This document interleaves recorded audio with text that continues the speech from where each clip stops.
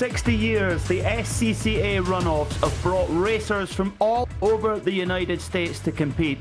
Today, here on iRacing, we bring ambitious racers from all over the world. This is going to be a cracker, the iRacing 2023 SCCA Runoffs. My name is Peter Mackay, and joining me today for this first portion of a packed show here on the iRacing Esports Network is Jake Sperry. Jake, what can we expect today? Well, these are Formula Vs, so there's not much in terms of power, but there is a lot in terms of racecraft if you want to go and win a race like this. It's an absolutely incredible experience when you go out and drive in one of these, and the important thing about these in the SCCA Runoffs is that everybody's got a chance to drive in the Formula V, right from rookie all the way up to the A-Class.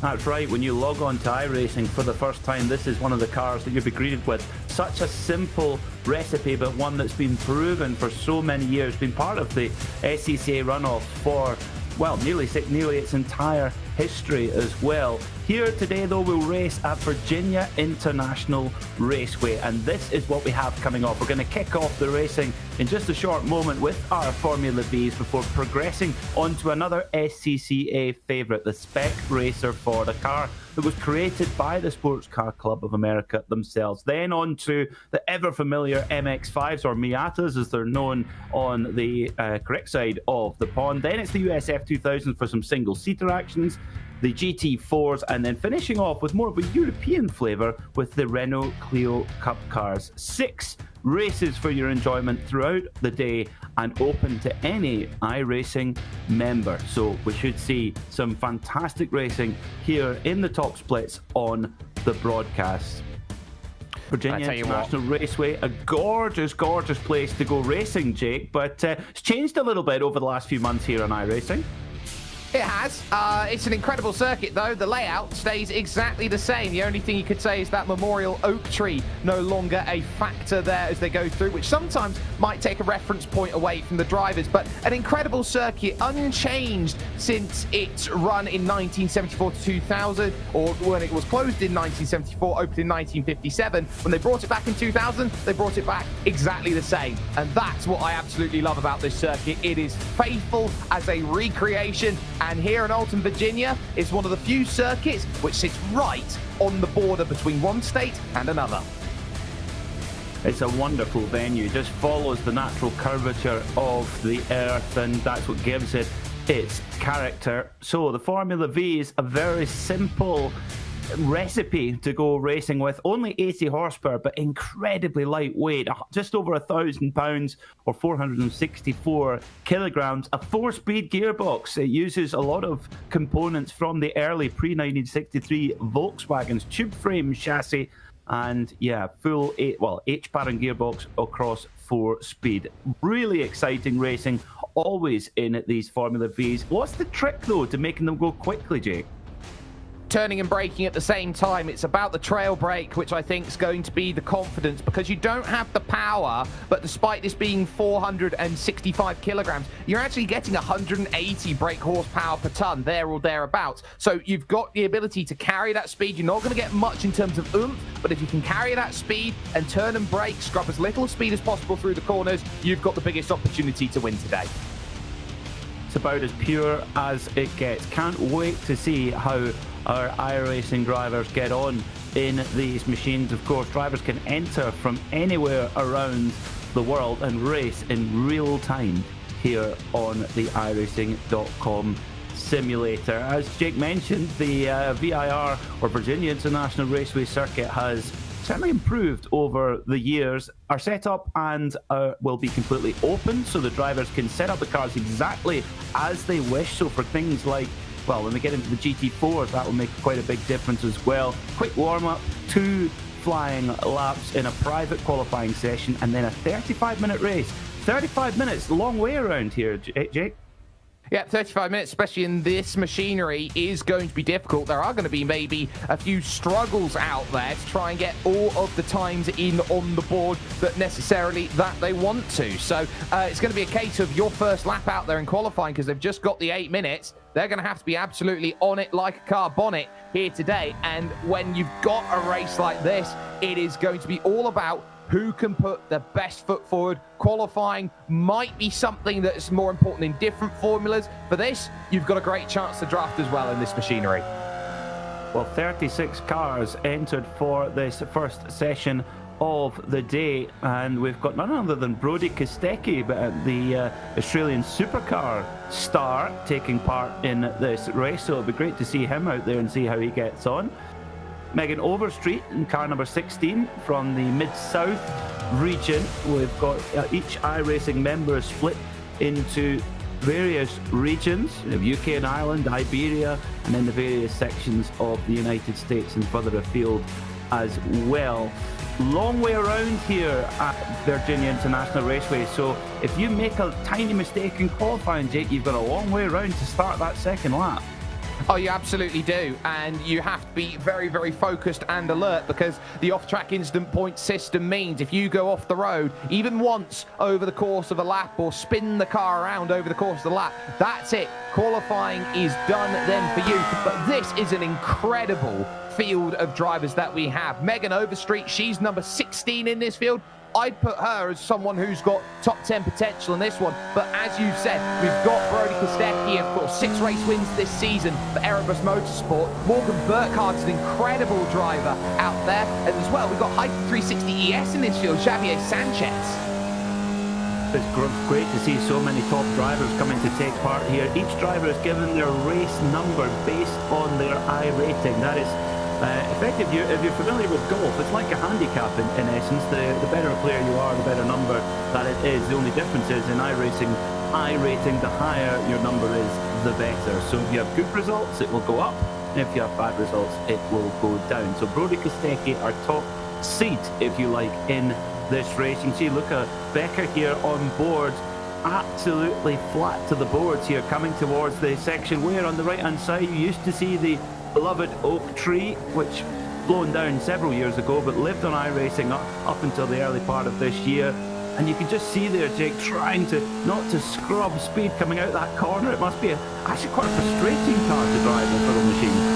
Well, this is a driver's eyes view. If ever you wanted to get in and jump in on the iRacing service, this would be one of your first protocols that you see. Gresham Wagner behind the wheel in the Virginias is looking to try and get as much through the left hook, then the right hook, and the most fabled, difficult section on this circuit. The temptation of this part of the track is going to be crucial here today, because this is the snake, and everyone wants to go too wide up through here, but never is it a great idea. Well, Gresham Wagner, an absolute star in the Idemitsu Mazda MX-5 Cup in the outdoor world. And of course, we will be racing the MX-5 Miatas in race 3 later on today. So I'm sure we'll see Gresham hang around for that. But similar idea with the Formula V, not so much power and try to maintain that corner speed as much as possible. Down the gearbox, just leaving it in third and just trying to minimize that wheel scrub as much as possible.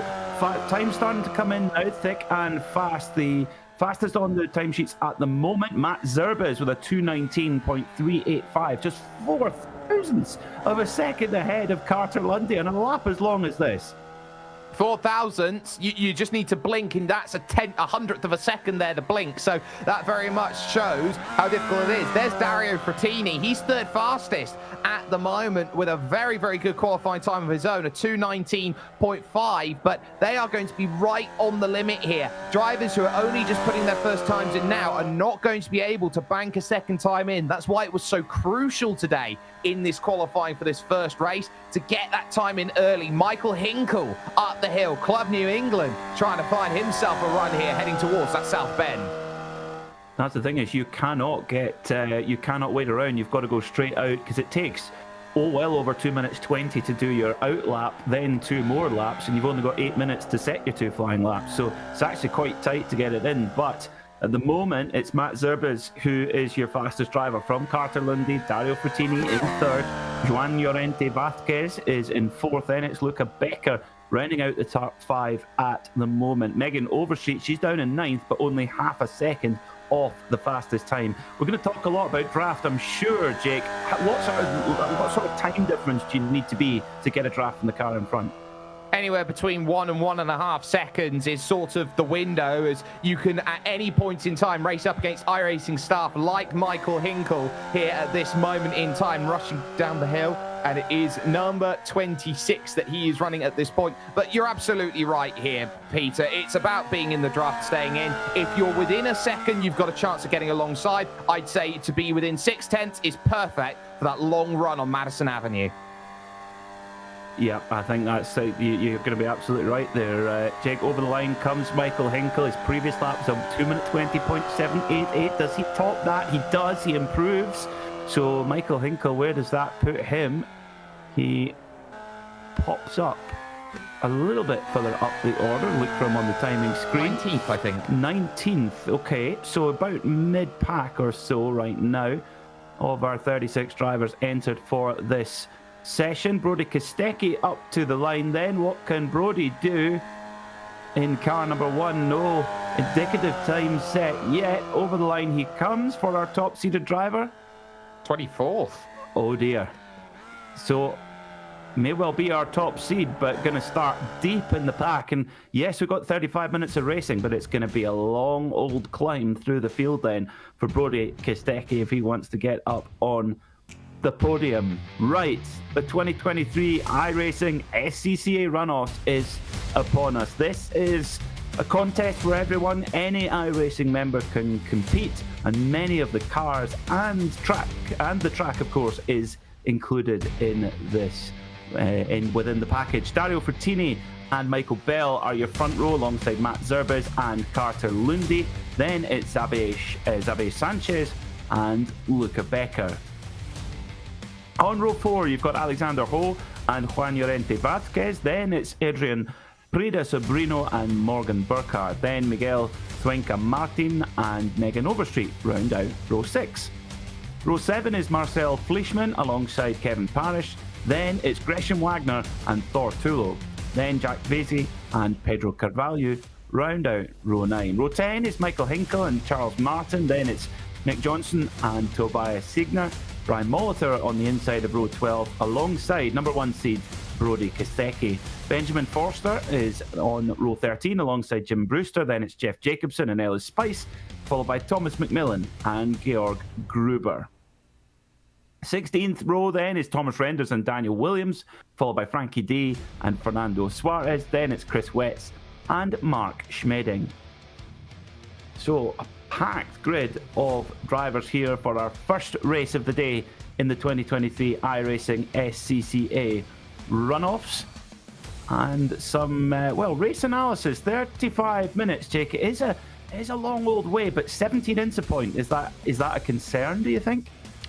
It's nothing that they haven't faced before. This is the sort of car that you go out there and you race here on the iRacing service. You know how important it is. You can catch it through the SimMagic Formula V series if you want to race this outside of the SCCA Runoffs. But 17 instant points in an iRacing server for a race is absolute standard across all races that you see. So a stop and go penalty, it's been the same as they go through. I remember a time, Peter, on the iRacing service where that 17 instant point limit was just an absolute hard disqualification. I would say it's a little bit easier than what it was back in the day.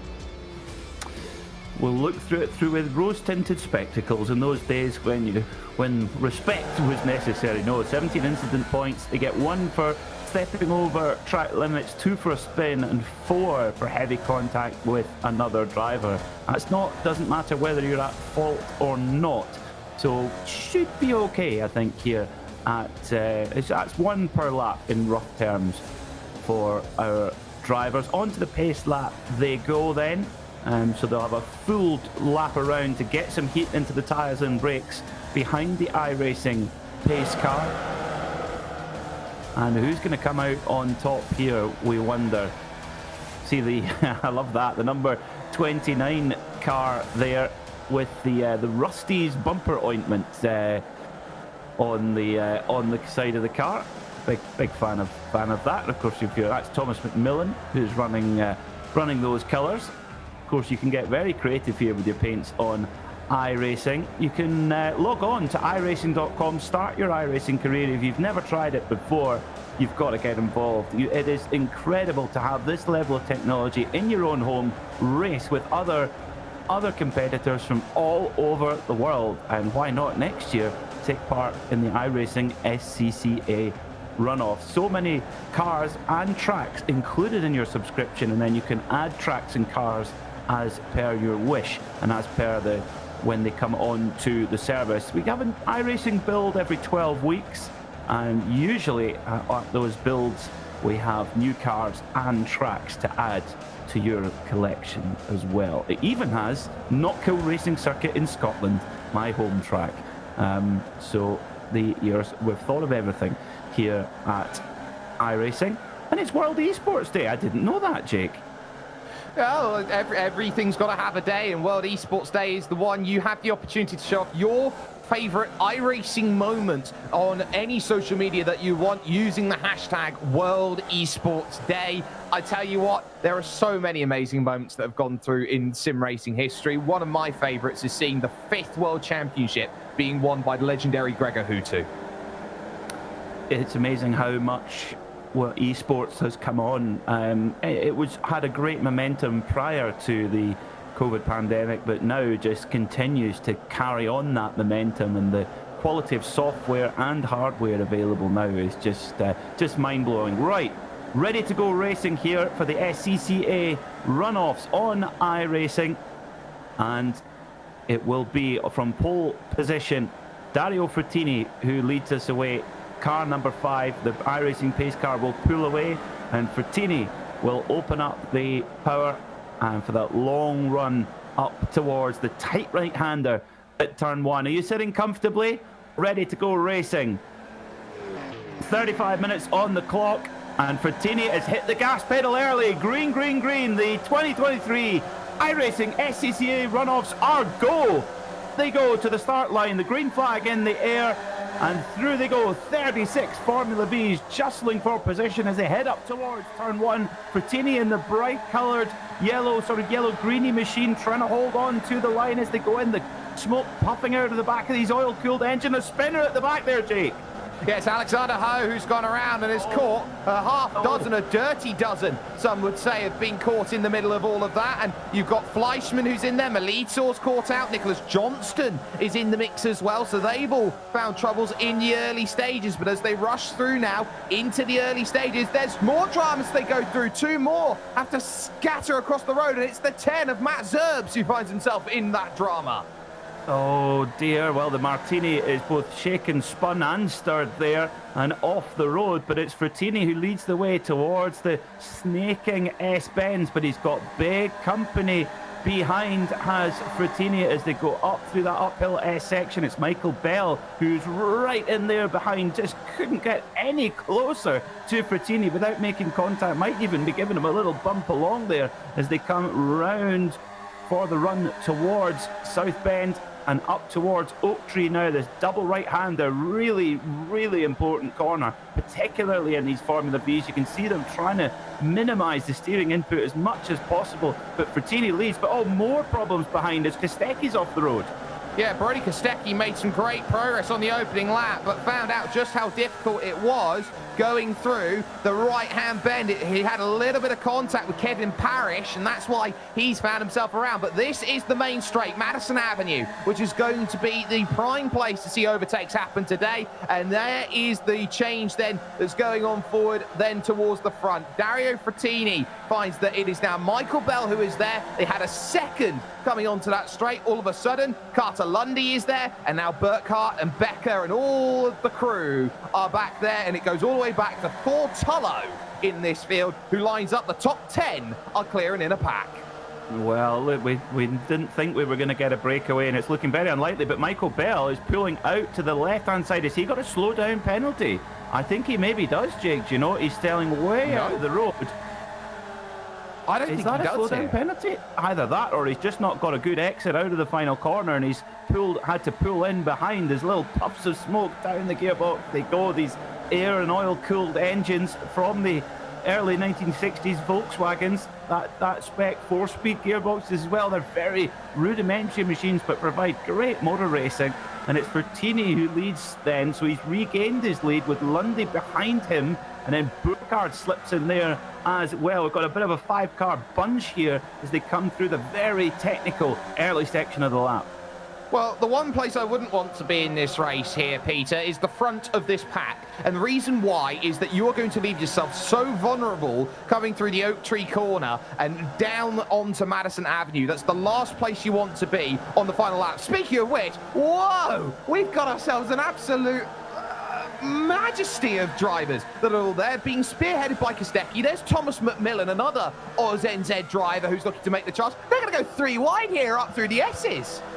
Well, you need a car with a small footprint. Oh, problem for Fertini. A former race leader is falling down the order. He's down into 10th. So what has happened to Dario Fertini in car number 5 in the luminous yellow car, yellow-green? It's almost like Manti Grello, the paint scheme on that machine, but he's dropped from the lead to 10th position. So problem then for Fertini. Lundy takes over the lead, and he's leading a train of 9 cars. And if they keep fighting, though, Fertini might be able to come back. And, oh, no, got a big old wreck there at Oak Tree. 2 cars tangled together. Yeah, up and over. So for what happened with Fertini, that was a case of he tangled with Morgan Burkhardt, and now suddenly we're 2 wide and 3 wide heading into the roller coaster. It's going to be scary. Every single lap they're going to get down here, and Lundy's just about got it at the moment, but you sense that everyone's going to push and find their way. Morgan Burkhardt to the point. Now, the last time I saw Morgan Burkhardt here race around this VIR circuit, Peter, he had the lead with half a lap to go, and at the final corner, his wheel broke and he lost the race. Well, let's hope that misfortune doesn't find him again here in Virginia. Up they go with half an hour to go. This is going to be so mentally taxing for our drivers. We saw last year in the SCCA runoffs, many drivers running every race, so it's going to be really tough for those drivers. But Lundy holding the inside line there going into turn 1, keeping the rivals at bay, and they all fan out behind him. Goodness me, just fantastic motorsport and keeping on track of everything. Very tricky indeed for our drivers. Imagine being in the heat of it there as they go using all of the room on the exit. We're careful not to pick up too many incident points for track limits abuses. Oh, but it's good racing respect. There's nearly just a little bit moved out there coming through the second section. Yeah, that was Michael Bell who found himself pushed out a bit, and that's given a gap here to Carter Lundy of about 0.8 of a second. He's now got to run because Morgan Burkhardt and Luca Becker are now going to start thinking about how they scrap. So too, Xavier Sanchez, Heike 360 ES has Megan Overstreet. She's in there for company at this moment in time. So everybody's looking around at everybody else, and the more that they look at everybody else here, Peter, driver at the front who's got a small bit of a gap, that just extends. It's a case of who do you want to run the asylum, essentially. You've got drivers here that are going through, but if the inmates take control, then none of them are going to win. Well, they've got to help one another, don't they? Because you don't want to see Lundy make a breakaway. Got about half a second as they come out of Oak Tree there, and then up the gearbox, up into 4th gear. Most of them taking Oak Tree in 3rd gear, and then up into top in 4th. And already 0.2 of a second gone before they've even got halfway down the straight. So Lundy's lead is gone. This is what happened to Fertini then at the top of your shot. He's kind of out on his own island here as well. There's room being left here. Over the curb he goes. They're still side by side. Oh, just tangles a little bit with, does well not to end up in the marshal's post there. That would have ended his race there and then.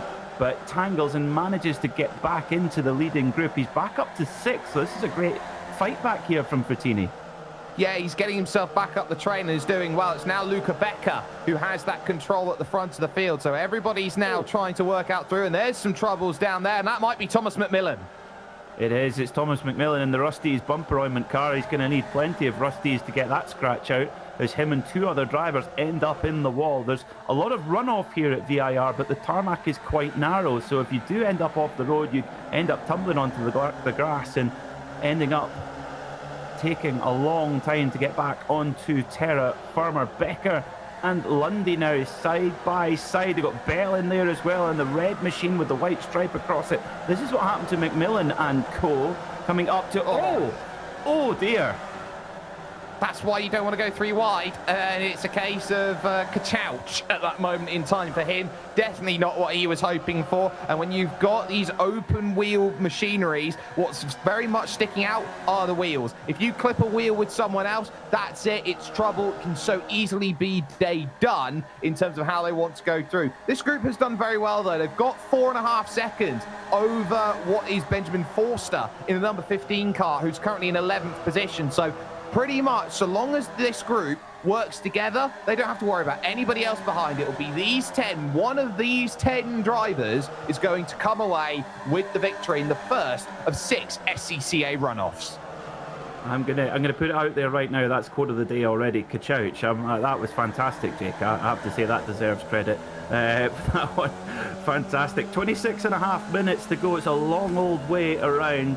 Xavier Sanchez from the Iberian region of Spain and Portugal, sitting in 5th right now and trying to pick up a big old draft from the cars up ahead. He's got Burkhardt on the right, Bell on the left, then it's Becker and Lundy in their own pair. Well, Jake Sperry said don't go 3 wide. Well, Sanchez has got the massive triple bubble draft and he goes from 5th to 1st, or does he? Becker going to try and dive it up the inside? Yes, he does. That was nearly 5th to 1st there from Sanchez, but he'll have to make do with 3rd place. Fantastic.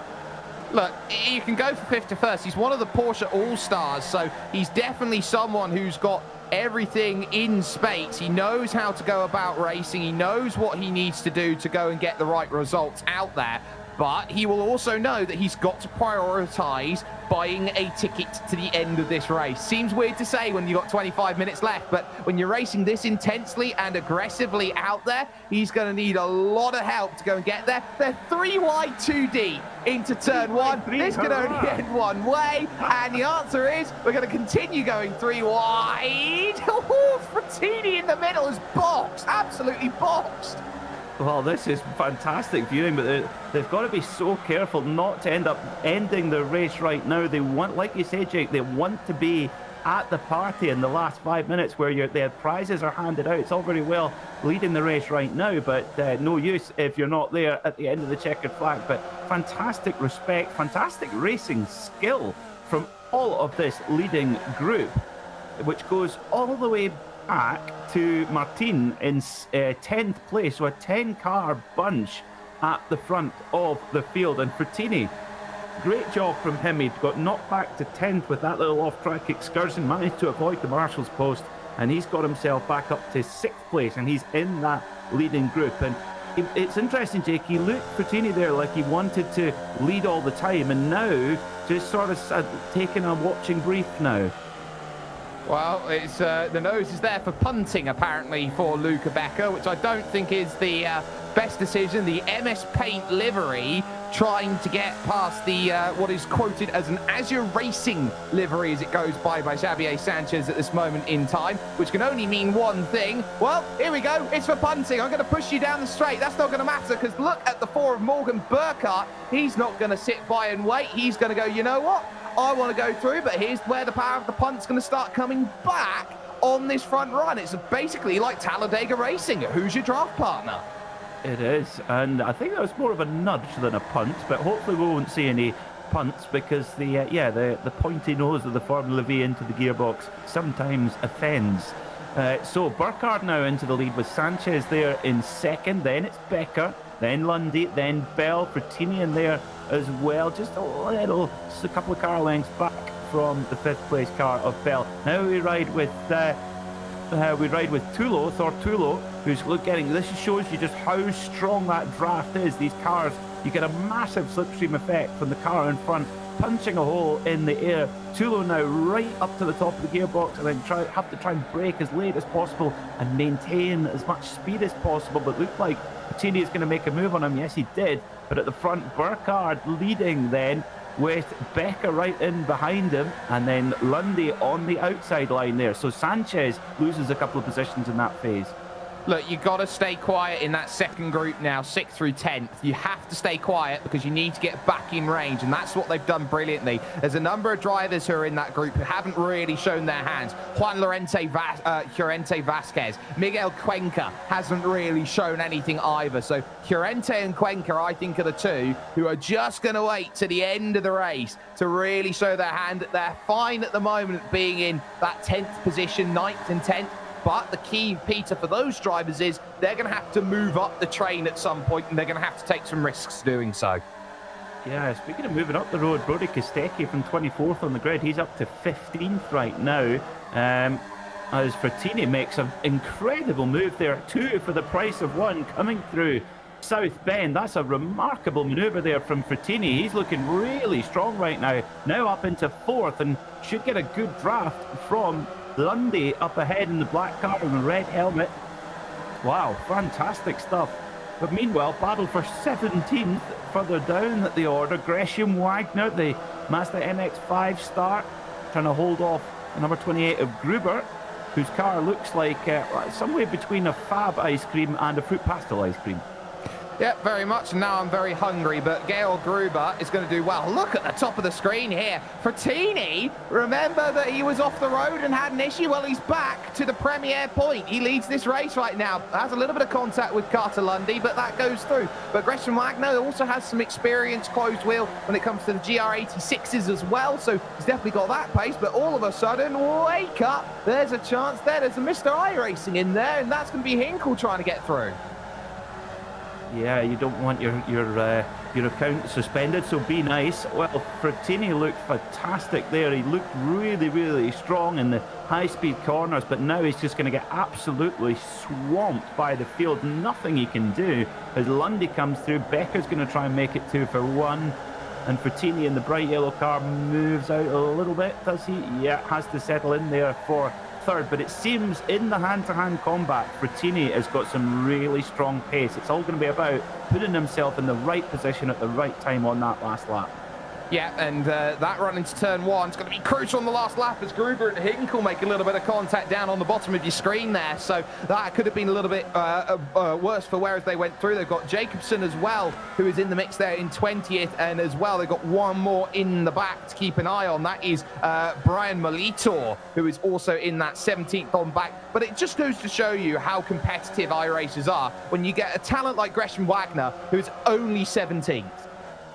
Well, yeah, likewise, Brody Kostecki in 15th. You got 2 really fast real-world racing drivers, and it just shows you that the simulator is a specific discipline in motorsport that takes such time and such attention and practice. But Wagner now a little bit under pressure here from the 26 car of Hinkle. He gives the room to Hinkle. Hinkle makes the move look pretty straightforward, but Wagner playing it very clever. He's so used to hand-to-hand combat, drafting races. That's what his native series, the Mazda MX-5 Cup, is all about. So he knows what it's like to put yourself in the right position for the run to the flag.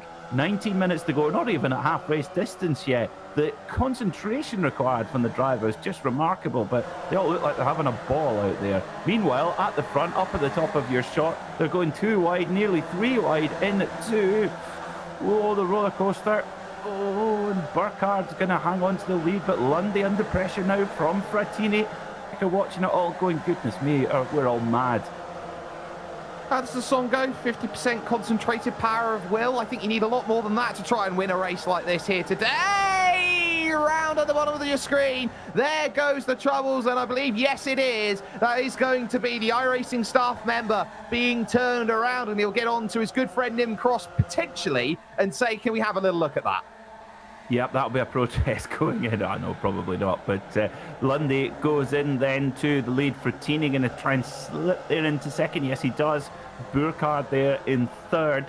Just switching back and forth all the time. It's a good job that most of them have painted their cars in different colours, so we can keep on track with what's going on. Lundy in the jet black car with the red helmet. Then it's Frattini in the bright green and yellow style machine. Then it's the black and blue car of Burkhardt. Then Bell in the red and white machine, almost the Marco Simoncelli helmet style.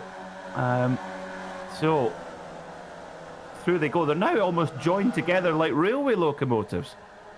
They are, and I'm sure at the moment it's going to be a case of when one cart uncouples, everything else is going to be very difficult to go through. And Carter Lundy has spent most of the time at the front, which you can argue is the best place to stay out of trouble. When you've got someone in there, or you've got many drivers in there that want to try and get up forward, they're all jostling for position. Right now, effectively what we're doing is we're shuffling deck chairs at the moment.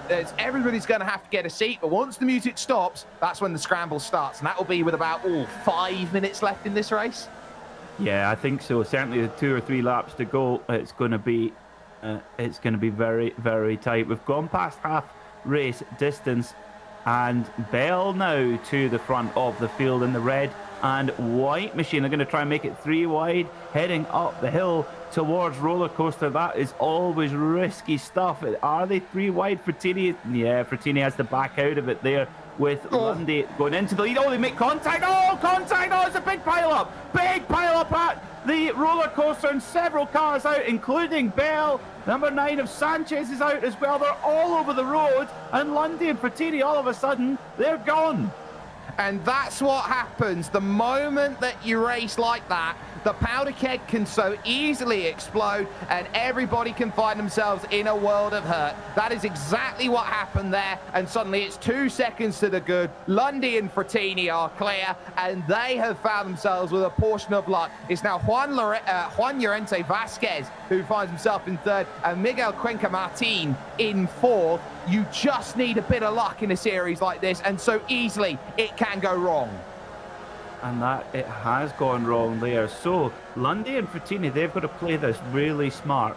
They don't want to be dive bombing each other and slowing one another up and throwing themselves back into the clutches of Vasquez, Martin and Tulo. They've got to work together. Lundy and Frattini build that gap, and then by all means, with 3 or 4 minutes to go, it's every man for himself. But in a curious fate of these, curious twist of these draft races, you sometimes have to work with your rivals, not against them. So let's try and dissect this.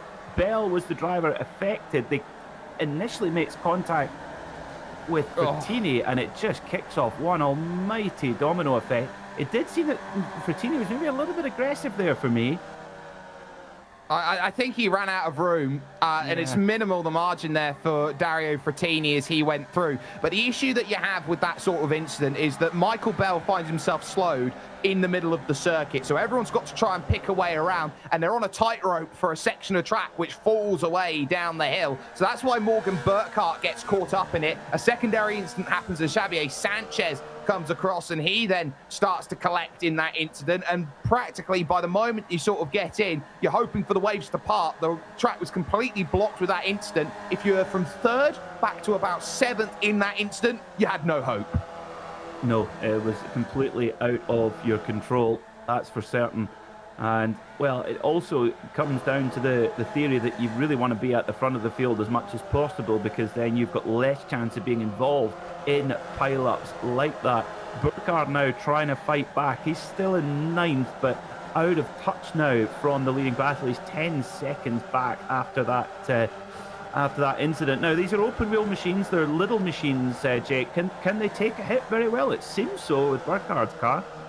Well, for all of what it is, it's still got a very strong chassis on it. So the worry that you're going to have is if you damage the suspension on this machinery. The chassis itself does seem to do well, but of course this has got the damage model on it, so the front nose can fall off, and you can have all sorts of troubles and dramas fall away with it. So you can have the big expensive ouch come through. And there's someone making some progress. Brody Kostecki in 11th position. Now he's got 6 race wins over the course of his season so far right now, and he's got a number of podiums to go along as well, and he's driving really well at this moment in time. And he is one of those sim racers who actually does very, very well in the counterpart that they have. Of course, the Holden and the Ford on the iRacing service. He does very well in that scene, in the Australia scene that they've got going on as well, with the Logitech series and championships of that ilk. He is someone who is multi-talented and is absolutely worth every penny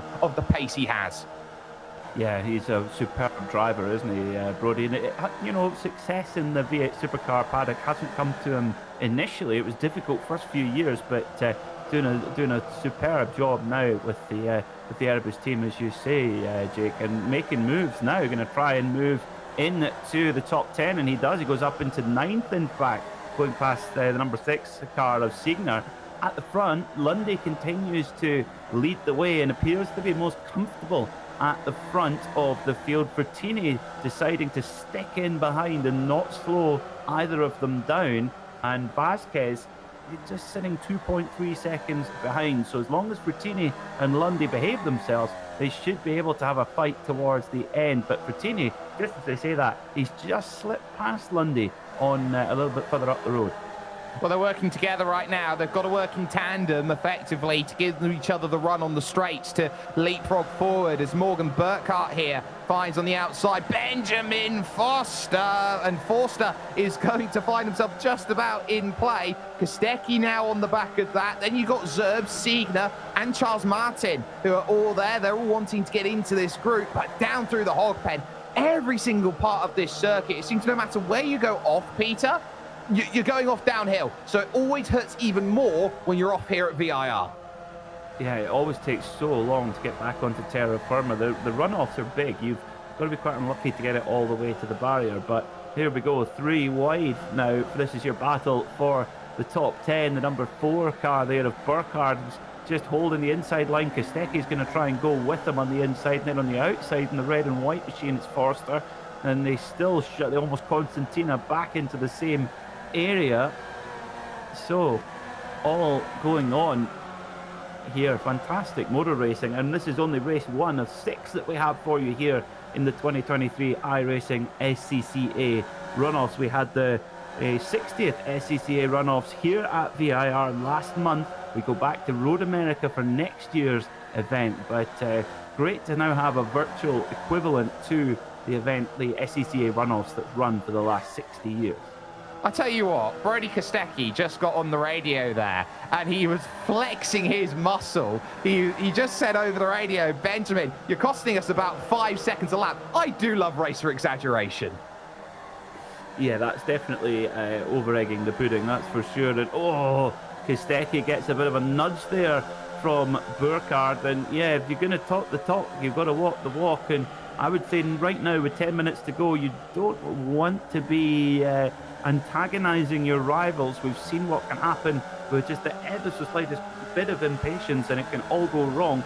So Kostecki comes out of Oak Tree with the little lead in this battle, but he's absolutely a man on his own island here and gets swamped. And Forster, he goes by and say, whoa, and Forster, massive hit into the back of Burkhardt. That was more than a bump draft there, and Kostecki's going to try and draft back on them.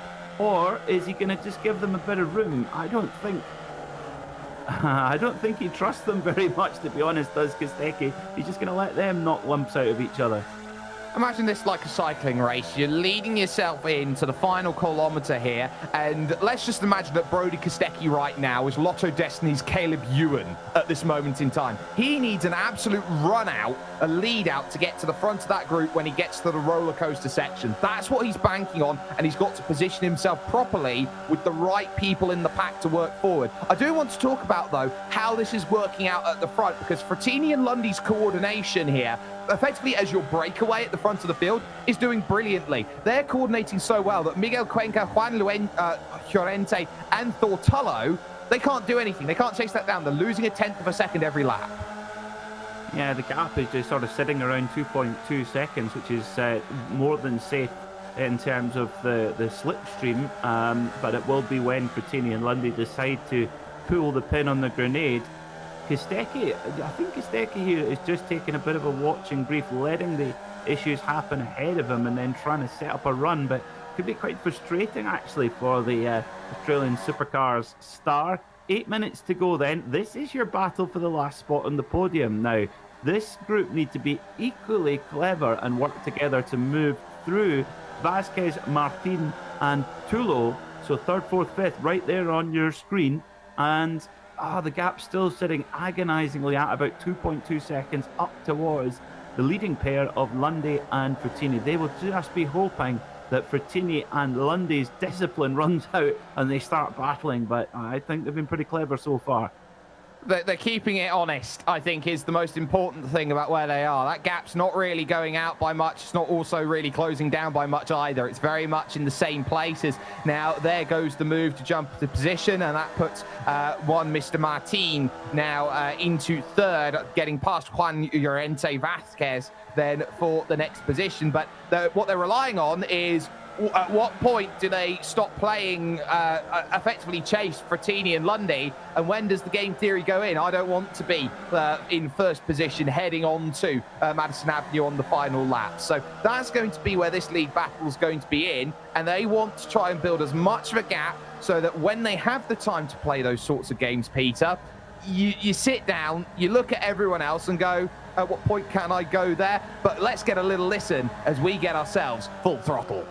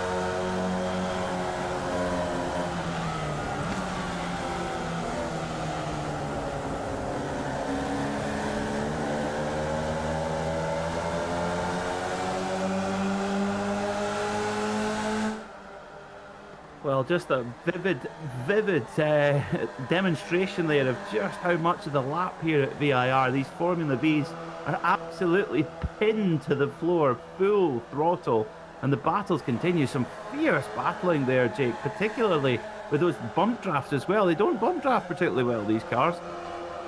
Not easily, no. I don't think they're built for it, but the one thing that they have as an advantage for the way that they're built is that you're not having to worry about a front wing or a rear wing falling off the car if you do go and make that push. It's very much a case you got Formulas 1, 2, 3, and 4, and V, you could say in Roman numerals, is Formula 5 at this point in time. So they very much have this as this is the ground rule basics of what you need to do in order to find passes, and it teaches at the very top level you to be effectively clever. It's the key of the cleverest driver will normally win this race. Well, one of the most clever drivers of all time, Niki Lauda, he started his career in Formula Vs. So, yeah, there's definitely something in that. The recipe has not changed much over the years. Kostecki now up into 6th. He's had a really good couple of laps there. 4 minutes to go, so into the last handful of laps. Lundy and Frattini, they still hold that kind of 2.3 second advantage. So when is the pin going to be pulled? It's been Lundy who's been the locomotive at the front, pulling Frattini along. Frattini just keeping a watchful breath. And you think as well, Jake, that, oh, now, as Frattini pops out of the draft, is he going to try and make his move now into the S's? There he goes. So Frattini to the front. Yeah, so Frattini can take the front right now. It's just the question of when Carter Lundy, the Canadian, in second position, is whether he wants to go through or not. And a little half search there at the South Bend. Very easily, that could have ended in disaster. But you've also got third, fourth, and fifth there on the bottom left. On the bottom right, everything going on for sixth position on back, which is an absolute cavalcade of about 7 cars. It's going to be everything that you want, and then some as a battle. So it should be 2 laps to go when we get to the line. It's going to be tight though, actually. Around 2 minutes 20 for the top driver. So as Frattini allows Lundy to get a run on him on the straight and just tuck back in behind. Really good coordinated driving there. So the gap is now still 2.3 seconds back to the chasing pack, led by the number 7 car of Martin, with Vasquez there in 4th, Tulo in 5th in that 3-car fight for the podium. So this is going to be very, very tight, actually, to see if we get the white flag or not, or whether we're going to go for 2 laps longer. I hope the drivers have got enough fuel on board, because this looks like it's going to force an extra lap. Is it? Oh, I would think we might get the white flag here, Jake, you know? Yeah, I think we are. We're down, what, 2:15 left, 2:14 as they cross the line. That is absolute game time. They're going to be 5 seconds short of the white flag, of this one going forward. I think this is it. I think they're racing this one out to the flag. This is the final lap that they've got, and you're sensing it there down the bottom left of the screen. Thor Tullo making the move now, going up to 4. Yep, so on to the last lap then, as well as going to be Lundy 2 and Frattini playing for keeps here. Very, very close between these two the whole race long. Frattini, remember, he was leading and then went off the road, nearly ended up in a marshal's post, and then has fought his way to the front of the pack. And when a little bit of contact there with Michael Bell caused a chain reaction and changed the leading group of 10 to just 2. Here comes Frattini then around the shoulder then of Lundy as they go into the S-bend. So Frattini, has he gone too early here, Jake, though, I wonder? I think he has, and I think he hasn't had a choice, because if he started lifting off, they'd allow Vasquez and Tullo and Martin into the race. He doesn't have a choice really about this. If he wants first or second, he has to make that move. If he wants first through 5th, then he's going to have to do something quite clever and defend on this long Madison Avenue, which roller coasters up and down, and it is all Carter Lundy, the Canadian, right now. Yeah, Lundy's got a great run here on Frattini as they come up the long drag up the hill towards the roller coaster then, and Frattini is on the inside line as they go up the hill. There's a left, then a right, and Frattini's got the inside for that, but Lundy's got the move done on the straight. Is Frattini going to be able to get the move back though as well? He's back on the draft. Lundy covers the line then as they come left into the right-hander now of the roller coaster. It's going to come down to this, but has Frattini played this clever? Is he going to use the long drag up to the start-finish line to make his move for the win then? The checkered flag is being prepared at the flag stand. Frattini mounts the curb.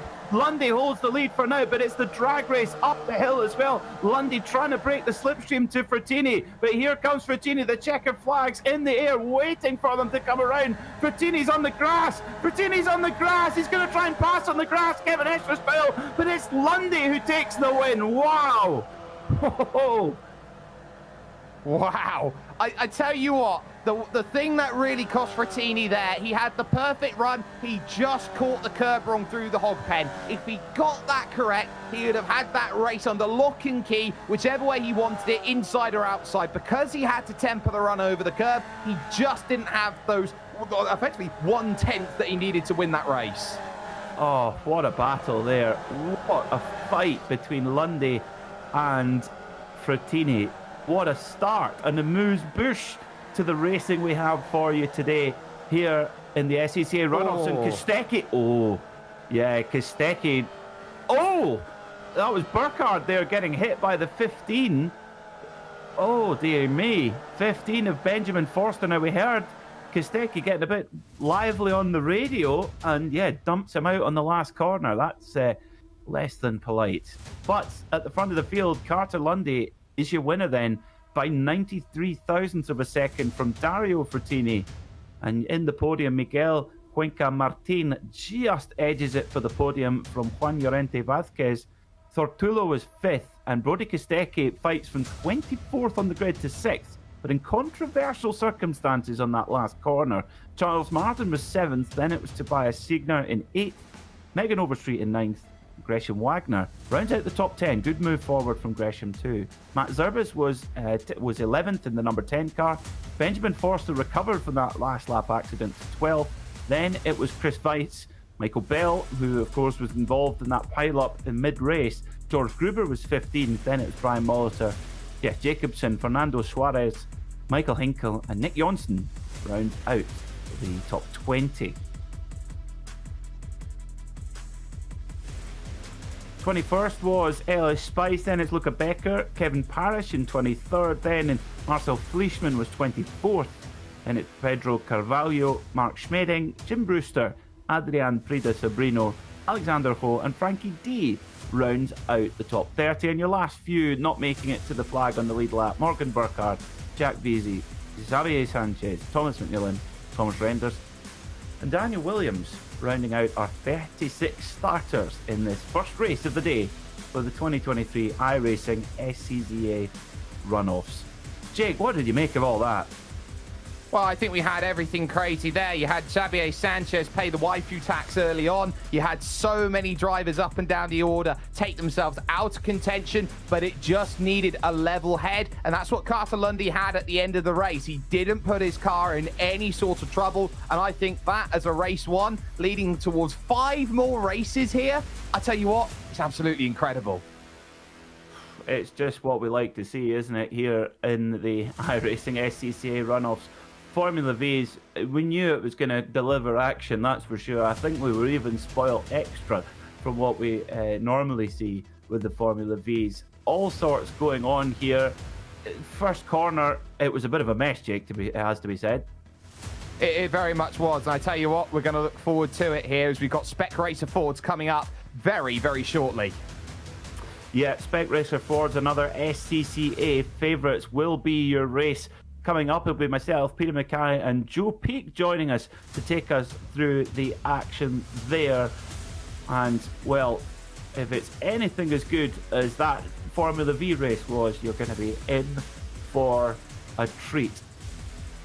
We will be changing over in a couple of minutes and taking you through the action of the SCCA Spec Racer Fords. It'll be another race very similar, lots of drafting, lots of fierce battling.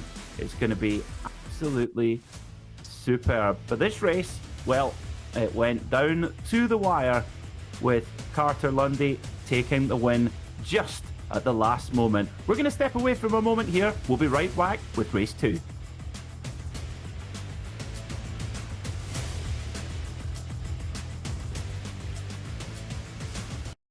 Racing isn't easy, but experiencing it is. iRacing puts you in the driver's seat with the industry's leading sim racing game. Drive on laser scan replicas of the greatest racing circuits from around the world. Go head-to-head against other drivers chosen by skill-based matchmaking to ensure competitive racing at every level. Compete across all your favorite series in officially licensed cars engineered to deliver the most accurate driving experience possible.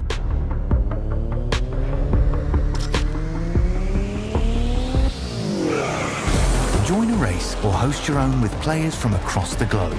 Race against the computer or in a league with friends. Feel the thrill behind the wheel. Visit iRacing.com.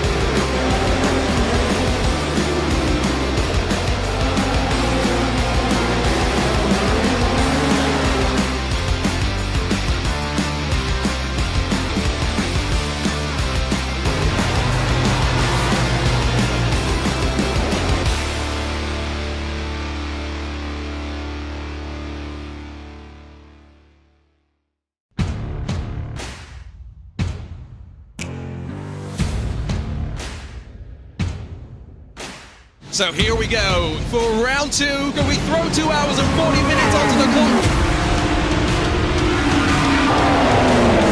They'll crest the hill, they'll dive down in races for the Apex Racing team.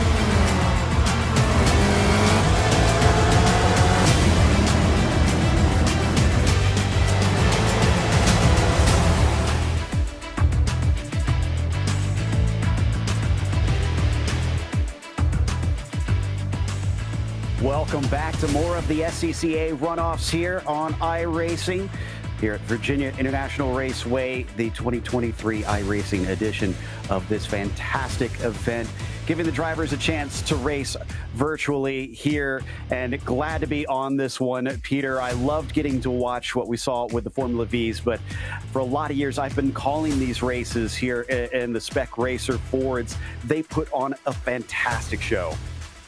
They do, very much in the same vein to those Formula Bs. Very simple formula, the Spec Racer Ford.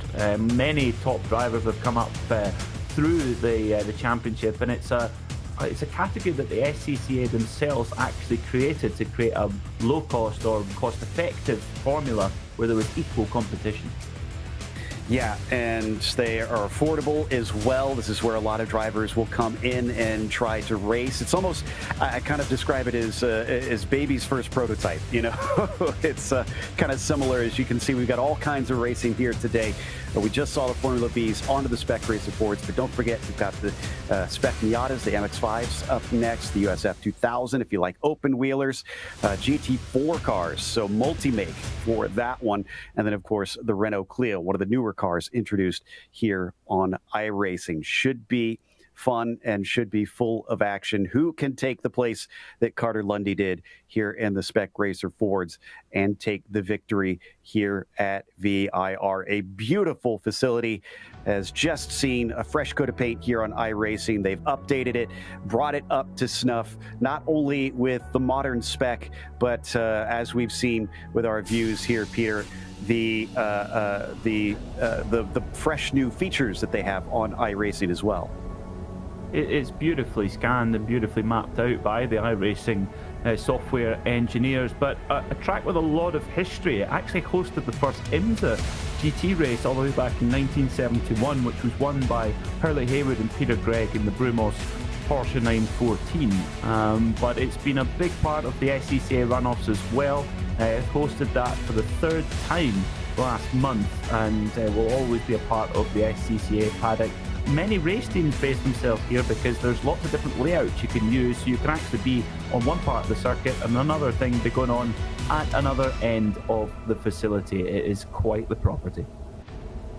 It's definitely on my bucket list of tracks to get to in real life. It looks fantastic, and the driver is going to get to experience these cars. We talked a little bit about what they're meant for, but let's talk about, well, the specs of the Spec Racer Ford. 6 gears, one of the big things that it's got over what we saw before, over the 4 gears.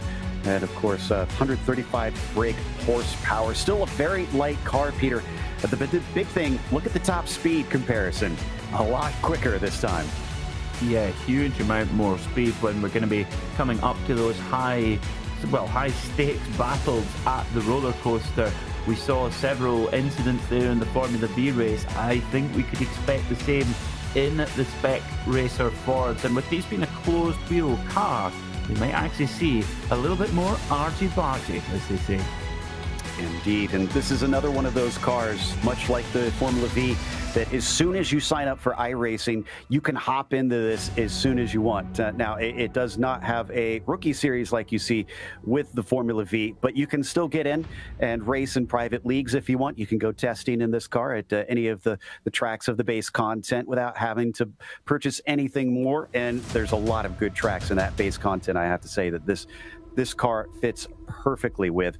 It is a blast to hop in and drive. In fact, I remember when I graduated out of the Miatas, when I started iRacing, this was definitely the next car that I jumped into pretty quickly. Looks like we're going to be getting over to the qualifying in a bit, but here is how the race is going to go. Not much like before, it is open setup, and it is still an 8-minute qualifying with maximum of 2 laps available. They're a little bit of quicker cars, so they'll have more leeway than what we saw with the Vs. Race itself going to be 35 minutes in length. Once again, 17 incidents as well before you hit that stop and go penalty. The thing is about this car, though, Peter, it's got fenders on it. That 17 incident points could be a little easier to reach that because they could beat and bang. Yeah, I think so, Jake. I think so, Joe. Yeah, I think there's going to be a little bit more contact than we saw in the Formula Vs because of that closed wheel format. Let's see, because if there is impact, you do get 4 incident points. So 4 of those and you're nearly at it. And there are little opportunities around the circuit where if you break track limits, you can get an incident point penalty as well. So yeah, we might well see some drivers hitting that drive-through penalty limit. So we take a look at the cars in warm-up, actually also into qualifying already, it looks like. So they've already gone through the warm-up and are on their way on their first flying lap. So who can get that track position? Slipstream still going to be likely important here. Not quite as dramatic as what we saw over in the Formula Vs. But based on my experience, both racing in and calling the races for these cars, I'm pretty certain we're still going to get those pelotons, Peter. No question. I think the draft is strong in these cars. So yeah, we're going to see a big group at the front of the field. Good to see several drivers who took part in the Formula V race moving over into the SCCA Spec Racer Ford. Here, Brody Kostecki, one of those. Dario Frattini, who just missed out by a whisker in that first race there in the Formula Vs. Megan Overstreet as well. Brian Molitor, Kevin Parrish, Tortulo, several drivers, Michael Hinkle as well, who maybe there didn't go quite to plan in the Formula V race and come back and fight for a good result here in the Spec Racer Ford. That's what the SCCA Runoffs is all about here on iRacing. In the real life SCCA Runoffs, a little bit more difficult to run in several classes unless you've got deep pockets. But here on the iRacing network, that is absolutely open to you. Also a little harder to be at the sharp end because some of those Spec Racer Ford events have as many as 60 to 80 cars. So they can be huge fields. We have a little bit of smaller one, but still plenty to keep us entertained. Now, a couple other names to watch out for because I've watched them race in these cars for many years. David Gaspers, a big one, hugely fast, has taken multiple championships in private leagues in that machine and also races in the official series quite often. Chris Murakami as well. Jason Perry, one to watch out for, known for his notorious Spider-Man livery that he often will race in. And just as I talk about ones to watch out for, well, the first laps come in and David Gaspers has the provisional pole. Straight away, yeah, we're just to the top of the timesheets with a 202.7, but Yunsai Lin 21 thousandths away in second. Little issue there for car number 38. For the road, that's George Gruber. So that lap will be scrubbed. If you do step over track limits, the lap is annulled and up into the start-finish line to start another. Much faster lap times here, Joe. 18 seconds quicker than we saw in the Formula Vs. Yeah, a lot more horsepower underneath these things, so they get going along the straights a lot better. Brody's back, and where is he going to place that number 3 machine? First lap through, going to be 19th. Qualifying apparently not as much of his strong suit, but he is still doing fairly well. Ooh, but he has a big slide into the horseshoe on his second lap around. I doubt he's going to improve on this lap around. Well, it does seem, yeah, you're right, Joe, that Brody's definitely stronger in the race conditions than he is in the two-lap dash qualifying format. So we'll see how he gets on after a pretty strong run in the Formula V race, although it must be said, maybe a little bit of a controversial contact on the final corner. Dudu Castro, car number 2, fastest at the moment by quarter of a second. That's quite a margin. Yeah, I remember seeing Castro right about the time that I stopped covering the Weekend Warriors, as they call it, the community that often has many of the biggest private league races in this car, and he was starting to challenge guys like David Gaspers in the final couple of years that I was on that championship. But let's see if he can pull one over on Gaspers, who wound up second in the fight last time. It was Nash, who is here today in that number 21 machine, who managed to beat him to that. Castro across the line. Is this going to improve on his 202.4? It's going to be a 205.5 or 202.5, so it's not going to cut it for him. And David Gaspers did not improve himself, so he's not going to be able to overtake him. It'll take something special from farther down the field to see an upset for that top spot. Well, this is an important lap for Brody Kostecki, who at the moment is sitting out with of the top 20. So really, won't want to start too deep in the pack like, oh no, and that's it. He scrubbed the lap. So, oh dear. So Brody Kostecki is going to start deep in the pack as the last few drivers come over the line to complete their laps. But, oh, yeah, another big climb up ahead for Kostecki. Yeah, just a couple more that are able to get there in time. Caleb Patry improves up to 18th. Andrew Rosencroft in the number 35 was not able to improve, so he stays in 26th position and is just kind of cruising to a halt here as qualifying now wraps up. Didn't get everybody with a time on the board, but the vast majority of them did set one. So let's take a gander at how they line up here for this race with a rather large field of 38 cars. Dudu Castro on the pole with Gaspers next to him. Yamzi Lin in the third spot, has Joao Tubino in fourth. Felix Simoes will be in fifth as Morgan Burkhardt flanks him. Then in the next row, Jason Green sees Ethan Oring to his outside. Robert Nash, who I mentioned in the 21, will start from ninth. That's going to be hard to beat Gaspers from there, but not impossible. Jeff Drake rounds out your top 10 as Dario Frattini will start in 11th. Then it's Thomas Renders in the 12th position and Daniel Sadro in 13th. Daniel's one who I've watched improve a lot, and he continues to show some good pace here up within the higher positions. Bobby West will start from 14th, and Gaetan Haas will be 15th.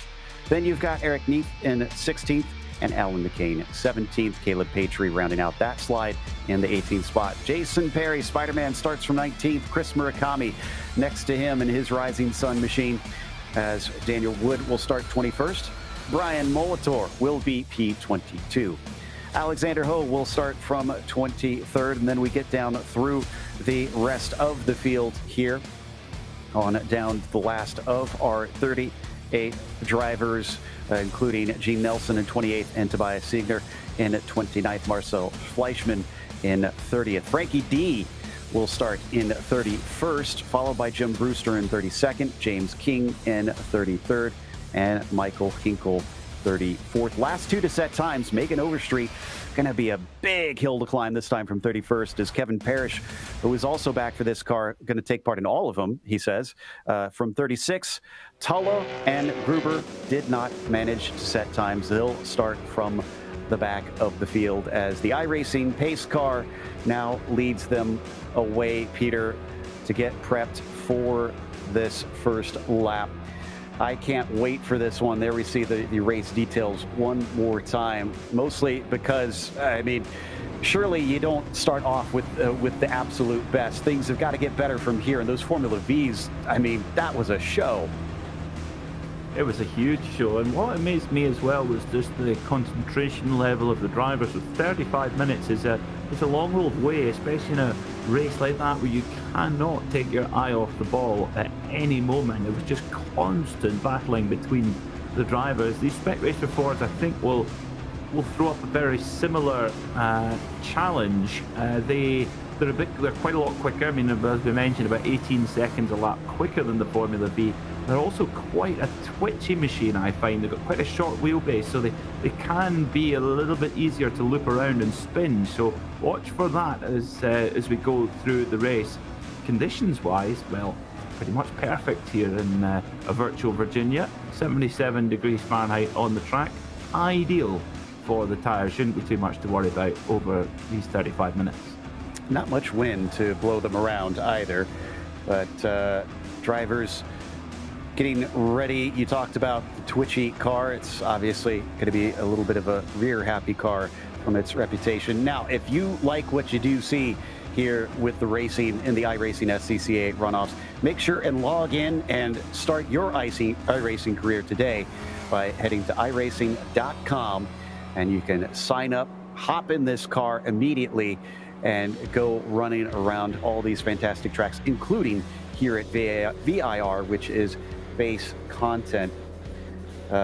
Also, getting a bit of a tap on the shoulder about Brody, that we've been talking about him racing in the Australian supercars. He's actually the championship leader. So how do you find time from racing over there, leading the championship, and then say, hey, I'm going to go race in a whole bunch of virtual cars on top of it? Well, I think it's maybe just a good way to relax and take your mind off it, I think. And it is World Esports Day as well, so a great time to give yourself a day off from the outdoor world and the stresses. I can imagine it's high pressure leading a championship in a series as competitive as the Supercar series. So a day on the simulator, well earned for Brody Kostecki, and certainly made a good charge through the field in the first race with the Formula Vs. Maybe he figures it's World Esports Day and this is his chance to celebrate it. So yeah, I reckon so. Yeah. All right, over the roller coaster and down into Hogpen. This is a very tricky set of corners to end the lap. Here, they're not going to be running them at speed. They have to wait for the pace car to head off into pit lane. Castro and Gaspers, two titans in this car. Who can come away? Will it be either of them? Will someone else snatch the win away from these two legends in this vehicle on iRacing? Green flag is out, and they start to accelerate away. Looks like Castro gets the first jump as he starts to run away from Gaspers, already under attack from Lynn, down into the first corner. And behind them, watch out, here coming from the long way back, someone going up the middle, banging doors with a few different cars, getting away with it. Didn't quite make out who that was, but oh my goodness, one of those black cars just basically tried to chuck it. Oh, that was a big dive bomb there, and Gaspers was caught up in that. Lucky not to get turned around and cause a huge pile-up, but big aggression at turn one there as well. We saw that in the Formula V race, that, you know, drivers would give each other a little bit more room, but with these closed fender cars, well, straight away, there's a lot more physical for these Spec Racer Fords. I have to say, I love the Lamborghini front lights, fake front lights for Yunzi Lin on the leading car there, car number 4. That's fantastic. Simoy's there in second with O-Ring in third in the 18 car as well. But yeah, I think we're going to see a much more physical motor race here.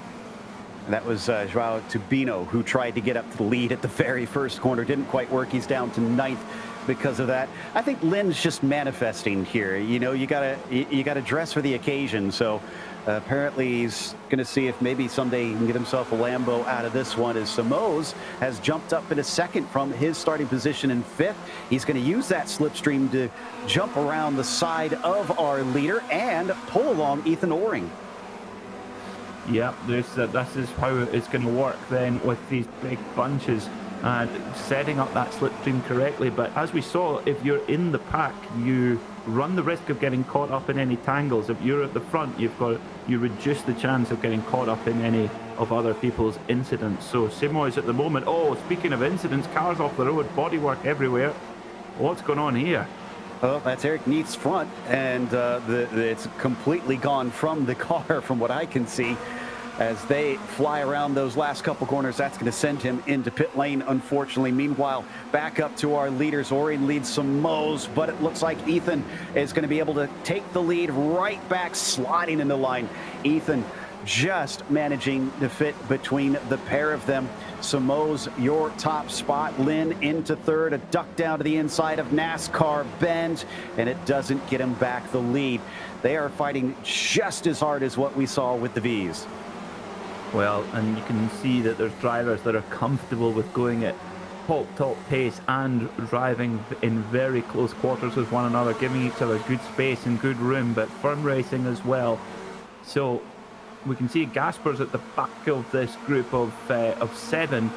He got really collected in that opening maneuver at turn number 1, but he is still in the leading bunch. And also watch out for Dario Frattini as well. He's not in the bright yellow car that he had with the V. He's in a light blue machine in the car number 6. So Frattini, he's pulling double duty so far from the V and then into the SCCA Spec Racer Ford. Yeah, Frattini's doing even more than that. He was actually in an endurance race that I was calling just before we started the broadcast for this. Yeah, so he's doing a lot today and keeping himself busy as we get another switch for the lead. It looks like this time it's going to be Oring past some Mo's, pulls along Yancey Lin. They gap Dudu Castro back there to 4th, but I don't think they're going to be able to drop them quite yet unless they actually go side by side all the way through the corner. And no, down through the roller coaster, Castro will slip back to single file. So a little bit of shuffling in these top 3 or so, and yeah, a little bit more calm, I think, than what we saw in at the V's in terms of position switching. It looks like they're going to try and maybe make a little bit more of a smoother breakaway here. But Oring goes to the inside. They're trying to keep Yunsi Lin at bay. Lin has to go around the outside. That's going to be tricky to make that work. And straight away, Oring just lets the car breathe out and takes the lead position back. We're going to get a second look at what caused that big wreck in the roller coaster. This is such a difficult place to pass, as tempting as it is. And one of them gets turned around. And then a third car, I think in reaction maybe, suddenly gets tipped and just gets punted off of the circuit, unfortunately. So it was a chain reaction. It's kind of, you know, it was compared in the last race, Peter, to Talladega style racing. Sometimes you get the big one.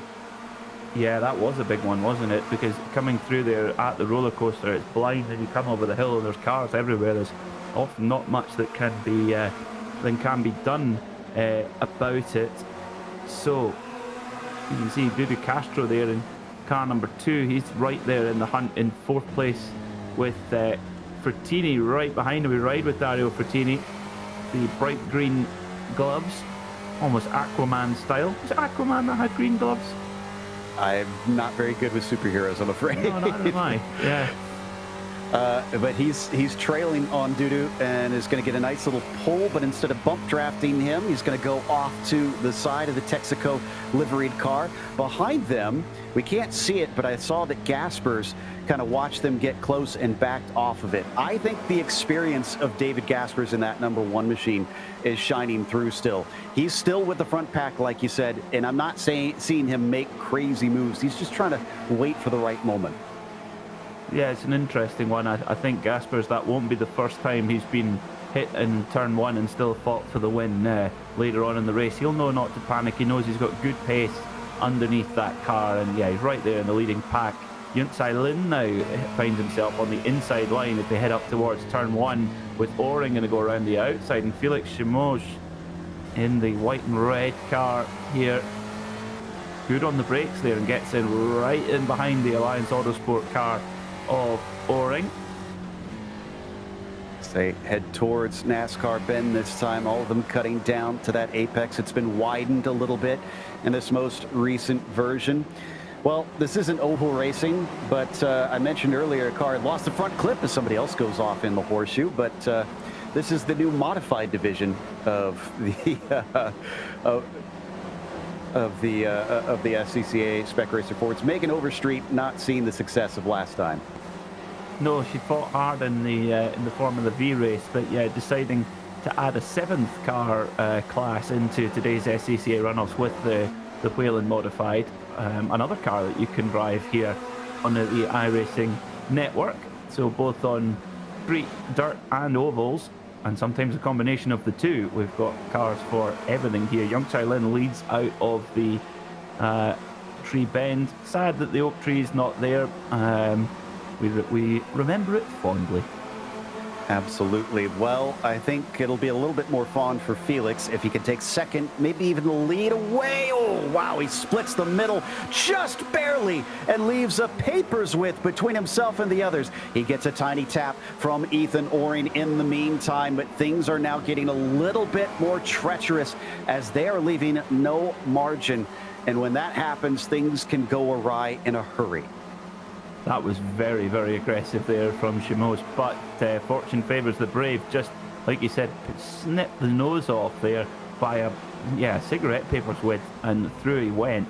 And Shimos is going to now get an attack from Oring to ride with the number 10 of Jason Green, trying to chase down 6th place David Gaspers up ahead as they brake hard into turn 1. Of course, very, very little downforce, if any, on these machines, and quite small brakes and quite a lot of pace. So the braking zones can be quite long in these Spec Racer Fords. The only thing in their favour is the incredibly lightweight.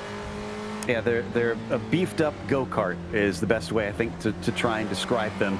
As a little bit of side-by-side in front of us here between Lynn and Castro have been shuffled well back. Green is at the tail of this group in 7th, but watch out for Robert Nash, who is only back by a 1.5 seconds. He's been kind of creeping forward along with Thomas Renders behind them as we take a look at the battle that's behind that those other two. This is for 10th with Kostecki leading the way. Yeah, Brody Kostecki, having started just inside the top 30, he's now up into 10th. That's a remarkable run from the Australian Supercars driver. Meanwhile, Frattini at the front of the field looking very, very racy here now, right in behind Oring in the 18 car. So Frattini fought for the win in the Formula V race, missed out by just 0.09 of a second.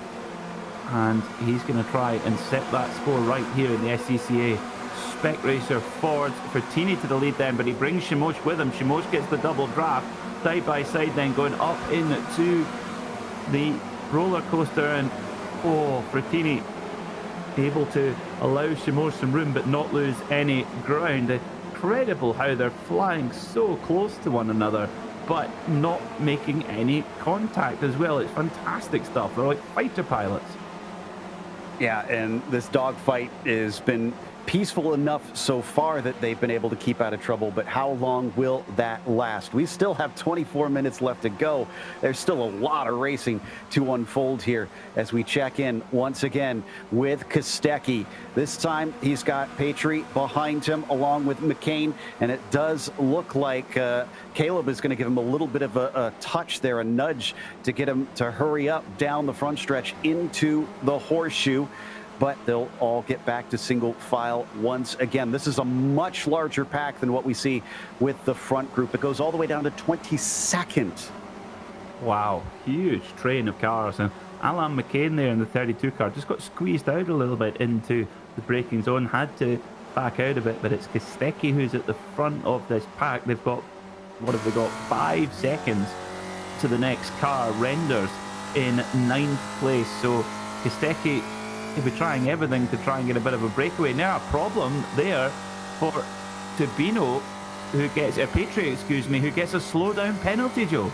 Oh, that can happen if you cut a corner a little bit too hard. It's automatic with the iRacing simulator, and it'll send you backwards. It forces you to give back time that you would have gained unfairly for cutting the course, as Jason Perry goes down to the inside to defend into Oak Tree and keep Patry behind him after he demotes him that position. So Spider-Man up 5 spots into 14th, as I think the lead changing hands once again. Frattini, Lynn, and Simoes, take your pick, whoever's your leader in the moment. Frattini placing his car beautifully there on just the right line, making it impossible for Lynn or Simoes to pick his pocket as they head now down towards Hog Pen. And yeah, you just got to love the nature of this field. Oh, no, big problem there. Car number 15 off the road, and it's again at the roller coaster. And before that happened, we also lost Jason Green from the lead group. He had spun off all completely on his own. Benjamin Forster didn't hit anything, it looks like. He's back on the racetrack. But despite losing Green from this front group that we see on our screen now, they gained 2 others. So they've actually gained 1 overall. Thomas Renders and Ethan Oring up in that front group, although they're now dropping back as soon as I say that. So might not be a couple more added. Might be down to this 4 unless they can, unless they can't shake Dudu Castro and Robert Nash behind them. Well, Gaspers looked like he might have been wounded, might have been down after that contact at turn 1, but Gaspers, ever the stalwart of this machine, he's up into the leading bunch now as Simoes and Lynn have a temporary little 2-car breakaway. So this is what happened then to Benjamin Forster. No, the David Green went off, but was this related then, Joe, to what happened to Forster? No, manages to rejoin safely. Oh, or does he? I mean, maybe it was a bit of a distraction for that spinning car, but I didn't see if he had help getting turned around. Regardless, it was Felix Simoes in the 8, leading Lynn, as Gaspers has decided now's the time to make his move. It's thinned out up at the front, and he feels more confident getting involved. Meanwhile, here comes Frattini once again. Look at the little brake check, as these cars, unlike the last ones, do have brake lights to let you know when they're blowing up. And Frattini there just came out the throttle really early, just blended out the throttle, decided no point getting hard into the back of the guys ahead, just maintain position and try and set up the run out of the corner and stay in that lead group. Yonsai Lin leads, but David Gaspers is going to try and take the lead now in car number 1, moving to the outside now, and he's taking Simoes with him in the 8 car. They head up towards turn 1, the tight right-hander as well. We've seen a lot of cars go too wide around there, but it's Gaspers to the lead, the comeback king. Well, took him 15 minutes, but he's back. I'm kind of surprised it took him 15 minutes. I'm pretty sure that was his own choice rather than him figuring it takes that long, not by his own choices. We now watch them go line astern. Now, there's 2 cars in the background that are missing from this group, Thomas Renders and Ethan Oring. Oring, probably one of the more surprising ones, because he actually does race these cars in real life for Alliance Autosport. Yeah, that's fantastic to see that real world and virtual world blending together, as we've seen with few drivers in the field. We saw Gresham Wagner taking part in the Formula V's. Of course, Brody Kostecki is in 9th at the moment, and other real world drivers. More and more outdoor racing drivers taking the virtual world as part of their preparation, not only for learning circuits, but also racecraft as well. So, David Gaspers to the front. Wow, well, one can only dream of an iRacing like that, Joe. 9,982. The reason he's number 1. 4 times as much as mine. Yeah. Hey, well, he might not be number 1 in this race for much longer, because there goes Lynn past him once again. And as they switch back across in front of him, the main thing that I'm noticing here is just the single file into the corners. I think that's why we're seeing this group up at the front here, Peter. It seems like there's a lot of experience going on in these types of races and these types of cars, and they're just playing it very, very smart.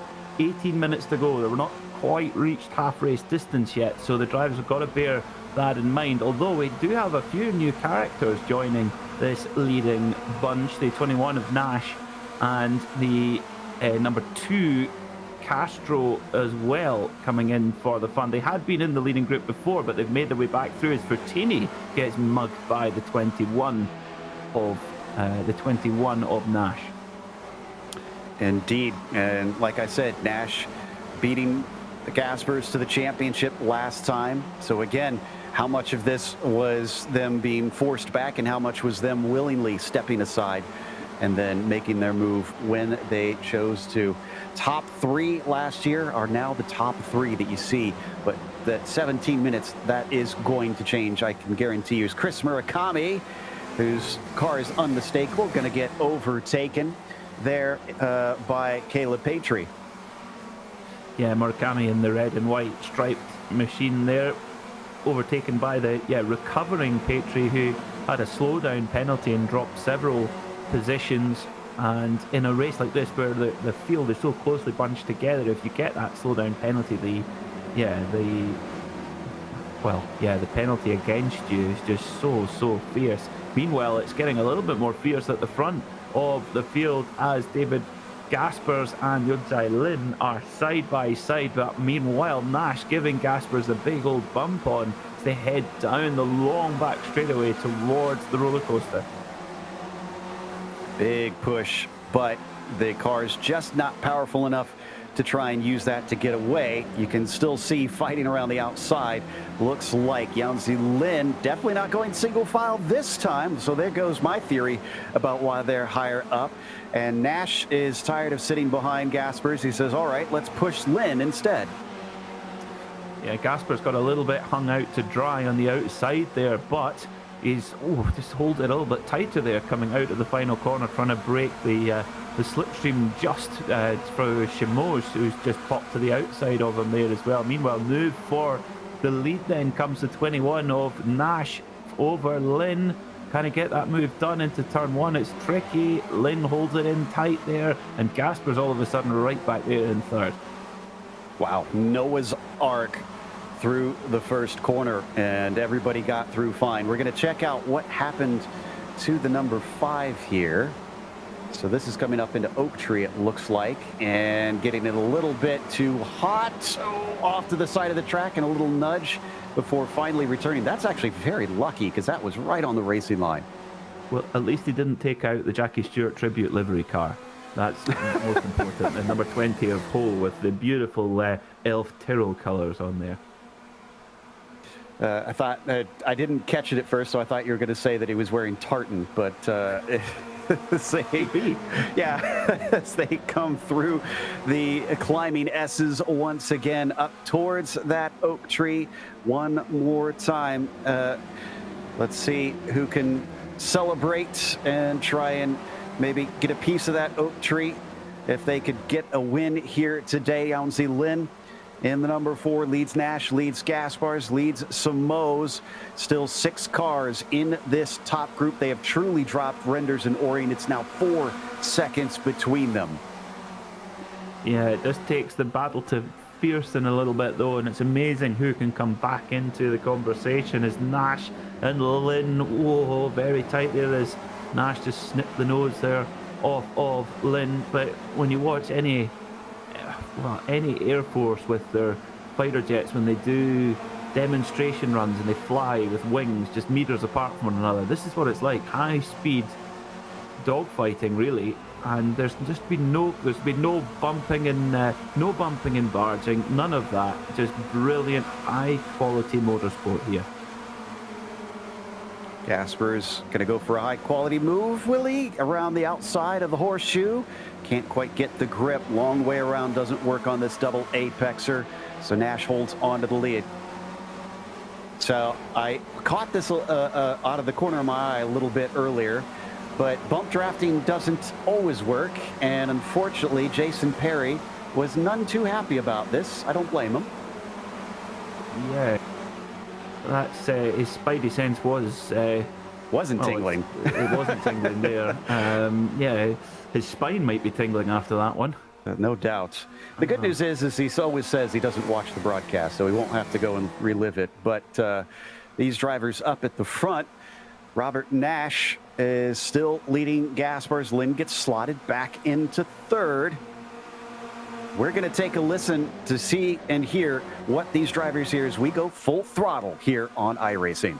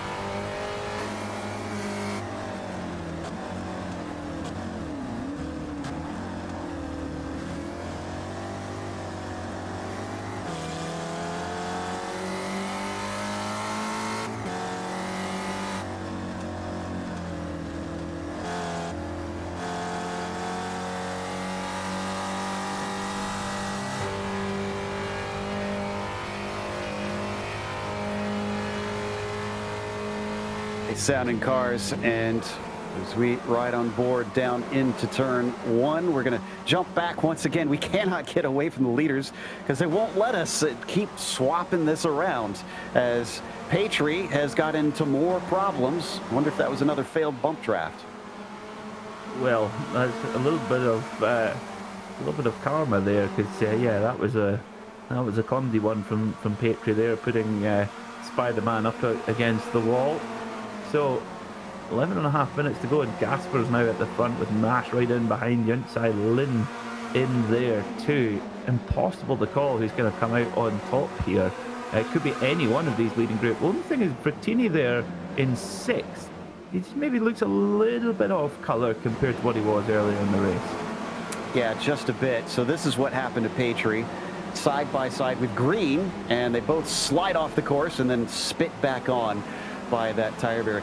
Interesting to note, the old version didn't have that tire barrier there. It's here in the newer version, and well, unfortunately, it was in the way of Caleb Patry as it sent him back into traffic. Meanwhile, here we go again. Lynn now up to the front. Nash gonna fall into second. Is Frattini, Frattini actually tried to make a move in the background. I was gonna say, is Frattini letting this happen? Is he waiting a little bit later? Because you said he looks a little bit slower than what he had before. Wonder if he's just kind of letting them fight out front for a while. Yeah, maybe, but he can only do that for so long. There is going to be a point where he's going to have to move further up the front of the group for that last lap dash. But as they go 3 wide, he might well get a Christmas present here.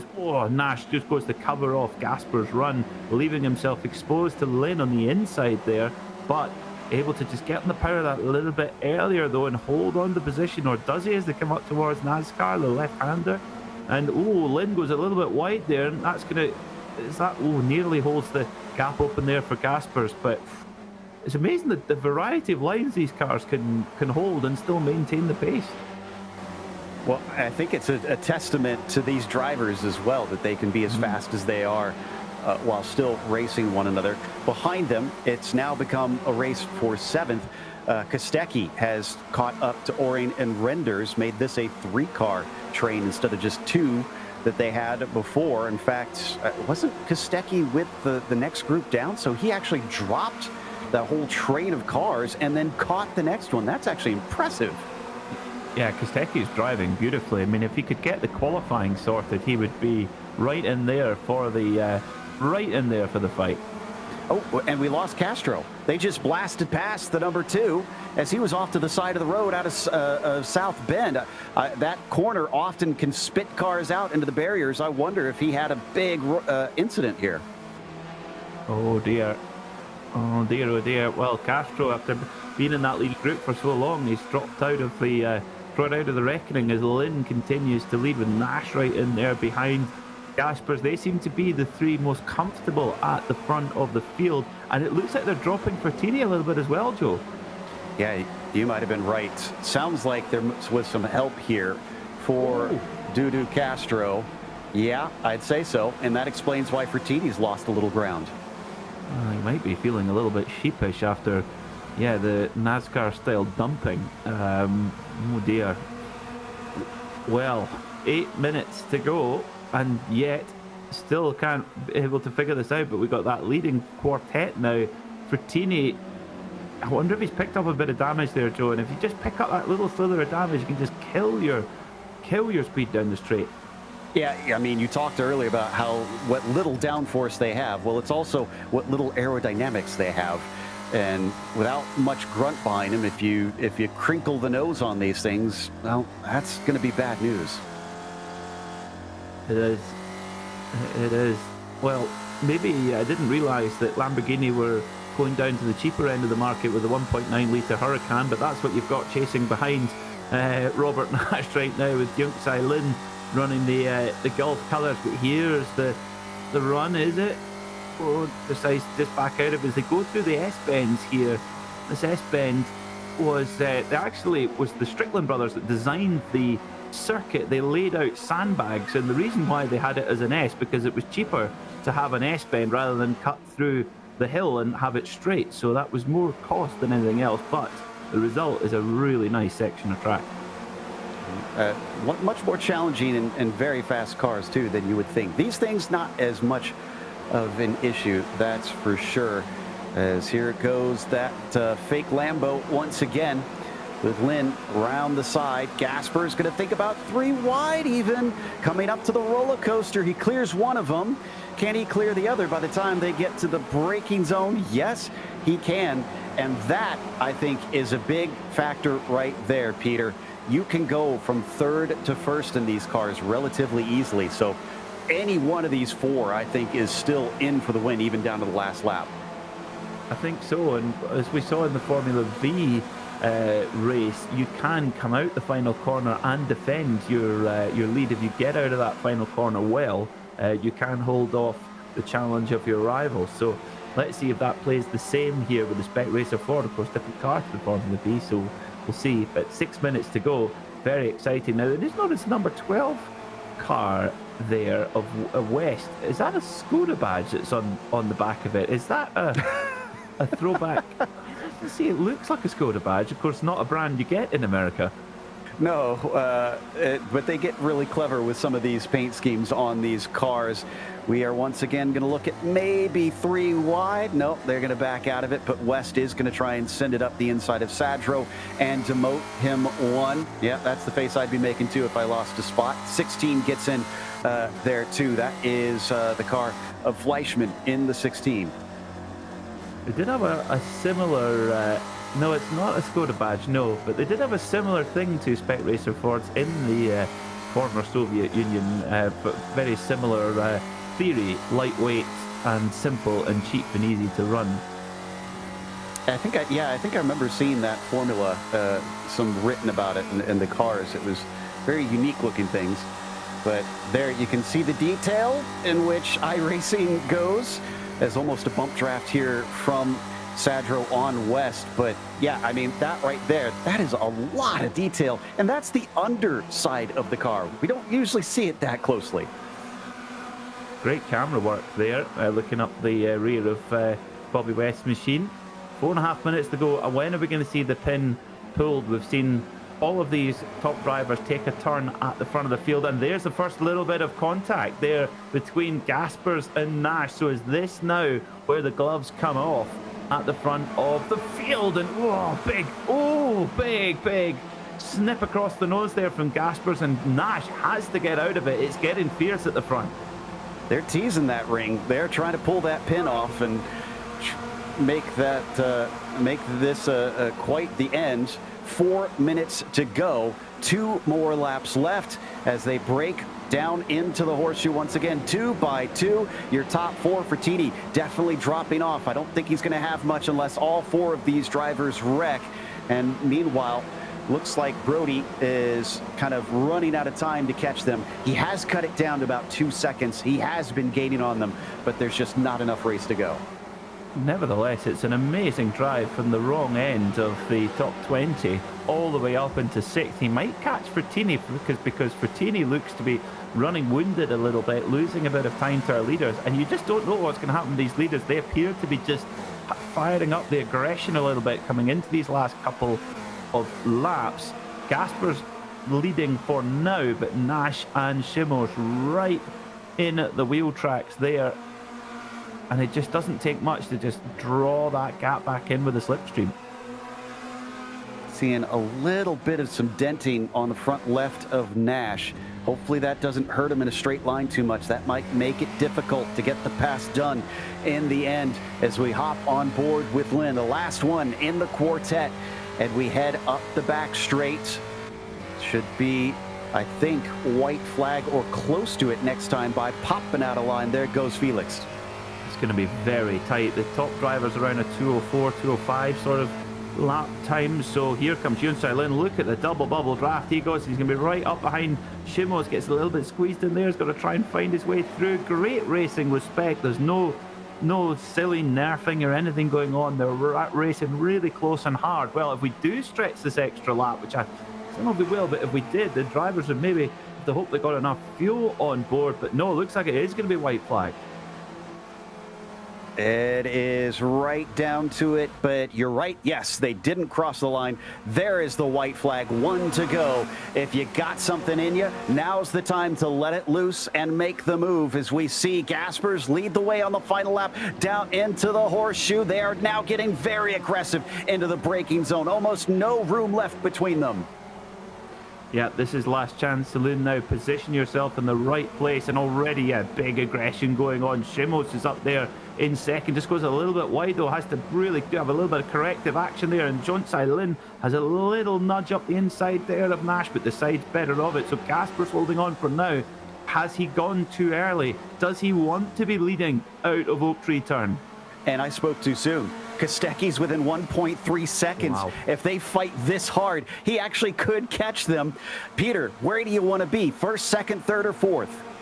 Oh, I have no idea. I'm glad I'm in this chair. This is huge pressure for these drivers. They're now starting to show a little bit of battle scars from tiny little bits of contact there. Yunsai Lin, shows his nose at an unlikely place as they come out of South Bend up towards Oak Tree now. And Gasper's off the road!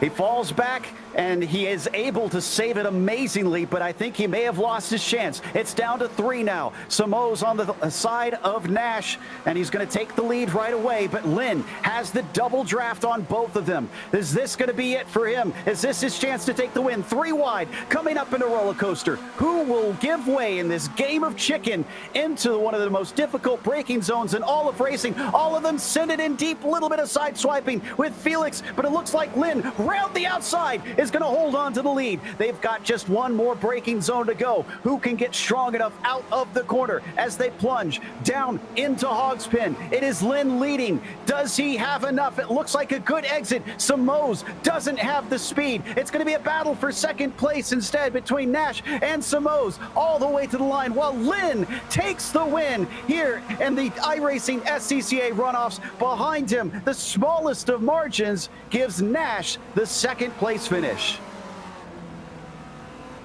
Good grief, what a finish. I think Kostecki went off the road at the last corner.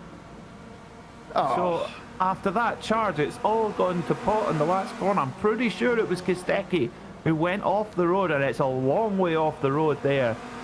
He did come home in 8th, but lost time on that last lap, a lot of time. Yeah, he had contact with Oring, who actually almost flew into the air when they tangled, and then Oring came home 7th ahead of him. Woo, that was wild. Here is the replay. Watch Oring. Whoa! He was it was watching some of the Turn GP series, I think, there.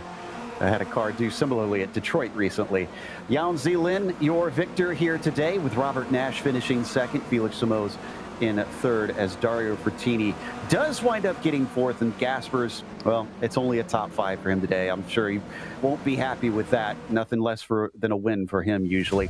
Thomas Renders is 6th, Orin 7th, Stecchi 8th, and Castro 9th, with Dubino rounding out your top 10 here in this race. Haas climbed up to 11th as Alan McCain was 12th, and Burkhardt, another real-world SRF driver, unfortunately only able to finish 13th. Alexander Ho, 23rd to 14th as we carry on down, and the drivers find themselves with lesser positions today, unfortunately.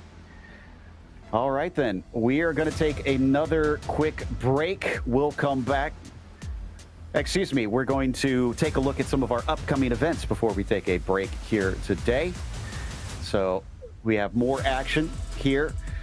Don't forget, on the iRacing Esports networks, we go to Phoenix Raceway for the Contender Series, the eNASCAR Contender Series taking place there.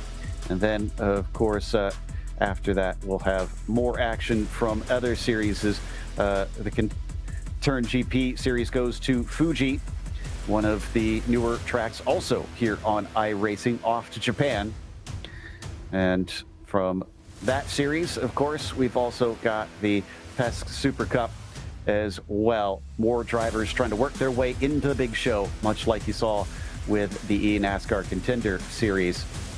So IMSA also joining the ranks here. Excited about that one. Love that we've got a top-level multi-class sports car series here on iRacing now, with Road Atlanta fittingly being that one. And finally, we, of course, will go dirt racing as well after that with the World of Outlaws on November 13th. So almost a month's worth of racing coming your way here very soon on the iRacing Esports Network.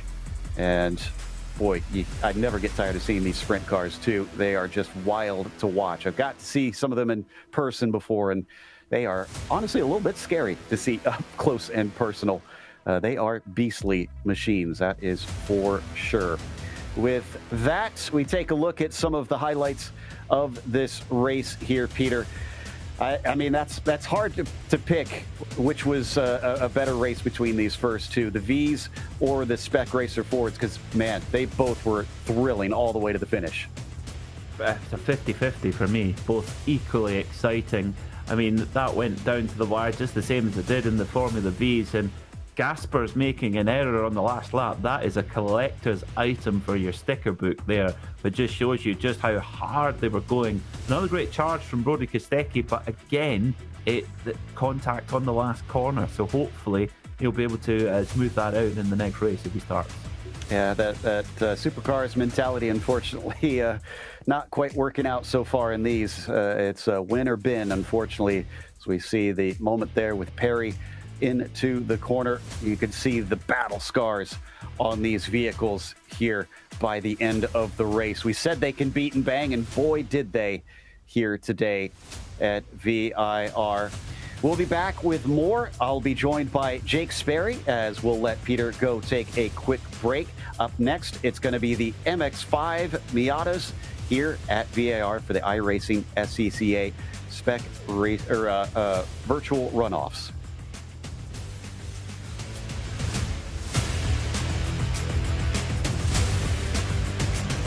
Racing isn't easy, but experiencing it is. iRacing puts you in the driver's seat with the industry's leading sim racing game. Drive on laser scan replicas of the greatest racing circuits from around the world. Go head-to-head against other drivers chosen by skill-based matchmaking to ensure competitive racing at every level. Compete across all your favorite series. In officially licensed cars, engineered to deliver the most accurate driving experience possible.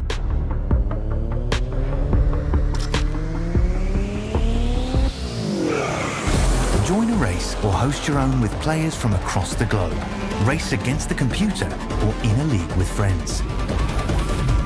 Feel the thrill behind the wheel. Visit iRacing.com.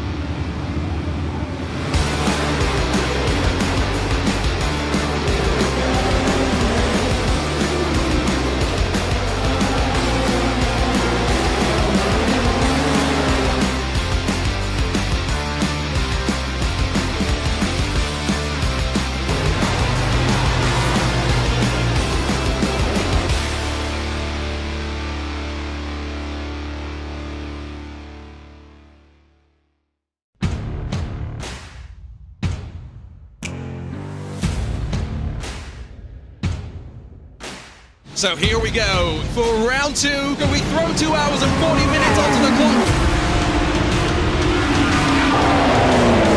They'll crest the hill, they'll dive down into the S's. 4 wins in 4 races for the Apex Racing team.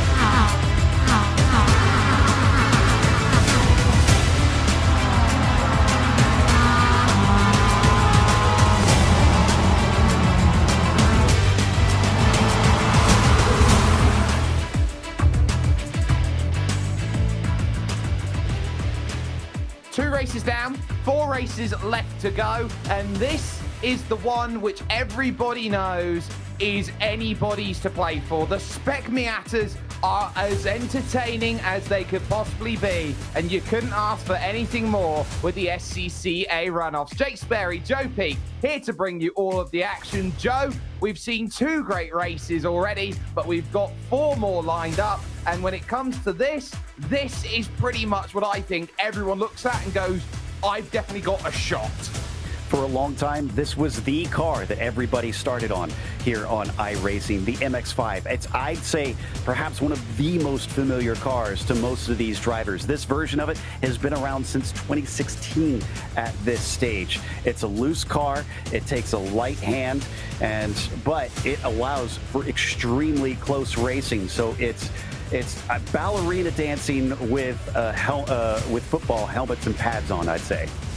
Very much so, and it's going to be, again, like the Formula V race, all about strategy as we go through. Carter Lundy taking the Formula V championship crown. Yuan Jilin going from 3rd to 1st. He actually finished 2nd in the Spec Miatas last year, so he looks like he is on hot form here for the SCCA runoff. We've still got the USF 2000s, the GT4s, and the Renault Clios to round out the night at 4 p.m. Eastern, at 8 p.m. Greenwich Mean Time. Joe, you look at this, and we've got a lot of crossover between the races. I tell you what, if you do all 6, you are in for a grueling night of racing. Yeah, they've obviously not got a lot of chance between them to rest, but we've had a couple drivers say that they're going to try and do all of them, as we have been with the other races. We're here at VIR with its 17 turns, same layout as before. It's been around since 2000 in its current guise, and of course has been recently updated in the last few years, widened, added some more facilities and some brand new curbs to try and bring it up to the 21st century. But the driver's going to have to watch out for those long straights, because that will be the defining factor as to who comes away with the win, who can try and manage this unique style of racing here today. Last year, it was Christoph Sanchez who took the title here over Yuan Jilin, with Dave Chapman in 3rd. And this is the machinery of choice. 181 brake horsepower and the naturally aspirated inline-4 engine, 6 gears, rear-wheel drive. This is a tough catch, but it's one of the few cars that you look at here that you're trying to get everything you possibly can. I also love the nice touch that this is Glenn McGee's livery. Yeah, of course. Glenn, known for being one of the hot shoes, both in the sim and in real life, went and raced this actual car thanks to iRacing and got himself into the real world. But this car has become a staple of not only club racing, but SCCA racing in particular, becoming its own class eventually. It was so popular that that's the way they went with it. But another case of 2 laps of qualifying, 35 minutes of racing, and, well, we got to wait to see who is going to be able to come away with the win. It's very much going to be the same case all throughout today. 35 minutes to decide a winner. But of course, the 2 laps are qualifying, and you have 8 minutes to set those 2 laps in. At the end of the 8 minutes, it's a hard cut. That is that. You also have, as you get on moving forward, 17 incident points, and that is crucial because we haven't seen the stop-go penalties in play, but you would expect the margins you can look in this car are a fine-tooth comb. Exactly. It's such a momentum car. It's got, you have to really be on it in the corners. You have to carry the speed through. And at the same time, you're beating and banging with everybody at every moment. The pretty similar conditions to before, just slightly cooler on the track now at 73 degrees Fahrenheit with similar winds as well. Expect the drivers to be leaning on each other quite a bit out here, and a few of those wing mirrors to be dangling off the car by the end.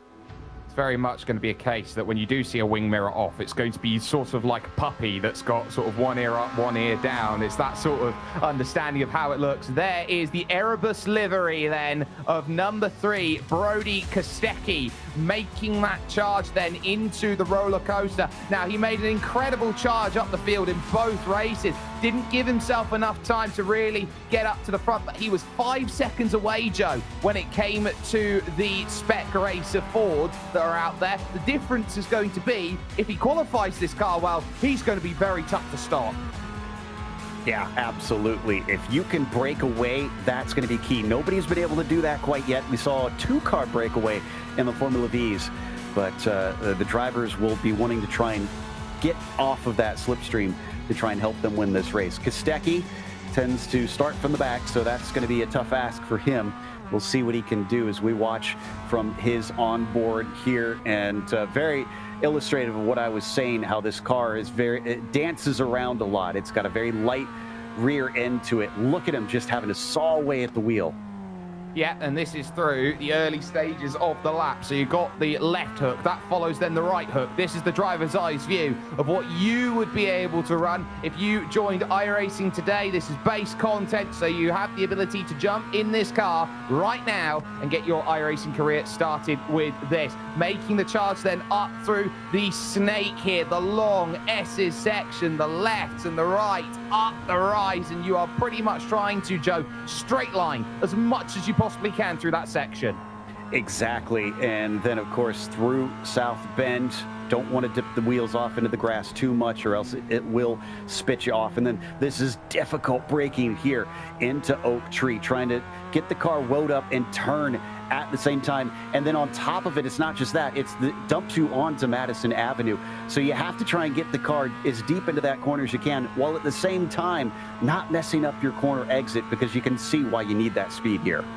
Yeah, it's uphill, and you are waiting just about as you reach parallel with the water tower on the left-hand side. That's when the track levels out, and then you get that dip, and it's very difficult to judge your braking zone. You brake in a depression and then go up the hill, so it's very difficult to judge the braking zone through the roller coaster. Now down through the hills and heading towards the Hog Pen corner, the final turn, the 20th one on this circuit. You can see him so aggressive over the curbs. The first times are about to jump in on the board, and we'll see who is going to line up where. This looks like a good lap time here from Brody Kostecki. We'll see what it is. 2:06.3 by Cam Eben. Currently the fastest time out there. It's going to be a little bit down. 2:06.8. Not bad. It's 5th at the moment. Nicholas Goebel and DJ Alessandrini 2nd and 3rd.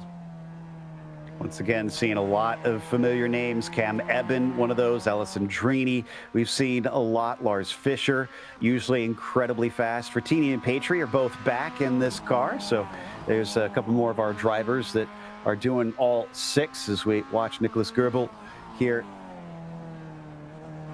who is hopped out of his Lamborghini and has now hopped into an MX-5. You know, my theory on that Lamborghini SRF is that's just VW's try to make a more affordable car for the masses. They very much are trying to, and you can definitely see there for Nicholas Goebel. He's in the 5-star motorsport car. They've got 3 here today. Yuan Lin, who's 7th, Lars Fischer, who's 6th, and then, of course, Nicholas Goebel, who is there driving at the moment on screen in 3rd position. So they've got strength in numbers in the team here today. They've got 3 inside the top 7. That's going to be crucial for them in terms of trying to get one of their cars up to position number 1, currently housed by Cam Eben, who you can see right now is making that charge here along this back stretch and heading for that roller coaster section once again. He is trying to get the winding road racing car really finding as much time as possible to build that margin of half a tenth. Cam has hosted an MX-5 series for a long time himself, and has honestly been at the sharp end of that for quite some time. Let's see if the Club Midwest driver can manage to put it on the top spot. We have to remember that this is honestly one of, at least to me, one of the greatest additions that iRacing has made, because they helped develop the race version of this car with Mazda. They did a lot of work with them, and that's why they have such a great, close relationship and help bringing this up to speed here in the virtual world. Looks like second lap was a 2:06 flat for him, so he did improve. And a member of the 9K iRacing Club, which is a very, very elite group at the moment. There are less than 100 members inside of 9,000 iRacing. We've already seen 2 of them over the course here today, and of course, only a handful of drivers. I think I can only count on 2 hands how many drivers have put themselves in the 10K Club, and of course, we've had 1 driver before in the 11,000 iRacing Club. Morgan Burkhart, though, the number 11 car, looking to try and make a push in the parallel racing group machine as he got what it takes to put himself up into position number 1. 2:06.0 to beat. It's a 2:06.147 again. He is half a tenth again off of Cam Eben. He was half a tenth off with his first lap. He's half a tenth off with his second. Even still, I mean, if he can stay within half a tenth for the whole race, he's going to have that slipstream to help him along. So I think he'll be a threat for that one, as we see Thor Tulla, another driver that's been in all 3 of the races so far. His best lap at 2:08.7, well off the pole time at 2.6 seconds. Is he actually going to get to the line here? You can see here, 7 seconds, it's ticking down. Thor, are you going to get your lap in, or are you going to be in a little bit of trouble out there? 2-1, no, he's not going to make it. He's short. He is short, so that is that. Let's get the grid then up for Virginia International Raceway, your SCCA runoffs for the Spec Miata category, and it looks as follows. It will be the number 1 driver who will be on the pole position. That will be Cam Eben, and it's double ones in second. Morgan Burkhart alongside. Where have I seen 1 followed by 11 before? Brody Kostecki will line up in third in the Erebus car, with Mariama Koloko in 4th position. Nicholas Goebbels, the first of the 5-star machines. He starts 5th as DJ Alessandrini is in 6th. And then it's a 5-star 4th row of the grid. Yuan Shilin and Lars Fischer, they house there. Jack Veazey, we saw earlier on, he now lines up in 9th position. Jameson Sampaio forms a team with his young son Enzo. He's here today. He's in 10th. Franco Sanchez Buckley starts in 11th. Uthman Alawi will go from 12th position. Row 7 is going to house Patrick Hingston and Lorenzo Pfeiffer for him as company. Edgar Kitt will go from 15th. Dario Frattini struggling a little bit with qualifying here in the Spec Miata. He's down in 16th position with the other Kitt, Martin Kitt, in 17th, with, of course, Benjamin Forster in 18th. Then you've got Caleb Patry and Alexander Milojevic in 20th position. Row 11 held by Sasha Franzele and Luke Peters, 21st and 22nd. Ray Lombardi has Alexander Ho for company, 23rd and 24th, with 25th being held by John Schwartz and Brian Molitor in 26th position. Row 14 sees Tobias Siegner and Kevin Parrish, with James King and Thor Tullo unfortunate not to get his second lap to count over the line. Last 4 drivers are Megan Overstreet and Jim Brewster, and then split by iRating's the Year 1 motorsport driver Dave Chapman and Craig McDonald on the 34th position on the grid. They have 2 minutes to get themselves situated here behind this view of the iRacing sedan safety car, which will be taking its 1 lap around the Virginia International Raceway, and that's what they're racing for today. 35 minutes to say that they are an SCCA runoff champion, Joe. I think this is going to be one of the hardest fought to try and win. As I said, most of these drivers have been in this car for years and years. They've been racing it for a long, long time, and you've got tons of experience. So everybody knows every little trick here, and they've probably raced here plenty on top of it. So to be able to pull one over on your rivals is going to take a little bit of luck, a whole lot of cunning, and plenty of speed. There they all are, 3 5-star motorsport cars. Pretty much they were all the ducks in a row. One thing that has to be said about this that we haven't really talked about today, Joe, is it's not just about these 34 drivers who are in this race. This race split 5 times. Exactly. This is the top split, which is why we're seeing such high I ratings out here, because these are the drivers that have earned their way into this and have proven themselves to be quick enough to try and vie for this. In fact, I didn't see what the strength of field is, but I'm looking up and down my timing and scoring, and I'm seeing a whole lot of 5,000 plus for the majority of them. So this has got to be an absolutely stacked field.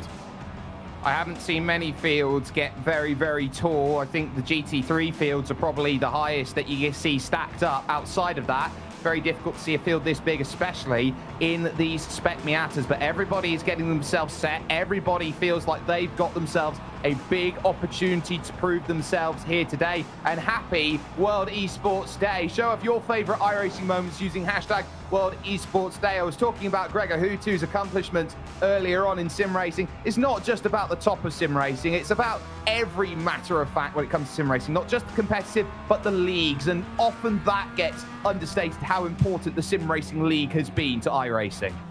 Yes, for those that don't follow, essentially iRacing has the official races that we've talked about that drivers can hop in and you can race for I rating, for safety rating, all on the line against any competitor. But if you want to keep it to some close friends, or have special rules or different tracks with the car that you want to race, you can start your own private league. You can do hosted races and bring people out. A lot of drivers in these cars have done that. With this being a lot of the base content cars, they're extremely popular. So there's a lot of leagues out there that use these various cars that we've been showing and put on some very impressive private competitions for them. And that's why we've been seeing some of the winners in those series come out and try their hand here. Eben, Burkhardt, Kostecki, Koloko, your top 4 out there in this field at the front of this group. There are a number of drivers who want to prove that they can get to the front.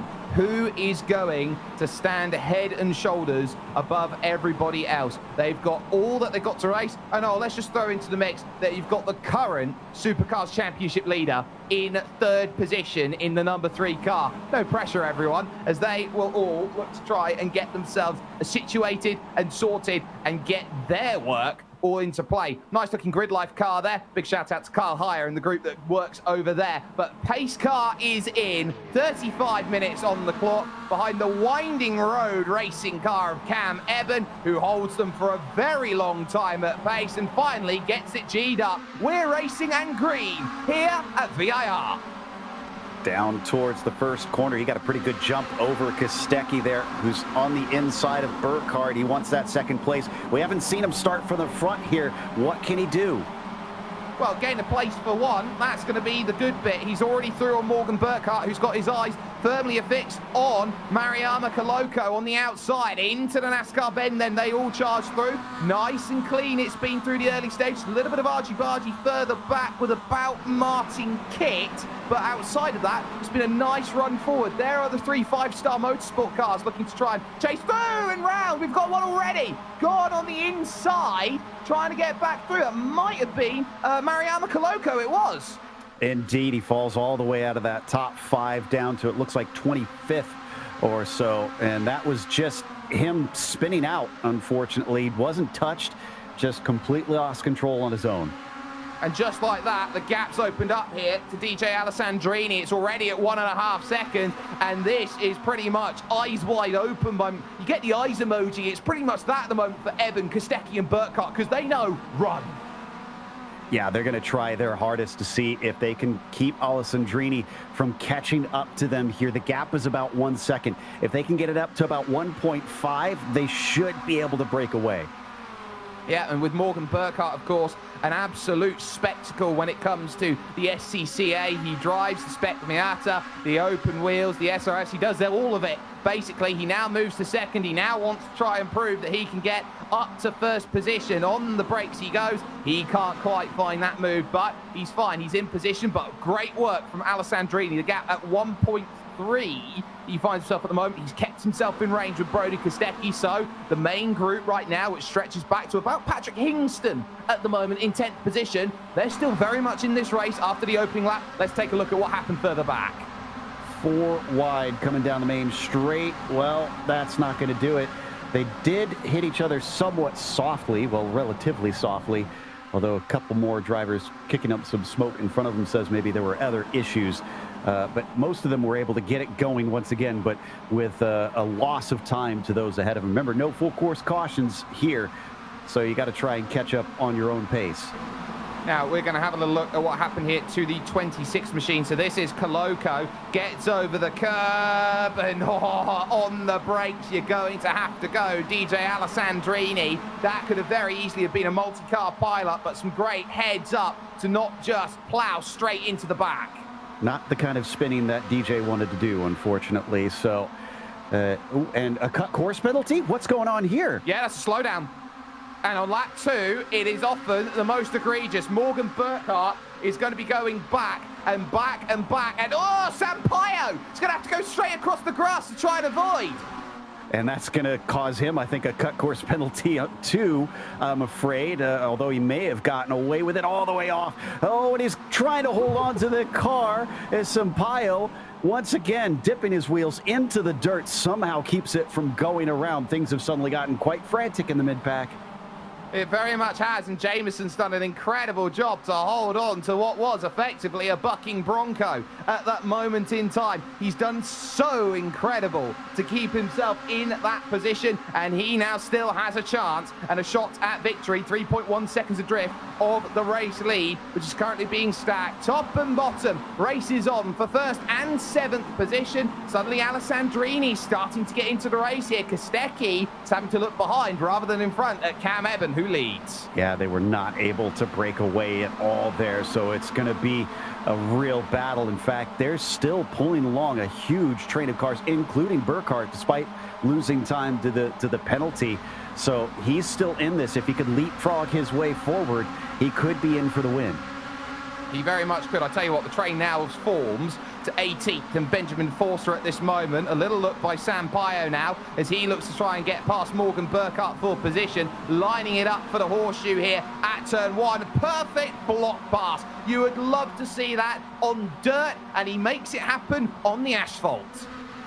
You know, Peter was joking a little bit earlier about needing deep pockets to do what they're doing here. Well, Burkhart does race a lot of these actual cars. We talked about the SRF. Well, he also races a Spec Miata and some of the open wheel offerings in the real world in the SCCA.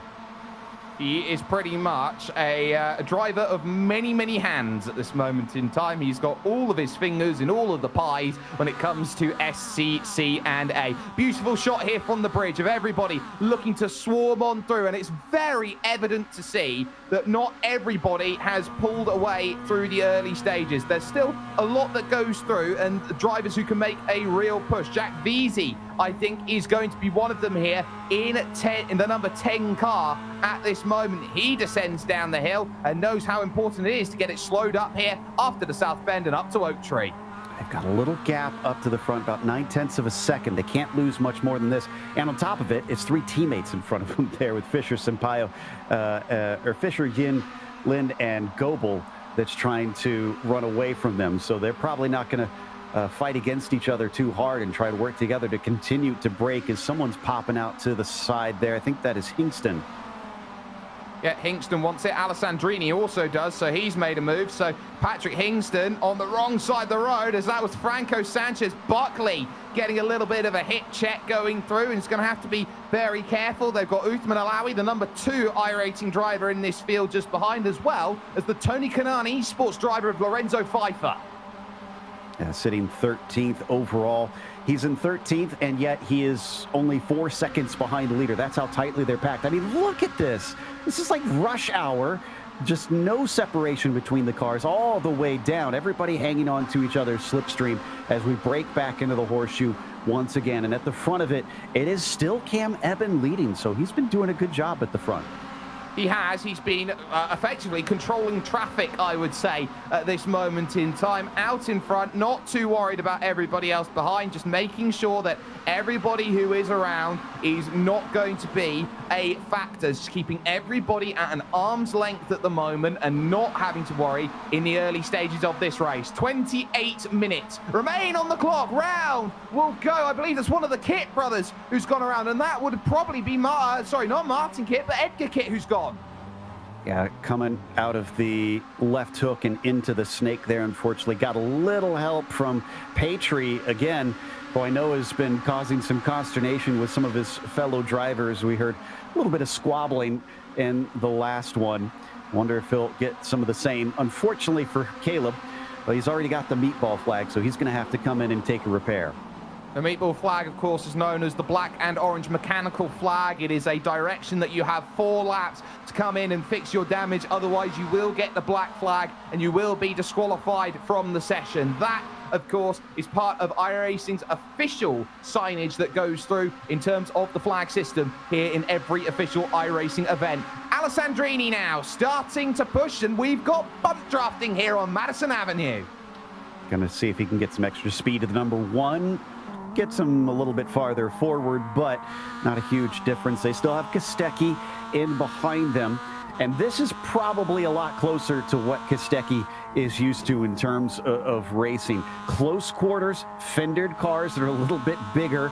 Obviously, these are a lot lighter than what he races in real life, but I wonder if we'll see him have a little bit of an easier time dealing with what's available to him here.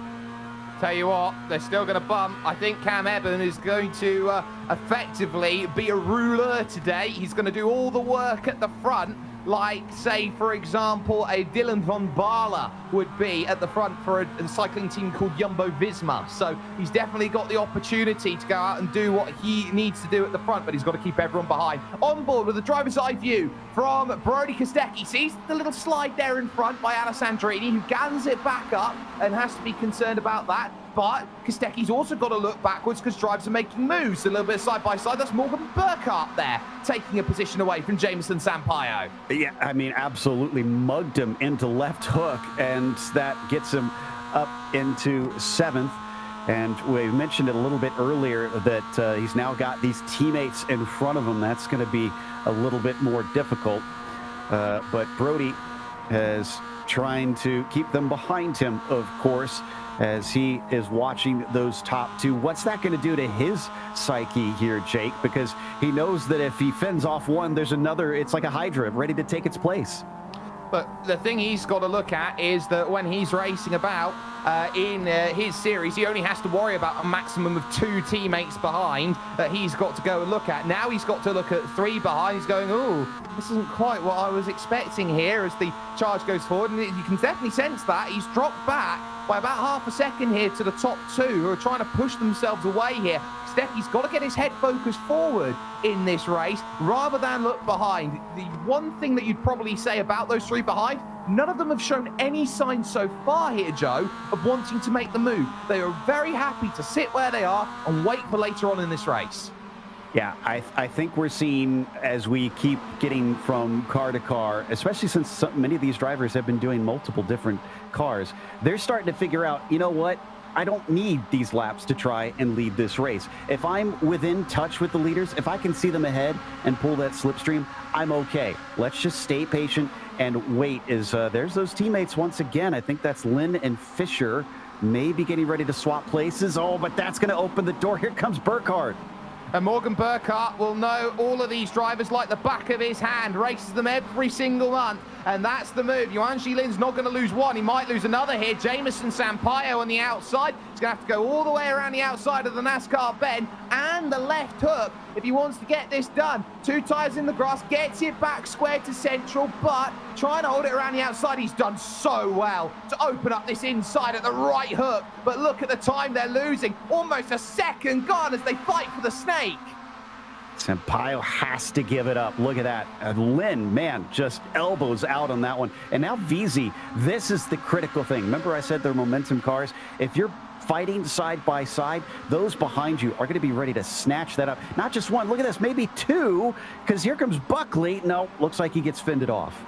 Franco Sanchez Buckley doing just about enough. Club International finds himself in for a look. Big power move to the inside. Can't open it up. That brings Lorenzo Pfeiffer down the inside of the oak tree. He gives him a shot. And straight on through now, surely will be Uthman Alawi.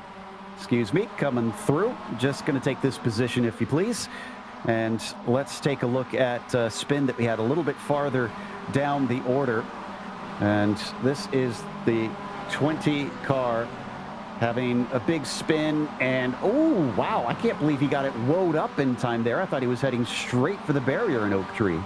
Tell you what, that was aiming as a tank slapper straight into the barriers. He's done well to keep it away. Still going on then, number 19, Franco Sanchez Buckley, I believe the Argentine, dealing here with a very aggressive Uthman Alawi. The number 2 driver started 12th position in this race. He's only up 1. That's the first overtake he's made all race.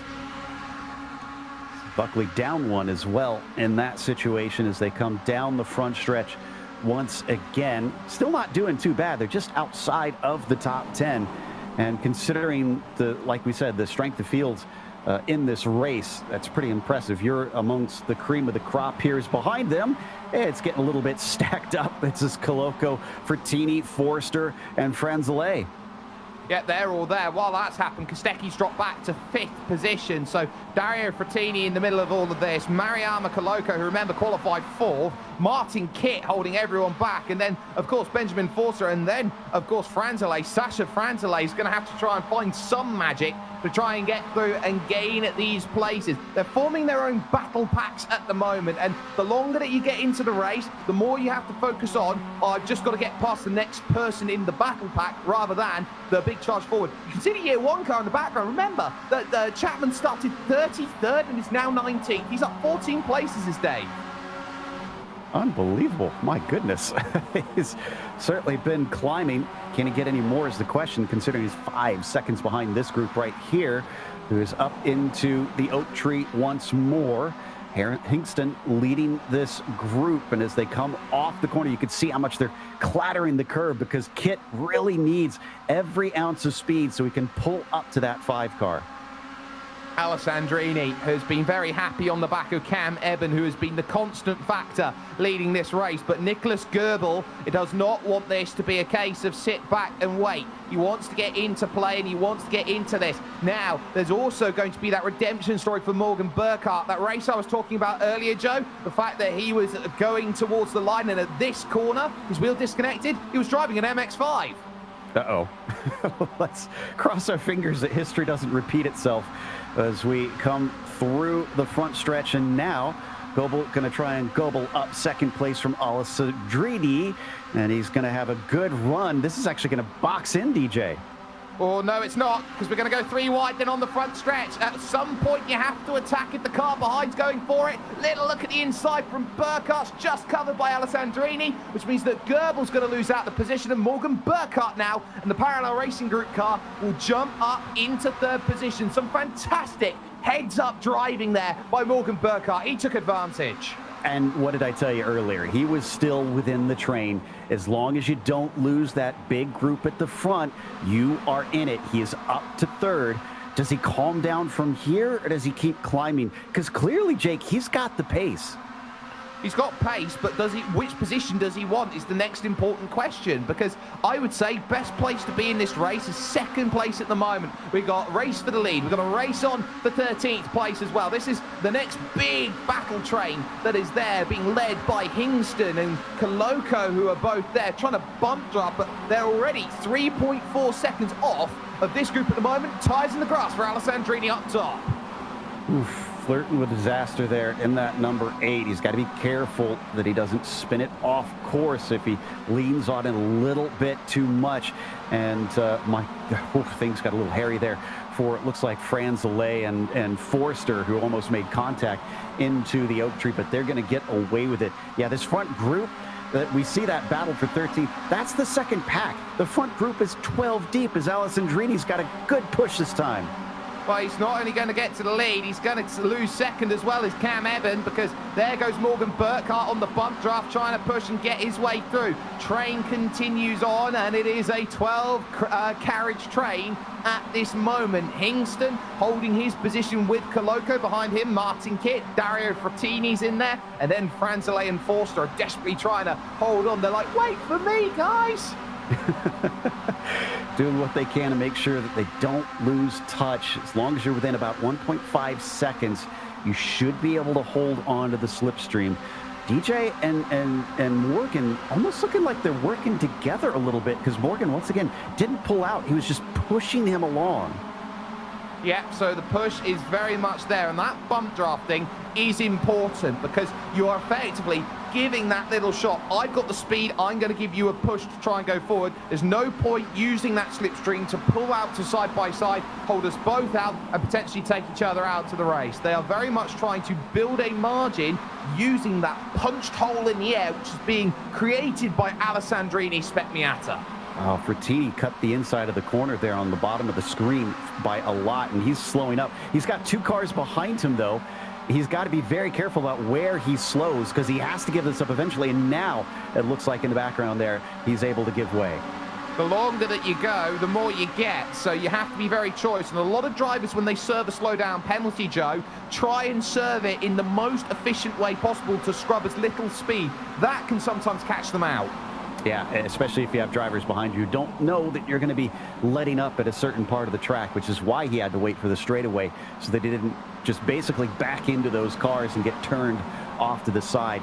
So now it's the race for 16th. Instead, Forrester loses a little bit of touch, but I think he's quickly catching back up. So I think crisis has been averted. 1, 2, 3, and 4 pretty much in a line, and they're all bumping, looking to try and go through. Goebel trying to put his nose into the mix. It's been so well behaved. Kostecki now with an angle, trying to push up to 4th position. That's not happening, and a little bit further back as well, Jameson Sampaio looks like he's got an angle too, but he can't get past Yuanji Lin in the back of shot. No, he can't. But now at this point in time, Morgan Burkhart is sat what we like to call in the catbird seat. He's got everything that he wants and then some, but then you've got to remember there's a winding road racing car of Cam Eben who knows all about how to get things doing, and he's going to try and find the pass, and he's not there. And he led the vast majority of this race and now lets them through. Now, they don't have any pit stops or anything to worry about, but it will suck up a little bit more of the fuel. So maybe he's doing this just to kind of sit back and had not fueled it enough to think that I'm going to be pushing the air the entire time. Whoa, what happened to the 23? That is the other kit then in trouble. That's Martin, who finds himself in the wrong place, and Lombardi and Chapman and co, they're all going to find themselves a way through there. So that's a big spin. That wouldn't be what they wanted, but at the moment, Alessandrini, your race leader with 15 minutes to go. You got Morgan Burkhart in second, you got Cam Eben there in third. The train continues on at this moment, but it is slowly starting to splinter, Joe. Yeah, I think we're seeing those cracks begin to form as the clock ticks down. And in the background, you could see Buckley and Pfeiffer were going side by side there through the S's. They managed to get away with it. Here's the replay. Unfortunately, that was just a straight dump. Yeah, and there's not much there that the kits can do today. It looks like their kits have been tested and they found that it's not quite what they were hoping for. At this moment, though, it is still the patience game with Alessandrini fully there on the timing tower up at the top, but for how much longer? Because Morgan Burkhart is going to make the play and he's going to put himself to the front, but Cam Eben might want to thread the needle here, push it 3 wide here on the run up to the roller coaster, and is going to take the race lead back. Burkhart can't catch a break, he loses the place. Yeah, a little bit of elbows out there from Alessandrini. Thankfully, they didn't hit hard enough that it kind of shoved him off the circuit. When you go off at the roller coaster, it is extremely downhill there, and you tend to not come back onto the racetrack until way down the ways. Yeah, and that's where it's all about. Where can you put the power down? And that's where Morgan Burkhart lost the place. Now it's a chance for Nicholas Goebel to try and look for the opportunity to make the pass. He'll go to the outside, the road, a long and hard travel. Try and find it. Kostecki takes advantage on the inside. Morgan Burkhart gets spun at the horseshoe. He's been pretty hard done by today, unfortunately, and this time he will absolutely lose that front group and is probably going to get caught up by those behind. Third time in a row that he's had a problem in the race.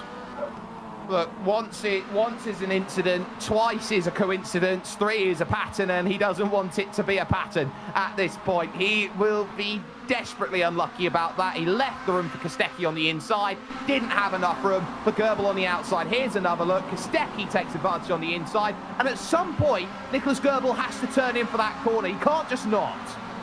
Yeah, exactly. But at the same time, I think a little bit more space needed to be given by everybody all around. It was getting so tight in there. Something had to give, and unfortunately, it was Burkhart in this situation. But that gap gets basically swallowed up immediately, and it just truncates down to just 11 cars now. Oh, just the 11 cars in the front of the field. Yeah, just. It makes you feel, Joe, that you've got just the 11 cars there, as if that's not impressive. It's incredibly impressive. And Burkhart sounded a little bit upset over the radio. I think the temper is starting to flare. All this close racing, everybody's invested. I know this is for fun, and drivers just trying to... Whoa, that was deep in there for Kostecki. Kostecki got a tap. Oh, he's going to give him back. He gave it back. Brody Kostecki took a big shot from Jameson Sampaio, and he gave him a receipt. Wow. And I don't think it was intentional. I think it was just 2 cars going back together for the same spot. But we'll probably get a good replay on that one. I actually think Sampaio might be able to catch back up. You can see him in the background as once again Goebel and Fisher going to go side by side. How did Brody Kostecki not get turned on there, the number 7 of Nicholas Goebel? It is a frantic run, and all of this now, they're 1.4 seconds off of the top 2. Top 2 might just have enough of a gap to be clear.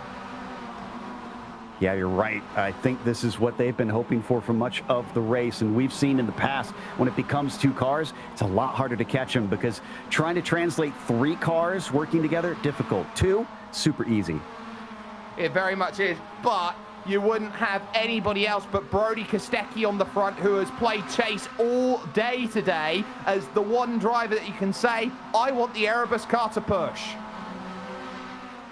Oh, still side by side here between these two. They were side by side in this part earlier on. Can they get away with it a second time? It's a much wider track than it used to be up this hill. They're giving each other space, but they're going to come together. Buckley says, enough of that. I'm backing out. Yeah, well, Buckley didn't have a choice there. He slid up into the Tony Kanaan esports car there of Lorenzo Pfeiffer, who did everything possible to give him enough space, and that was just hard racing between the two. It brings Alawi and Sampaio then together at this point, but what a time is this. 10 minutes left. Let's crank up the noise, and let's get ourselves a little bit to listen in. Well, we're not going to get a chance just yet, but we will get a chance at some point. But we've got some great racing here for 8. Oh, Buckley is getting a little bit upset over the radio, and now he's going to come together. Both of them go off the track. Oh, no. And ahead of them, unfortunately for them, Sampaio and Alawi just run away cackling, know that they've had that spot on a silver platter. I tell you what, crank up the noise nevertheless. Incredible stuff. And somehow they both keep it together and keep their races going. It will be at the cost of positions, but that is what it is. That gap is coming down now to 0.8 of a second. It's brilliant here from Brody Kostecki. He has just gone into that head-down mode where he's going, right, if I won't do it, who else will? So here's a look at what happened with Kostecki. There's the shot to the back. He somehow is able to get it together. And as he goes down the hill, I think he actually opens the steering there and gives the receipt back to Jameson Sampaio.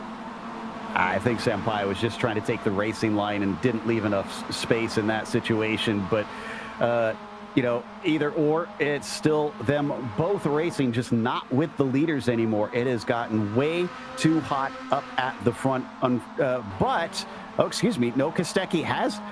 Kostecki is, oh no, side by side through the snake. Can we get through here? Barely. Oh, everything there, and I think Mariama Koloko there is going to be one who's going to be looking and going, that was not what I wanted, because he gets a slowdown penalty for being too aggressive over the curb. So you've still got Franco Sanchez Buckley, you've still got Lorenzo Pfeiffer, but now you've got Patrick Kingston in the mix. Yeah, they do not want to be near these guys. I can guarantee you that. And the last thing you want is for drivers to be all worked up. You don't want the red mist down there. It gives a little bit of a punch to the back of that car, a light tap, more really, I should say. And Pfeiffer is able to run away. Run away he does want to do. I don't think he wants anything to do with Buckley right now. No, I don't think he does either, and I think he knows how important it is that these drivers just keep a level head. Still 8 minutes left in this race. Still opportunities out there to make those passes, and there is the move by Pfeiffer to move to the outside. It's the inside here for this small left, but as they brake, it will turn to the outside, sorry, to make that move. Just behind that as well, that's Frattini there trying to make the pass too, and he couldn't quite find the way around Koloko. So there's still movement, they're still there, and there's still chance for them to gain places if the front 7 continue to close up, and they have closed back up again at the front. Yeah, I was about to say that I had reported a little bit too early about the demise of Kostecki. He's still in it. In fact, Sandrini wants the lead away from Eben again, and he's going to get the inside. But look at that, the long way around by Cam, and he holds on. He does, but they're going to have to fight this one out here through this next left-hander, and they put it nicely together here for NASCAR Ben. No worries about that, but they're all thinking about their positioning. Goebel and the very quiet Lars Fischer in this group, and the very quiet Jack Veazey in this group, and the very quiet Yuan Jilin, who was second a year ago in this car. We work our way. Oh, no.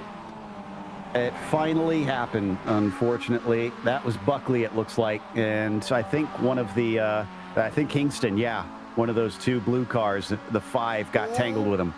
Here goes Kostecki trying to get around. One Mr. DJ Alessandrini. He manages that. He might go for Cam Eben as well here at the South Bend. Oh, you beauty. What a move.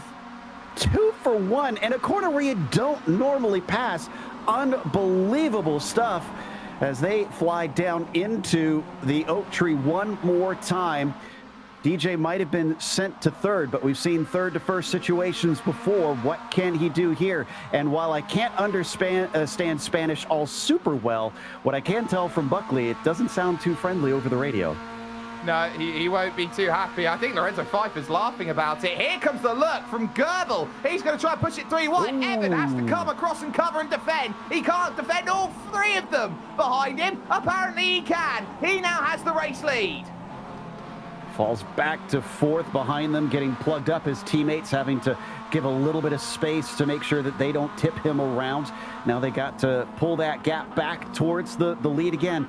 5.5 minutes to go, Jake. It's coming down to it now.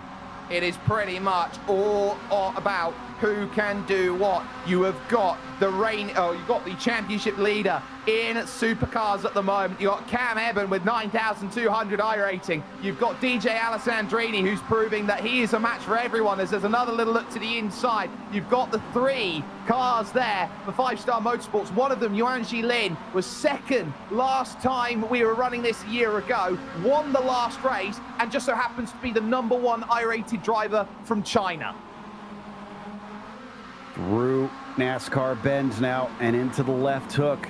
The opportunities are starting to dwindle. We've already seen the aggression tick up a huge amount at the end of the race. I'm not sure what they've got left in them and be able to keep these things on the road, because it's going to boil over if they're not careful. It's going to be a lot. There's 8th, 9th and 10th on the bottom of your screen. Alawi, Burkhardt and Sampaio, they're changing now as Kostecki again gets another great run through the S's. That's where he's been strong. Here's Brody Kostecki. He just gets a run coming out of the right hook. And then into Oak Tree once more as we see those behind them still fighting for spots. Burkhardt with an incredible day that he's had is not giving up on this one.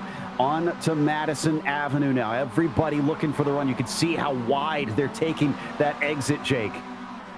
Trying to maximize the road as much as they can. They do have the ability to do that and run onto Madison Avenue, where every single second that you're trying to find a move is crucial for the race lead. Here goes Cam Evan. The winding road is the road hard travel, but it's the one that takes him to the race lead. He gets a push from Alessandrini, who wants to get through as well on Kostecki. Just about gets it through on the inside and holds on to second. There was nothing between them once again. Incredible trust between these guys at this stage. Like I said, it can so easily go wrong in sim racing just because you don't have that awareness that you do with the real car of how close you are to that guy next to you. And 2 laps to go here as we cross the line. Cam Evan has 2 laps to hold on to say that he has been an SCCA virtual runoff champion. They fan out as they hit the brakes, rushing into the horseshoe, turn 2, side by side on the bottom of your screen, as now Burkhardt looks to go for 8th place here against Jameson Sampaio. But Sampaio on the outside has had his own trials and tribulations in this race with Brody Kostecki, still has to fight for it heading towards the corner that the leaders have just gone through. Yeah, Burkhardt is going to be able to get to the inside of NASCAR Ben, and that will give him the spot, but it also gives the cutback here. Oh, look at him slam the door shut. He saw it coming and just said no to Sampaio. No, sir, at all. And then Alawi's got nowhere to go in terms of finding that. Back up then to the front. It is again Eben, then Kostecki, then Alessandrini. But Eben, I would say, is in the position he doesn't want to be, the front, and they're all trying to find an angle. Alessandrini all over the back of Brody Kostecki. He was very, very intent on showing that he wants to go through, and he might pay for it. He has to defend here from Goebel. He's going to try and attack. In fact, he cuts back underneath, but that's very tough to do at Oak Tree with a double apex there and can't get himself to the inside of that orange and blue car. In fact, now he's going to need his teammate to try and push him back forward to them because they lost a little ground. They haven't lost the train, mind you. They're going to be able to get back up to him, but they don't want that to happen on the next lap around us. Here we go for the lead once again. Brody Kostecki tries to show the Erebus car a way through, but he lifts out of it. It allows Alessandrini to go side by side. Not going to happen. He's waiting for the ultimate place. He's going to try and set Cam Eben up and try and take the place on Mr. 9200 iRacing. They will see Barney the flagman as they go through. Oh, there's a massive drama there. Everybody's been caught up. That's 8th, 9th and 10th all gone. It's now Frattini in 8th. Oh, Sampaio, I think, in pit lane after that. Nope, it looks like he's able to drive the car away. Now thought maybe he was done from that one. 1 lap to go. A little bit of a tap instead of an attack. Is Kostecki thinking forward here? I tell you what, the 5-star cars are, though, because they've just jumped through on Alessandrini, Goebel through. Now Yuan Lin has found a way through, not just there on one Mr. Goebel. Well, actually, not just there on Alessandrini, but on Goebel as well. Veezy now's taken the place as well. So he's starting to wake up here on the final lap of your SCCA runoffs. Race 3 of 6 here today. Has he got an angle to go through? The more they scrap, the more they're going to break away. Lin's got 0.6 of a second to chase down this group in front, and they are absolutely primed and perfect at the moment, Joe. Yeah, they've got a big enough gap that they could run away, but Lin could maybe catch them. It is going to be marginal. It'll all, I think, come down to that exit out of Oak Tree, and if he can pull the slipstream. Oh, never mind. Look at this. And actually up through the S's, the climbing S's, he's run them down. It's back to a 3-car fight. You talk about timing, this could just be the stars aligning for Yuan Lin, who has already got 1 win today in the runoffs. He might just be able to get a second. What a run by Cam Eben, though, on to Madison Avenue. Has 4.5 of a second enough, and now they start the serpentine, moving to the right, moving to the left. Brody Kostecki is trying to chase this down. It's 0.3 of a second. Up the hill is where they're going to have to get this one wound up, but Eben might be clear, might need a Hail Mary to try and find this move. Yuan Lin moves side by side for second. It's side by side for fourth. Yuan Lin back to a second again, just as he was a year ago here in the runoffs. But Cam Evan has masterminded this from the front of this field, has been Mr. Cool as the way he's gone through this race. Never outside of the top three, never in doubt. The winding road hard travelled is Cam Evans as he will drive to the line, and he, without any shadow of a doubt, will win here in the SCCA runoffs. Wow. Wow, wow, wow. Amazing stuff from Cam. Led for the majority of it, and then gave away the lead briefly before being back in the hunt quickly as the rest of the cars stream across the line. I'm massively impressed with the drive that Cam made there. That was not only a smart drive, a mature drive, but he was quick all day. Sounds like we got another look at that huge crash that we saw the end of. Yep, so the group all came together. It looks like Sampaio just tags there with Burkhardt. Burkhardt bounces off of the barriers, and then everybody's just got to scramble at that point to find an avenue to go through. Not ideal for them, but I tell you what, ideal for Cam Evan. What a result for him. His 35 minutes and 58 seconds. He wins by a 1/10.5 over Yuan Jilin. Brody Kostecki started third and will end in third, feeling like he didn't quite have everything there together. Nicholas Goebel will finish fourth ahead of Jack Veazey and DJ Alessandrini. Lars Fischer makes it the top 7, split by 1.2 seconds coming over the line. Dario Frattini would finish 8th with Mariama there in 8th place with the likes of Lorenzo Pfeiffer and Sasha Franzalay there. You've then got Uthman Alawi, Benjamin Forster, and then Martin Kitt, who had his spin. Dave Chapman, what a drive up through the field after his poor qualifying. Franco Sanchez would finish there to go down through. Likes there, Megan Overstreet, there down in 22nd she was. Last driver in the lead lap was Luke Peters. Patrick Kingston there 3 laps down. And then the final few drivers who found retirements include the likes of Caleb Patry, Craig McDonald, and Brian Molitor then at 16 laps down at the end of the race. But some simply amazing racing that we've had on show there, Joe. You can't ask for much more when it comes to Spec Miata. I knew that it was going to take a measured race to get the win, and, well, Cam delivered that for sure as we see the start of this one, which unfortunately at the back had a little bit of an incident, but other than that, they got going and rolling pretty quickly. And don't forget, we got the USF 2000s coming up here, Jake. And then it was a lot of this, just kind of watching those cars in front, waiting for the right time and making your move. Oh, absolutely. Some brilliant side-by-side racing, picking and choosing the moment, 3 wide on multiple occasions with Alessandrini there in the middle. It was a case of it was an ever-changing battlefield where everyone was trying to find the one place that was going to give them what they wanted in these variable and changing conditions.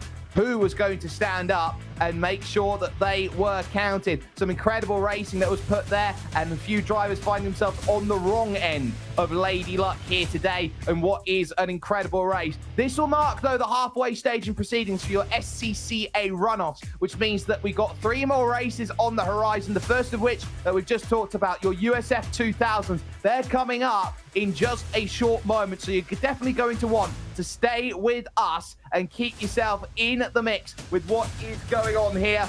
But we simply have incredible racing, and we've had incredible battling. There was the big hit towards the end of the race which caught them out, but we're going to jump over now and see some USF 2000s.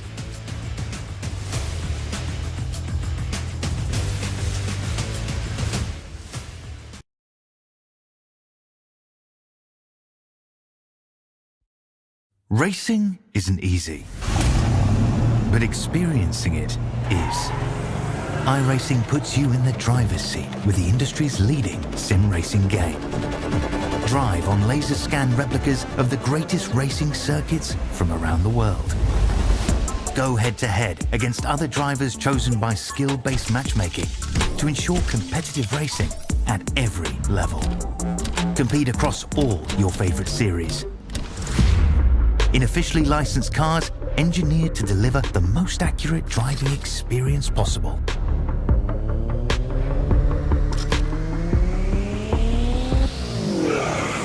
Join a race or host your own with players from across the globe. Race against the computer or in a league with friends.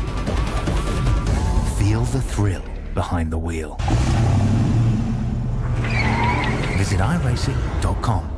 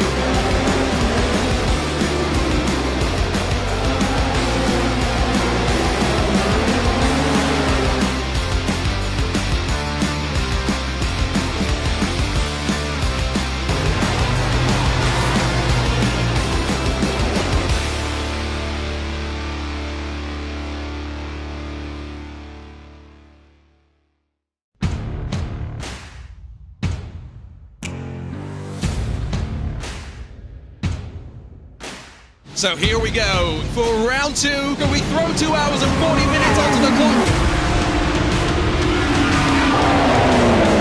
They'll crest the hill, they'll dive down into the S's. 4 wins in 4 races for the Apex Racing team.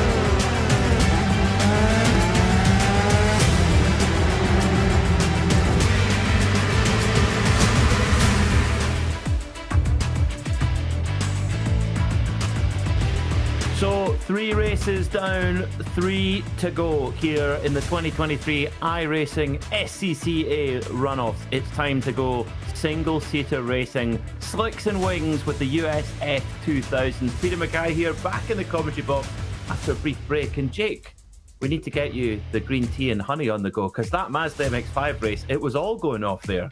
Exactly. It's what they do all the time, and that's why you've got to love that style of racing. You can't ask for anything better in terms of what's gone on, but you can go to what's next. Open wheels, when you've got the USF 2000, it's an absolute treat. And who is going to stack themselves up here? The likes of Alex Witt, who won 1 year ago. This is quite a different proposition, isn't it? Because the first 3 cars we've seen so far today have been relatively low downforce, low power, lightweight. Well, we're going to keep the lightweight with these USF 2000s, but higher downforce with the slicks and wings in there as well.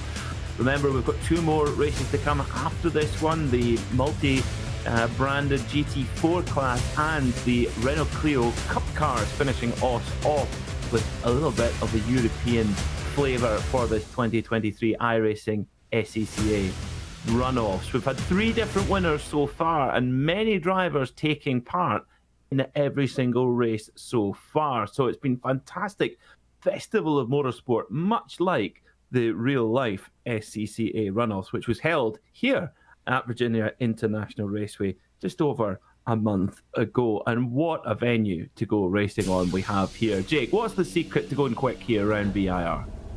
The secret is don't scrub the speed. The important parts are that you've got a car that's got to be set up to be quick to take advantage of the overtakes, but you've got to take advantage of the slow speed corners as well at the same time. That first sector is probably the key to success, getting the speed pretty much generated through NASCAR bend, the left hook, then the right hook.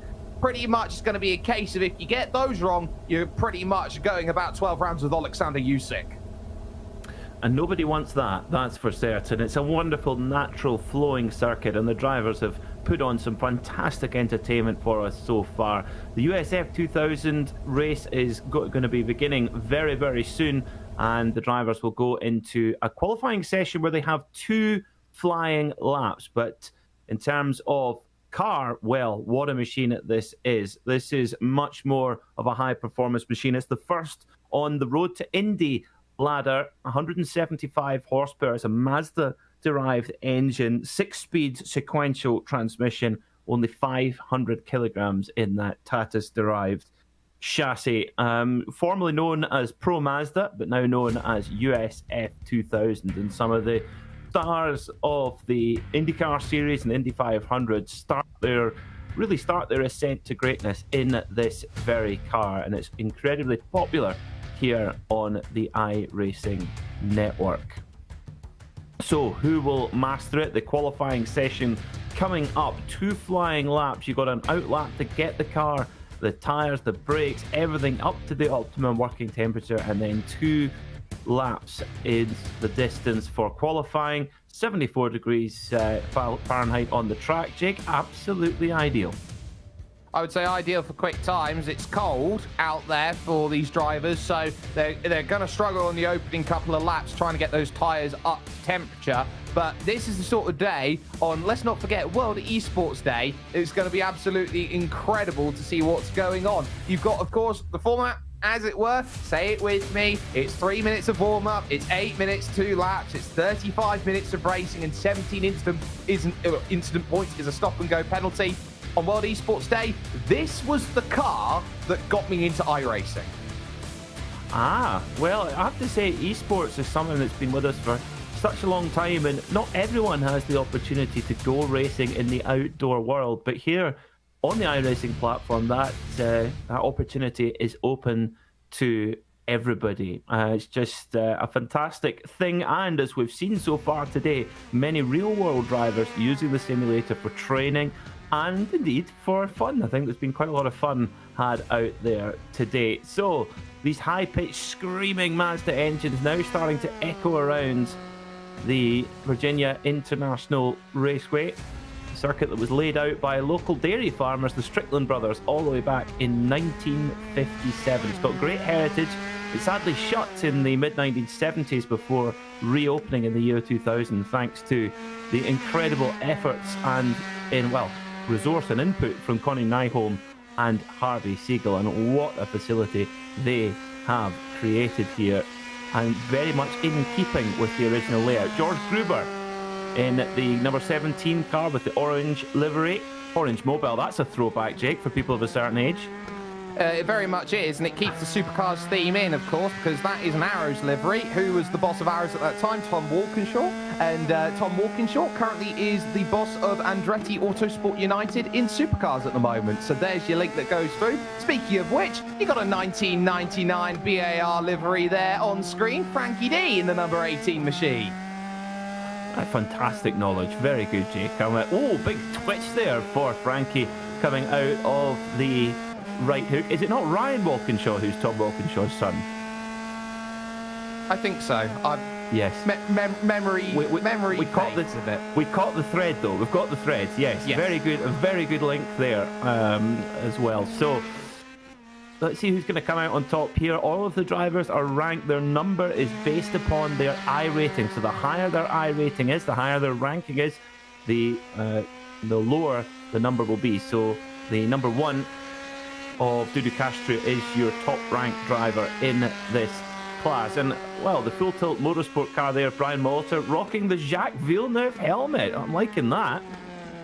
Well, I'm liking what he did last year, because he finished 4th last year in the USF 2000 runoffs, so he's looking to go 3 better this time. He hasn't had much luck over the first 3 races. I think he might have an opportunity to jump up. Other drivers who are in and around the top 10, Caleb Patry, who's had his fair share of Christmas cards he's been struck off over the course of today. Melito going around. Patry, who's just gone the fastest because he's put the only time in, was 3rd last time out. And then, of course, you've got Nagisa Yoshikawa, who finished 6th.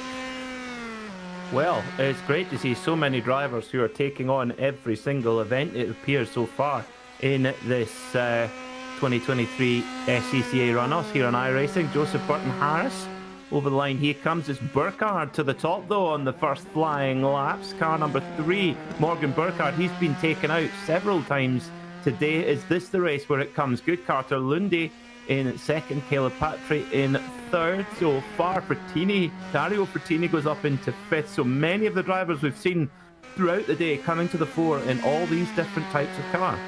But the difference is that for the first time, it's a big gap in qualifying. Only the top 5 find themselves within 1 second at this moment. Morgan Burkhardt putting in some great times, but Carter Lundy, lest we forget, won the Formula Vs, is proving that you add some power, you add some downforce, he's still very much going to be as much of a threat here today. Morgan Burkhardt, he is from the Virginias, so you would say he has the local track knowledge and the understanding here that he should be going out there, but he is being hounded by the Canadian behind him in terms of qualifying effort. And you compare the lap times, there's what were 32 seconds difference in the lap time compared to these USF 2000s, compared to the Formula V that we started with at the beginning of the day. So huge step up in pace. That all comes from the slick tyre, but also the aerodynamics of these machines. You can carry so much more corner speed in these cars, and a little bit quicker down the straight as well. Braking will be much later. We've seen 3 fantastic pack races so far, Jake. Will this be a little bit more of a purist race, or will we still see the big bunches? Well, if Carter Lundy can put a time that's a tenth and a half quicker than Morgan Burkhardt's lap that's just gone through, this is going to be a lot more open, in my view. I don't think we're going to see this be a pack mentality race. I think we're going to see maybe 2 or 3 look to try and break away. I think this is more of the, if you've got the pace, you're gone style race out at the front. I think we've been blessed with 3 incredibly close races. This is going to be the one that I think stretches itself out just a little bit more as those times go in. The likes of Liam O'Sullivan jumping up into 8th place then with his 48 flat. I think we're in for a really good showcase of fast driving here today. Yeah, this is going to be superb. And then, of course, next race up, we have the GT4s. Much heavier, much more powerful machines with way less downforce. So completely different kettle of fish coming up with the GT4s, with cars from Porsche, BMW, McLaren, Aston Martin and Mercedes. So a choice then for the drivers, and see who makes the right choice there. Indy Cassie, car number 20, on at the moment sitting in 10th, but a second and a half off pole. That's much bigger gaps, as Jake alluded to, than we've seen in the other races so far today. But it looks right now that the number 2 of Carter Lundy is going to start on the pole, with Morgan Burkhardt right along beside. Then it's Patry and Frattini. So those top 4, they have competed throughout the day in various cars. So they're wanting to kind of be the unofficial SCCA runoff champion by scoring as many strong finishes across as big a variety of cars as possible. Up to the line comes Indy Cassie then, car number 20, improves a 148.176 and stays in 11th place.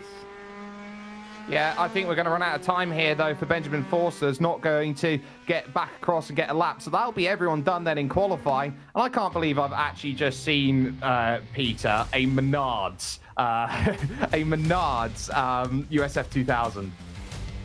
Well, of course, they have a presence in the NTT IndyCar series, and that's where they're inevitably the drivers in the USF 2000s will want to be. So, yeah, fantastic. Carter Lundy and Morgan Burkhardt will be your front row then, with Caleb Patry and Dario Frattini on row 2. Then it's Brian Molitor and Joe Fortin-Harris. Row 4 sees Dudu Castro and Nagisa Yoshikawa, with Liam O'Sullivan and Chris Wetz on row 5. Indy Cassie and Frankie D pull off from the 6th row. 7th row is Thomas Renders and Benjamin Forster. Then it's Thor Tulo, Jason Miller, Harley Keeble and Megan Overstreet rounding out the 9th row. Then it's Ash Dainty and Tobias Siegner, with Cole Trexler, Kevin Parrish, Zach Thomas and Sean Cranley Swash rounding out the first 12 rows here. Then we move on to Mark Chorley and Rob Craig, with Andrew Wozencroft and George Gruber behind them on row 14.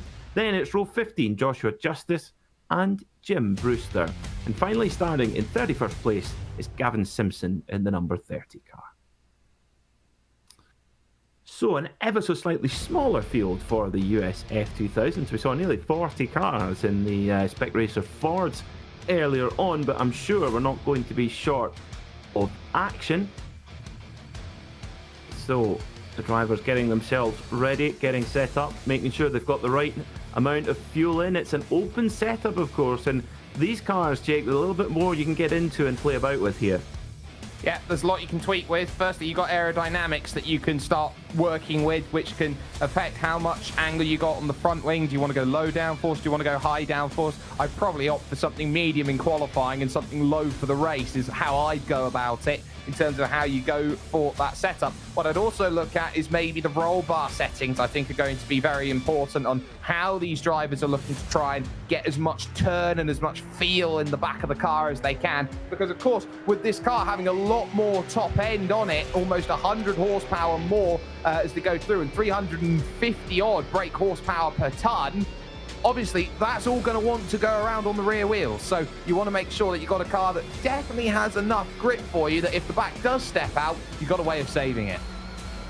Yeah, the drivers will be wanting to generate as much temperature and pressure as they can in the Cooper tyres in this warm-up lap. If you like what you've seen today, log on and join us. Join the family here on iRacing.com. You can sign up today and get 40% off new memberships. So that certainly warms the cockles of my Scottish heart. Getting a discount on anything is always a good thing.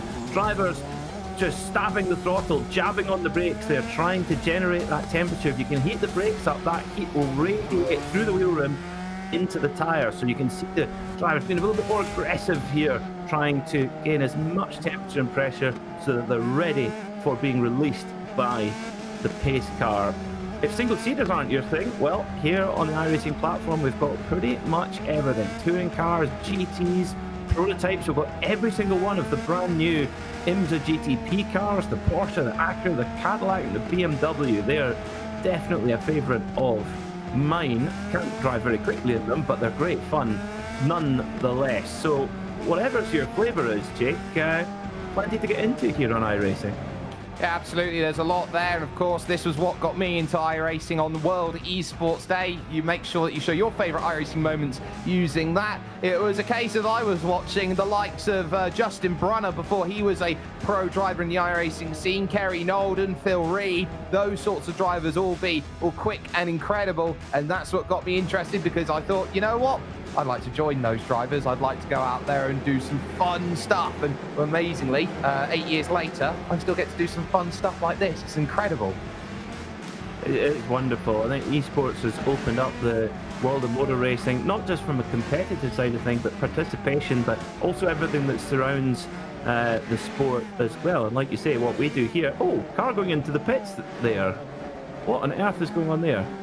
Oh, there's only the other pits there, Peter, so... Can you drive through them? Okay, I've never seen that one before on a warm-up here at Virginia International Raceway.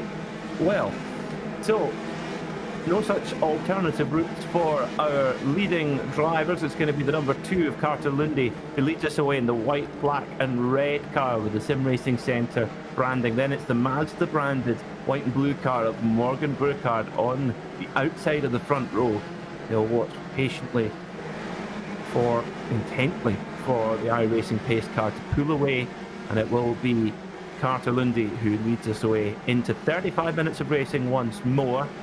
Let's see who's going to come out on top. Will we get our first multiple winner? Carter Lundy got the job done in the Formula V's. Let's see if he can do it again here in the US F2000s. Pace car pulls away then. The field bunches up in a 2x2 formation.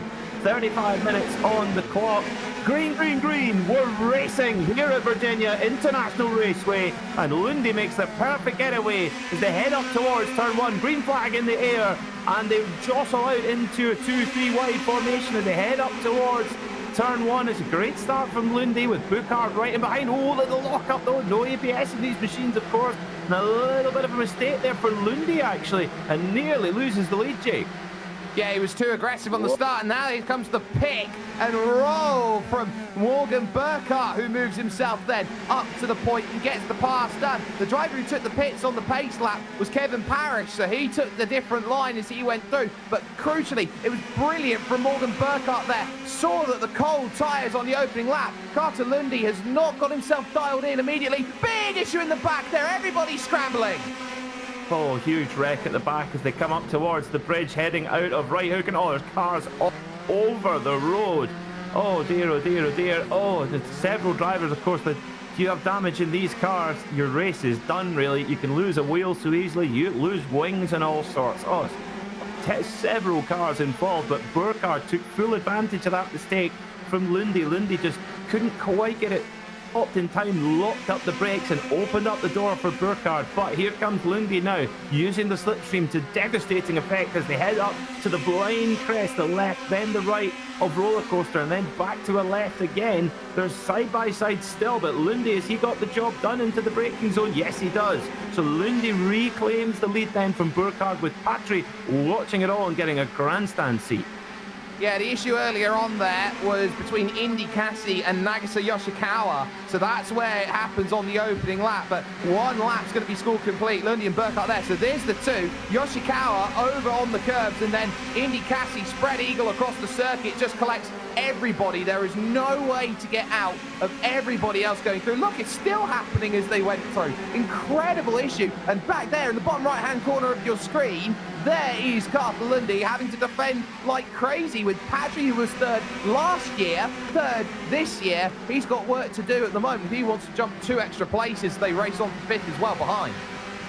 Well, I think Patry might well get a little bit of fortune and favour coming his way, because it looks like Lundy and Burkhart are not in any kind of pattern to work together to pull away. They appear to be going to be playing for keeps from the word go, which is going to be great for us for entertainment perspective. Lundy leads with Burkhart right in behind him, and there's quite a chasing pack. Patry the closest there in third, then a little bit further back is Frattini, who leads the second group. Then it's car 7 of Burton Harris, and that sort of faded yellow and blue colour scheme. Then right behind the full tilt motorsport car, the number 11 of Molitor.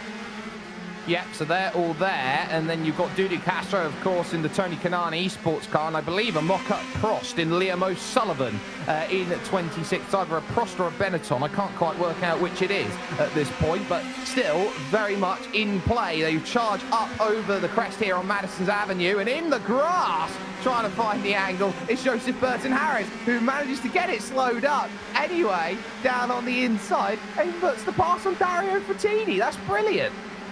Well, I had to take the risk there and managed to pull it off. Great move from Burton Harris, using the grass there, but had to get it back on terra firma before hitting the brakes, but managed to do that. But it's Lundy who leads then from Patry, then it's Burkhart, so we've got to switch around then. Car dropped back down to third, and who's that on the... it's one of the driver coming out the pits after repair, so yes, they'll drop a lap down. Yes, well spotted. Yeah, so long race ahead then for Yoshikawa. And that is not quite red 5 making the move, but definitely one of the mock-up 80s, early 90s Williamses making that pass. And I'll tell you what, that was nice and comfortable there for about 16th position. So you found Zach Thomas there, driving around in that livery, making the pass, and he's now got the lap down Rob Craig that he's got to deal with as well. And it looks like there, number 4 starting to drop back a little bit as well. And then you see Mark Chorley looking to drive about then and try and get as much as he can out of it at this moment. Yeah, great throwback livery for the Williams. I hope that one doesn't have active suspension though, because that is not allowed in USF 2000 racing. Battle for fourth as they make their way through a little bit of lap traffic there is led by Burton Harris. He's got Frattini right in behind in the other blue and yellow car. Just on the bottom of the screen there, I believe that was running off the road. Mark Chorley having a big issue at South Bend, able to save it.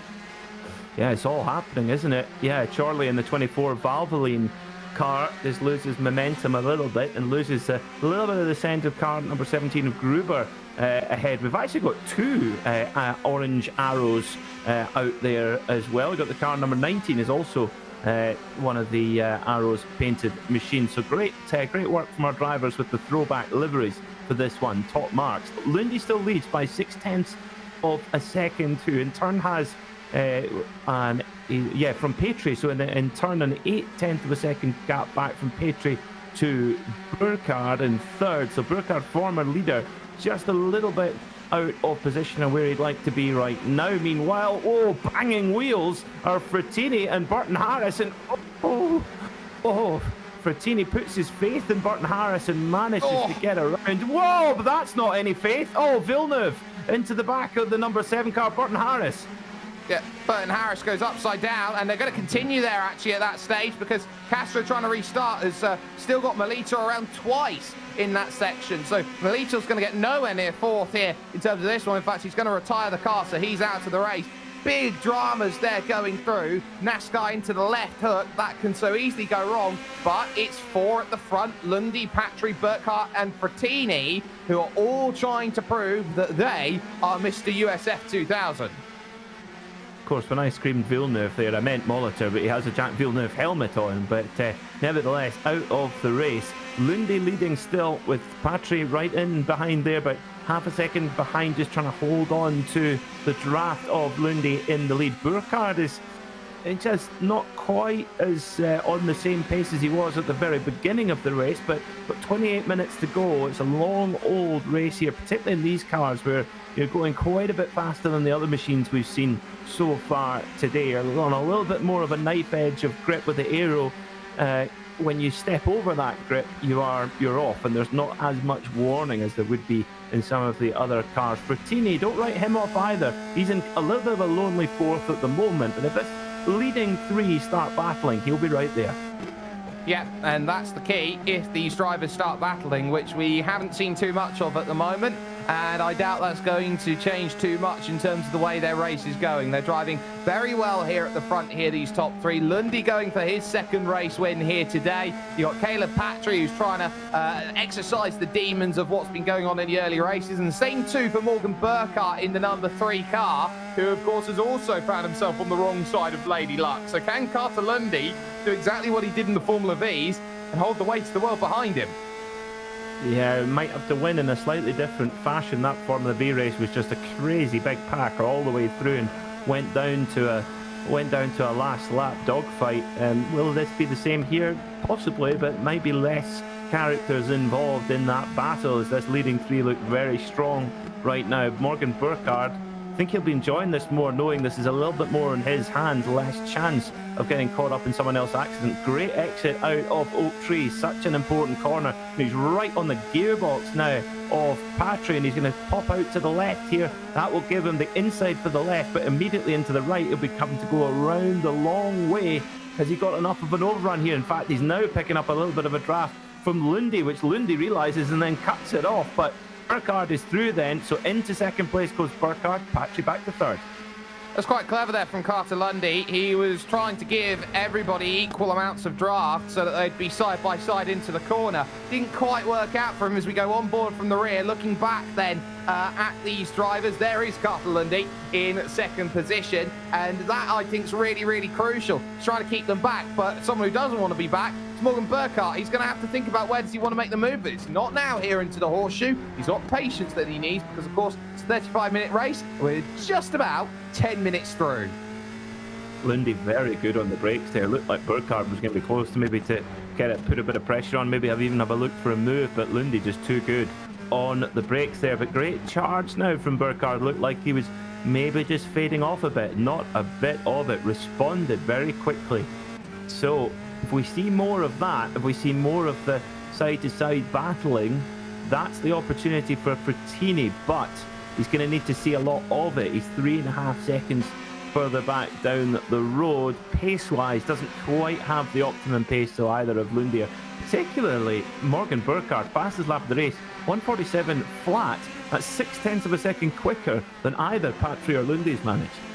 He's a bundle of energy at the moment here is Morgan Burkhardt. That much you can definitely say. You can feel the anticipation just in the way that he drives, that he's pretty much on the edge of his wheel, trying to get going, going, come on, I want to get by, I want to get through, I want to drive at the front where I'm not having to be held up by cars in and around me that I'm racing. I think he absolutely wants that race lead, and he's going to make the move right now, moving over to the left-hand side of the circuit and being given it by Carter Lundy, who sits in behind and almost tagged him. Yeah, Lundy giving plenty of room there to Burkhardt. Maybe just happy enough just to tuck in behind Burkhardt, get a little bit of a study of his rival and see where the advantages and disadvantages are. It's sometimes a really useful exercise to just see which areas you're quicker than your rival, or if you're slower, what line are they taking? And you can perhaps emulate that line and gain a little bit of lap time. So just sizing each other right up right now is a couple of heavyweight boxers. There's a little bit of traffic to negotiate for these drivers, because so many drivers ended up in the pits on lap 1 after that incident. They've had to rejoin after repair, so we can have a little bit of traffic to deal with. Is there a little bit of scuffing there on Carter Lundy's front nose there after that little bit of contact there? That might be a little cause of concern. He was on the radio actually to Morgan saying, Morgan, do I have damage after that hit? Meanwhile, as that happens there, I can't work out whether it's Benoldi or Heinz-Harald Frentzen at the moment in that battle, but at the moment, some great stuff going on 14th, 15th, 16th and 17th at this point in time. Zach Thomas, Nagisa Yoshikawa, the lap traffic there, and then you've got Georg Gruber, who is driving around in the 17 Arrows inspired car with Cranley Walsh just behind, all trying to get in. And it's a lovely little group going on right now that find themselves pretty much riding themselves nose to tail at the moment, and they've got work to do as they now charge up through the upper limits, I would say, of this VIR circuit. Yeah, and I bet in one of these high downforce single seaters coming through the S's, they absolutely flat to the boards. Just so exciting. Is Burkhardt now getting a pressure now from Lundy, who's going to try and hook it around the outside. Yeah, you can tell there's very, very good respect between these leading two. They're not throwing any blocks. In fact, they're actually almost facilitating those overtakes and playing this one quite smart. But they do have a little bit of traffic to negotiate. Now, the iRacing regulations are that you do not have to basically jump out the way. You can maintain your line. There is no obligation to move out the way. Many drivers take it upon themselves to allow drivers through, which is great, but that is what the regulations are. So the leading drivers have to be very wary of what the lap traffic is going to do. It can be sometimes a shade unpredictable. But Lundy going quite defensive now as well. Burkhardt's going to try and hook around the outside as they go through NASCAR, but Lundy hangs on just for now. But great motor racing at the front, and meanwhile, Patry in car number 6, he's just watching all this going on, thinking, well, I'm going to be the first benefactor if this all goes wrong. This is Renders, who found himself around then over at the Oak Tree corner.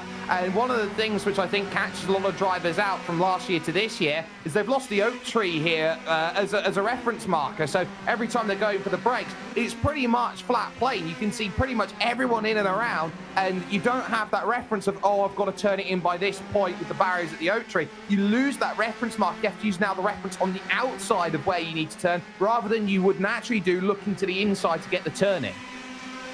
Yeah, the Oak Tree is missed in many ways, particularly from a performance side of things. As Casper Lundy leading, but he's Carter Lundy, excuse me. Carter Lundy's getting just a tiny bit of slither of slipstream from the lap traffic ahead, but now might get held up a little bit. Just an opportunity for Morgan Burkhardt to try and pick the pocket as they come down the hill towards Hog Pen. Just blending out the throttle there, then right back on the gas again for the long run up the hill. But here comes Burkhardt now as we ride on the back of Carter Lundy's car, and Burkhardt just getting close enough, but not quite taking the full run on as they make their way past the lap traffic with ease. That was telling on the radio. Morgan Burkhardt said, I'm not fighting. And that, I think, is the first time we've heard Morgan Burkhardt say that. He didn't want to make the move into one. I don't think he wanted to make the move because of the lap traffic, but I think it'll be game on from there. I wonder if he's maybe, Peter, shown too much of his hand on where he can make an overtake compared to, say, Caleb Patry, who has been very quiet to the chest. Well, further down, Megan Overstreet, car number 10, has had a spin, unfortunately. Let's get a look at it at the oak tree. And, just a tiny touch of the curb. And I don't think he's quite expecting to clip the curb and had the throttle already open. And, whoa, nearly loops it again. Reverses it off the road and gets back going again. So that's a pity for Megan Overstreet. She's in 18th at this moment in time. So, yeah, interesting to see what's going on at the wheel of Morgan Burkhardt's car. There seems to be an amazing respect, almost unexpected amount of respect between Lundy and Burkhardt, and they seem to be working together and almost pausing the action before they get to that sort of last 5 minutes dogfight. But do not write off Caleb Patry, because he's just watched all of this go on. He's studied it all. He's able to run their pace. So he's the dark horse in this battle. I've just seen the most brilliant bit of comedy from Ash Dainty down in 20th position. He's just said, I wish there was a competition caution so he'd have a chance to get back in. He's 50 seconds off the pace at the moment. Carter Lundy still holding off, and it's very much a case that Morgan Burkhardt is going to sit. He is going to wait. He is going to say to Carter Lundy, I can make this overtake anytime I want. It's psychological, isn't it? It is very psychological. Is this all just a game from Burkhardt? Is it saying, oh yeah, we're all great pals, and then all of a sudden, bang, it's a dive bomb at the last on the last lap? Yeah, very interesting stuff here at the front of the field. We're not even quite, just coming up to half race distance, so of this 35-minute encounter, and at the moment, well, it's very much held in stalemate between Lundy, Burkhardt and Patry. He's the unknown quantity, he's the wild card right now. And it's interesting because Lundy, he's just, running a very smooth line as well. Burkhardt there. Yeah. Hearing some problems for our Nigel Mansell car, Jake. Well, we were having a joke before all of this started that the mustache gave a little bit of extra downforce, and my word, did he need it there. Oh dear. Yeah, maybe one of his eyebrows fell off and landed in his eye. It distracted him slightly. But, it's like, something not right at the wheel of that number 31 car. So Lundy holding on to the lead for now. Burkhardt taking a watching brief. The gap-wise, it's about the same as it was back to Frattini in 4th. So just under 3 seconds the gap there, with 2.8 seconds back from Patry to Frattini. So Frattini's going to need a little bit more jiggery-pokery and argy-bargy going on with this leading 3 to try and bring himself into that leading battle. Then there's an enormous gap back to 5th. 14 seconds is your 5th place driver, car number 19, Harley Keeble. So a much, much bigger stretch out in pace here. Well, they're battling quite well there. Harley Keeble is the other one, of course, of the arrows that are out there, and he's up 12 spots from 17th to 5th in this race. He's having a fantastic run. So too as well is Tobias Siegner, who's up 12 places in this race. And then you've got the duo of Gail Gruber and Joshua Justice, who are up 16 places each. Wow, that's huge moves.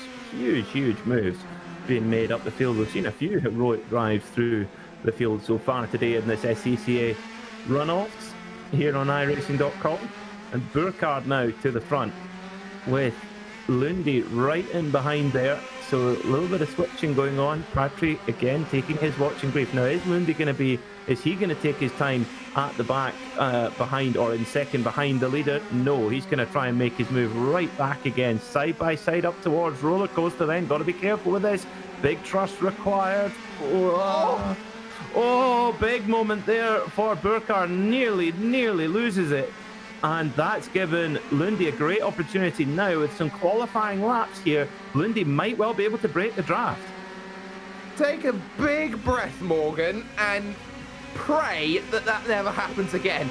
That was right on the edge of losing it, and he's done very well to save it. And not only that, have a half chance into the horseshoe, which he doesn't take. Amazing how strong that draft is. It looked like Lundy might have been able to make a break. Well, that's gone out the window. So Burkhardt, that was nearly race over.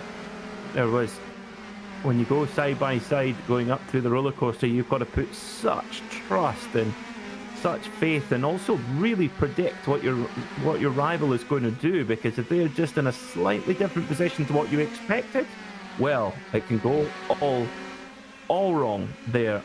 So car number 2, our leader, Caleb Lundy, absolutely on the pipe with Morgan Burkhardt right behind. Let's ride on board with them and go iRacing full throttle.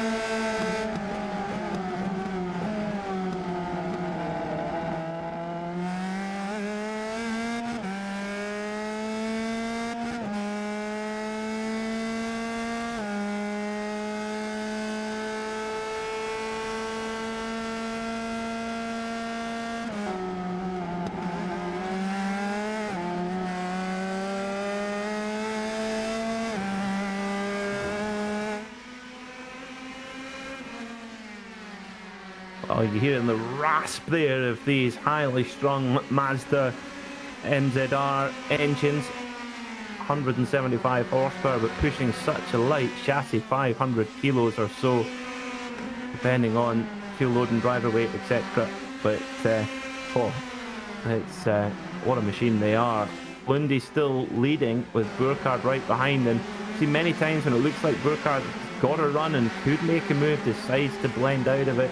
And Patry, meanwhile, yeah, you see with Burkhardt blending out of it, Patry just copies it and just does exactly the same thing, doesn't try and upset the status quo much. No, absolutely not. But you've got a brilliant battle here on the top and on the bottom, actually, for 20th position. The Castrol car of Ash Dainty, and also there, the Menard-style car there of Indy Cassie having a great race at the moment. But with Morgan Burkhardt now at the front and Lundy second, Patry third, when's Patry going to make his move? Just has sat and waited, and I think the moment he pushes his chips in and says, I'm all in, everybody else is going to go, oh, I'll flip the table. Well, it looked like just whoa, another spin for Overstreet, same corner coming out of Oak Tree. So Oak Tree turn not being kind to Megan Overstreet, and she's got back, going again. So, well, 11 minutes and 10 seconds to go. Burkhardt in the lead, but here comes Lundy. We've not seen this move yet. Lundy, shoves it up the inside, but Burkhardt gets it on the cutback there as well. Very, very exciting stuff. Burkhardt then into the lead, then ahead of Lundy. Patry still there. He is in this conversation. He may well be a side note at the moment, but he might not be like that forever. Lundy's going to try and make it side by side through the S's. That never works. Comes up now towards South Bend. Really fast, blind left-hander. Burkhardt leading, but Lundy seems that, though, Jake, is that Lundy's quite a bit. He's definitely more comfortable leading. If he gets the chance to lead the race, he takes it, unlike Burkhardt, who has taken many opportunities to just stay behind. I think what we're seeing now is that they've woken up.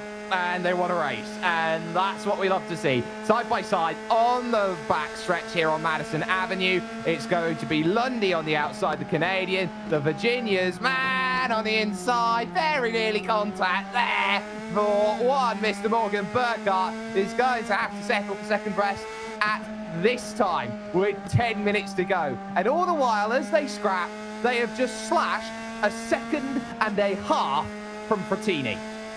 Well, that's the cost. And Frattini now, he could join this group, and I think Lundy knows it. He's seen Burkhart get the run, he's opened the door, but then goes to shut it. Patrick's got the double bubble draft. Patrick going to go for it. Straight in the back of Burkhart, they all go off! Oh, Patrick's slow. Burkhart still holds the lead, and here comes Frattini in the blue and yellow car. Oh my goodness me, Burkhart leads, but Patrick, the first move he made to try and move for the lead, and bang, he plows into the back of Burkhart, and Lundy, he drops back into fourth. Now, surely, Jake, they did not get away damage-free there. I don't know how that was going to line itself up. Everyone's going to go for it aggressive, and then just like that, suddenly 1, 2, and 3 on the outside of the horseshoe end up collecting. That's all on Caleb Patry there, who just locks it up and doesn't put himself in the right place. But somehow they've all got away with it here, and now they've got an opportunity as they rush forward. Very, very fortunate they've still got a race, but they've added Dario Frattini into the mix. The perfect doppelganger name, we believe, for Dario Franchitti. Yeah, if we've got any copyright issues, he could be our Dario Franchitti. So, car number 3, Morgan Burkhart, I think he's got damage to the rear because that was a big hit. And you saw it coming through South Bend there, got a very big wiggle on a corner which is normally okay. So I think Burkhart's car is a little bit wounded there at the rail. All of a sudden, Dario Frattini is into the lead of this race, having seen like he was out on his own island. We knew that if the leading bunch started to battle a little bit more furiously, that could open a door, and boy did it, and he's walked straight through it. Now, has Lundy got away with that? I think he maybe got the lightest amount of contact. So, it's your number 2. Carter Lundy, is he now able to mount a challenge against Frattini? We don't think Frattini has quite the outright lap speed, but this is a dogfight. Outright lap speed sometimes doesn't make all the difference. We've also got on the bottom of the screen what's on for 5th, because O'Sullivan has just walked it off the road and will now fall outside of 5th place and back to 6th. And we'll now have to deal with Siegner getting back on into pace. But you're absolutely right there, Peter. It's going to be a case of what Lundy can do with Frattini. And the difference has been that Carter Lundy has only been in for the open wheelers. He's had 2 hours of rest. Dario Frattini has raced 4 straight races here, and surely the fatigue is going to start setting in, that tiredness factor of doing lap after lap in different machinery. And it's relentless. It's 35 minutes. You get a couple of minutes break and you're straight into the next car. You've got to get new braking points. You've got to get new turning points, everything. And yeah, Frattini has been, I think, the most consistent performer across those who have competed in every race. But Lundy, he's trying to become the first double winner today after 4 races of asking. Well, 6.5 minutes to go. Lundy's right in on the gearbox of Frattini, and he's actually taken a leaf now, is Lundy, out of the Burkhart playbook, where he's actually sitting in behind Frattini, not going for the move and trying to make a breakaway. There's a reason why you don't want to go for the breakaway, because you've still got the group of Patry and Burkhart behind, and they're trying to gap them 1.1 seconds, that margin, and that's a crucial matter of fact. They can get that gap open to 1.5. It's not a case of you're racing 3 other people for the win, you're racing 1 other person for the win. That's the key to Carter Lundy. Yeah, and I think we could see Carter Lundy just sticking behind Frattini for the rest of the race up until that last lap, that last run out of Oak Tree, and then using that strong slipstream to make the move, and of course minimize the risk of bringing Patry and Burkhart right back into the mix. But I think the rear of Burkhart's car has got some sort of damage. It looks a little bit wild at the rear for him, and because he did take a big hit from behind. He did. I don't see anything visually that's causing him the trouble, but it very much might be that there's a little bit of something there that's not getting him quite right, and he's just been on the wrong side of Lady Luck all of the time, really, over the course of these 4 races that he's had. If he didn't have bad luck, then he might as well have no luck at all, the way that his racing has been going on. Up the hill then, looking for the Oak Tree corner here, trying to pivot off the exit and attack and get that power down as early as possible. And you're catching that curve. You have to be careful, especially in this car, not to put the power down too early, because we've seen twice with Megan Overstreet, Peter, what the compression damping does. Yeah, great point. It's easy to lose it on the exit there. And of course, whenever you've got the revs up high and it can just spin the wheels. So it does seem Burkhart's car looks pretty edgy now. I don't think it's in the right condition at all. Patrick hanging on to that 3rd spot for now, but Lundy has gone past Fruttini. So we thought that he was maybe going to wait there. Well, I was wrong. Lundy's just gone by Fruttini for the race lead. I'll tell you what, Fruttini gave him it. And I think that's a deliberate strategy here from Dario Fruttini, as Burkhardt makes the pivot now to go to the inside here and pull the move that Patry tried to pull. And he is going to get it sorted. Can he cover the inside off on the exit? No, he's going to have to give him a channel, but it's the outside channel, which is not what he wants, and nobody watches the outside channel. So just like that, it's 3rd place. Oh, massive moment there for Burkhardt. Well held, full lock oversteer, and I'm convinced that car is really not in a good shape, but Burkhardt is wrestling it to the finish here. Fantastic driving, a story of what could have been for Burkhardt, and immediately on the straight, Patry getting a bit of a run on. Patry very lucky to have any front wing at all after that impact a few laps ago. 3 minutes and 26 seconds to go. Lundy leads, but Fruttini right in there behind him. Is Fruttini now playing Lundy at his own game and deciding to stay behind himself? Oh, I tell you what, he's trying to play, and there's 2 takes into the corner from Morgan Burkhardt. He has a very rear-happy car now. The balance looks like it's off, and he's having to find out firsthand just how difficult it is. Here comes Fruttini, though, to make the move with 3 minutes exact remaining in this 35-minute race, and to the point he goes. But again, is it too early? Well, it's almost an after you, Governor. No, after you, sir. For Fruttini and Lundy here, but what they are doing is not slowing each other up and throwing themselves into the clutches of Morgan Burkhardt and Patry, because they would just throw all caution to the wind. It would just be a bonus for them to be in the leading fight at the moment. But no, there's a little bit of a gap back now. 2.5 minutes to go, 2 laps to go here at Virginia International Raceway. What has been a thrilling US F2000 race. Now it's going to be Lundy who goes up the inside, and Fruttini leaves the door wide open and says, "Arrow, after you." Well, I tell you what, you've got the 2 most gentlemanly sim racers out there in the whole of VIR at the moment. At the front, they will happily give each other the race lead at this point and say, you know what, I don't want it. I want someone else to have it. But they can't continue to play that game forever, because old Father Time will creep up on them, and somebody is going to be left hot potatoing, effectively, the race at that point in time. You can't keep handing it away, the race lead, and at some point go, oh, I've still got it. That's what you want at the end of the day. When do you want to hand it over to get it back? And as that happens, that race for 3rd position, Morgan Burkhardt, I think, has definitely got something wrong, because he's dropping back at almost a second a lap. And Burkhardt, he is having enormous moments everywhere. He is fighting like a lion here with that car. Coming through South Bend, he had a massive yaw again, and just to keep this car on the road, if he could, to be honest, if he could finish on the podium here, that would be like a win for Morgan Burkhardt. He has just not had the luck with him today. It would be a very well-earned podium with a car damaged by no fault of his own. Then it's Lundy going by, Fruttini putting the indicator on. If these cars had indicators, they would be going on saying, no, after you. So, on to the last lap. I think all of those manners are going to go straight out the window now. Lundy leads on to the final lap, but as Fruttini played this game of cat and mouse perfectly, over the line they go. And remember, these two had a great old battle for the Formula V's as well, Jake. How could we forget?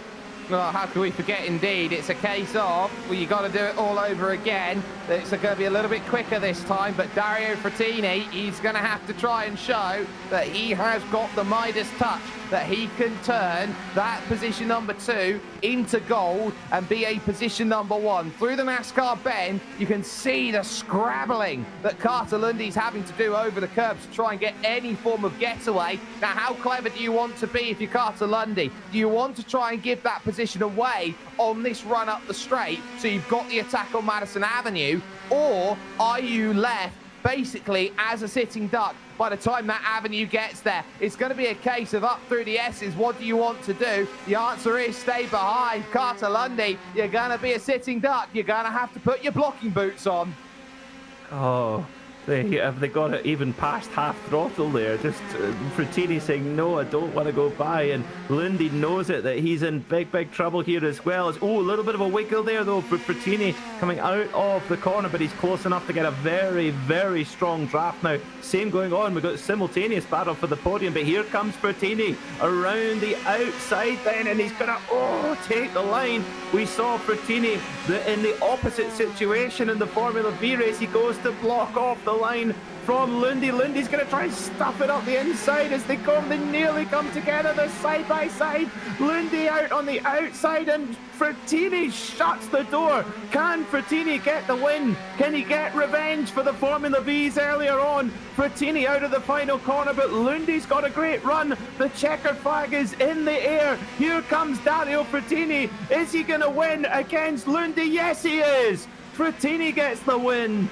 So we don't have a multiple winner, but who got the podium fight? It's Patry. Caleb Patry matches what he did a year ago. He was third in 2022. He's third in 2023 at the USF 2000. So that is how it goes. But Dario Frattini finally himself into the SCCA runoffs and gets one back on Carter Lundy.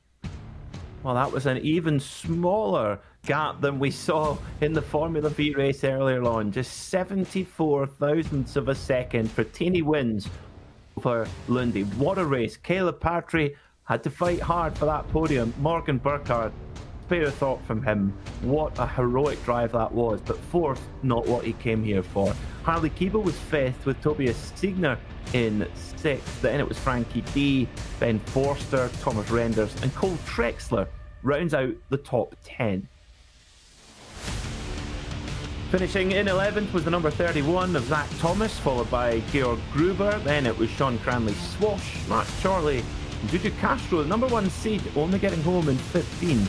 Indy Cassie was 16th, and it was Joshua Justice, Gavin Simpson, Ash Dainty, and Chris West.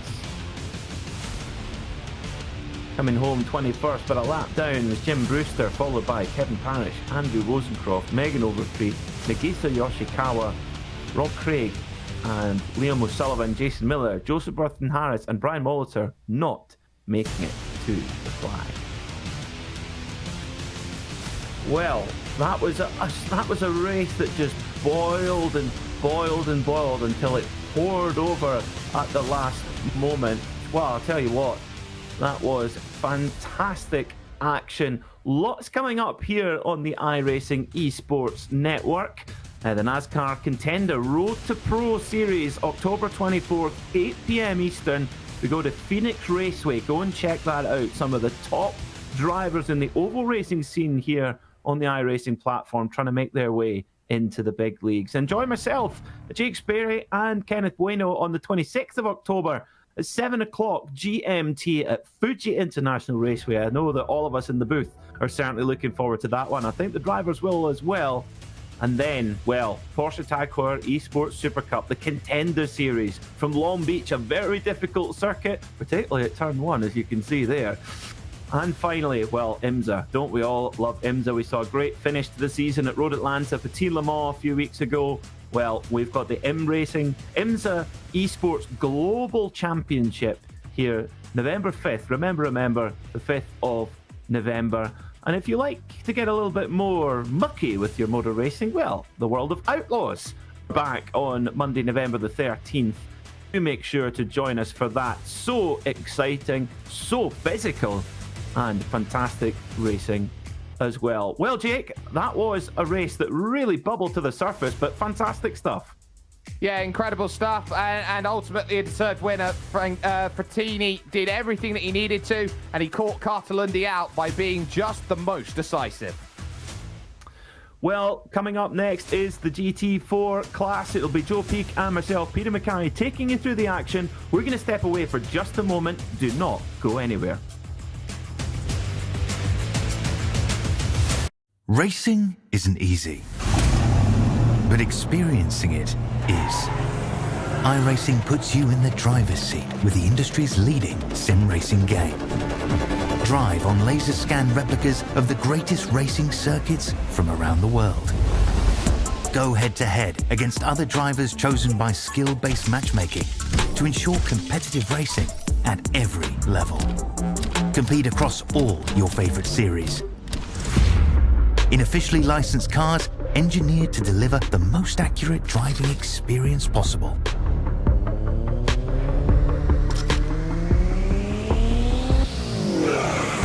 Join a race or host your own with players from across the globe. Race against the computer or in a league with friends. Feel the thrill behind the wheel. Visit iRacing.com.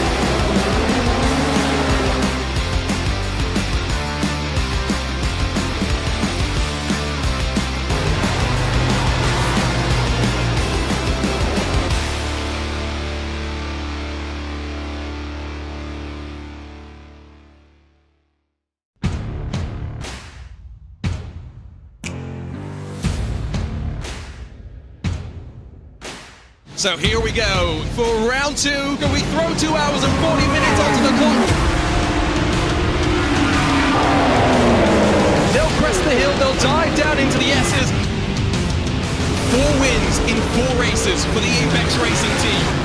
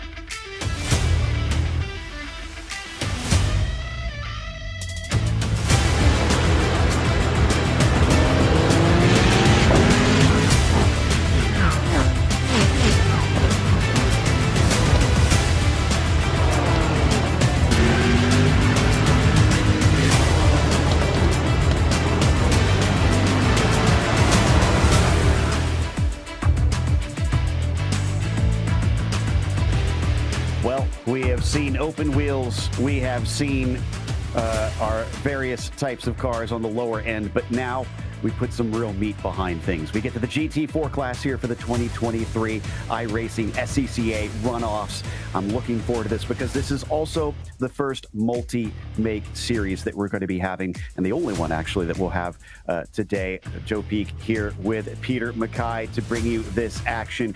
Peter, the cars are obviously all very balanced against one another, but they all have their own characteristics, so it's up to the drivers to figure out which one suits them.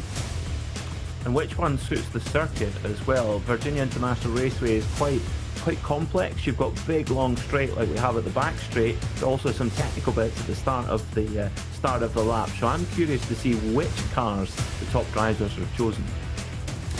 Me as well. I'm sure there's going to be one that's probably a little more popular than the others, but maybe it'll be pretty varied because they've done a pretty good job here at iRacing to make sure and balance all the different makes that they have out there, of which there are quite a few to choose from, of course. But we've had lots of racing here today, as I said, and we've already had the Formula V earlier on with the Spec Racer Ford, then the Spec Miata. Of course, the USF 2000, as we just saw, without anybody winning two of them. Now, it's not all the same drivers, mind you, but we've seen a bunch of them try to do every single race today, and some of them just jump into multiple ones because they like getting to race more than one car here at VIR. Don't forget, of course, we've got the Renault Clio up next, the latest addition here for the iRacing service of these cars. And we see the track once again here, Peter. GT4 cars, more speed. What is this going to change out there? Well, I think one thing is the braking zones. These cars have got a lot more power, but not quite as much downforce and a heck of a lot more weight. They're very close actually to their road-going counterparts. You take the Porsche, for example, it's only 100 kilograms lighter than the full street car with a radio and leather seats. So they are quite heavy GT4 cars. That's going to be the big thing, is looking at the braking and that grip. But they're all brilliant machines to drive, really natural and a good choice. You've got front engine, you've got turbocharged, you've got mid-engine, lots of choice. You know what I would be choosing, but and I know what you would be choosing as well, Joe. Yep. Expect Peter to show up out on a Porsche if you're racing him in GT4s. Me, I'm going to be getting into that McLaren. But we've also got the BMW, we've got the Mercedes-AMG, and of course the Aston Martin Vantage, as we saw in the close-up just moments ago. I can tell you that in the real world, the Aston Martin Vantage, definitely very, very popular. Seems to be a well-loved car in the GT4 class, as a lot of teams do elect to hop into that Vantage GT4. But watch out for the Mercedes-AMG. It's very planted on the ground over the curbs, especially notorious for that. McLaren probably a little bit twitchy, being known on that end. As we take a glance at all the various machinery, 5 different makes to choose from. I think back to when that first Porsche was introduced. The Cayman was the first one to come here, Peter. And the fact that they now have 4 is just a testament to iRacing's dedication to GT racing here on the sim. It is. The GT4 category has been so popular around the world, and there's so many of these cars out there racing in every corner of the globe. The car on screen right now, the Porsche 718 Cayman, has been a hugely successful package. And as you mentioned, the Aston Martin twin shares a lot with the Mercedes, the engine being one, the 4-litre twin turbocharged V8, and this gives a really confidence-inspiring drive. And for the competition that these cars take part in, confidence for the driver is everything, because a lot of the time you'll have an amateur driver paired up with a professional. So for the amateur, really important to give a confidence-inspiring car. Absolutely. And just seeing the Porsche reminded me, I should have reached out to you. I won't get into details, but a couple weeks ago, I had to figure out how to put a GT4 Porsche into neutral, and we couldn't figure it out between 3 of us. So I should have checked with you, because you're the Porsche man. A manual one or a PDK one? An actual GT4 race car. I don't want to get into why, but we had to get it into neutral, and none of us could figure out how. Well, it does share the same as the road car gearbox. It's exactly the same gearbox you would get in the street car, the PDK transmissions. So I would have given it a try, Joe. I can't say I promised. I can't say I've started the race car before. I've driven the road car, but I've not driven the race car. But they are, as you mentioned, so close in terms of their layout. And you can see them out in the qualifying now. So we'll see what the lap times look like for these cars out here. Of course, this is another set of vehicles that do race here in real life, not just for the SCCA runoffs, but in all various series. As you heard Peter mention, quite popular they've almost kind of become what GT3 was intended to become, which is for gentlemen drivers. And look at that. Here we got one with an iRacing livery. I'm going to guess that that's one of our staff members. Yep, there you go, Seth Whitaker. That looks very cool, actually, with the red, white, and blue there. It's almost like an inverted Brumos livery. I like it. I like it a lot. And Seth, he's gone for the mid-engine balance of the Cayman. It'll be very good around those quick changes of direction. A nice balance to it, very, very planted. Maybe doesn't quite have the straight line grunt, but does make up for it in the corner. Yeah, it is quite good in the corners. It's very nimble. So is the McLaren. But like I said, it can be known for being a bit finicky. Also love that we get here on the sim world a lot of drivers jumping across disciplines. Garrett Maines, more well known for racing in the eNASCAR Coca-Cola series, and yet he's made it into top split here in the SCCA runoff. So obviously he's pretty good on both turning left and right, but he's elected to run in the McLaren, and he hails from the Virginias, so home court advantage. Yeah, home field advantage indeed. And yeah, it just shows you the top drivers at the Coca-Cola iRacing eNASCAR level are so good. Of course, there is a road racing road course element to that championship, and if you cannot afford to give any quarter to your rivals, and clearly Garrett Maines has got it right in there. Gresham Wagner, another driver with experience in the, well, one of the real top drivers in the Mazda MX-5 Cup, and also in the GR86s as well, Joe, you were saying earlier. Yeah, I've got to watch him race those in person. He's taken victories in those cars. Another vehicle that first made its debut here on iRacing. So I'm sure he does plenty of practice for a couple of his real-world racing series to try to prep, because not only do they have the cars, they have the exact tracks. Certainly gives him at least a little bit of an advantage, and he always seems to be quick in the real world, just as you can see here as we watch from onboard Garrett Maines up the hill. I think it's going to be a little bit more hairy trying to go too wide through here now in these heavier cars. Yeah, they take a bigger footprint on the road, and yeah, heavier. They don't have actually massive aerodynamic performance. They're much more mechanical grip cars, and like we say, they're so close to their road racing, their road car or street car counterparts. About 80% street car parts, 20% race car.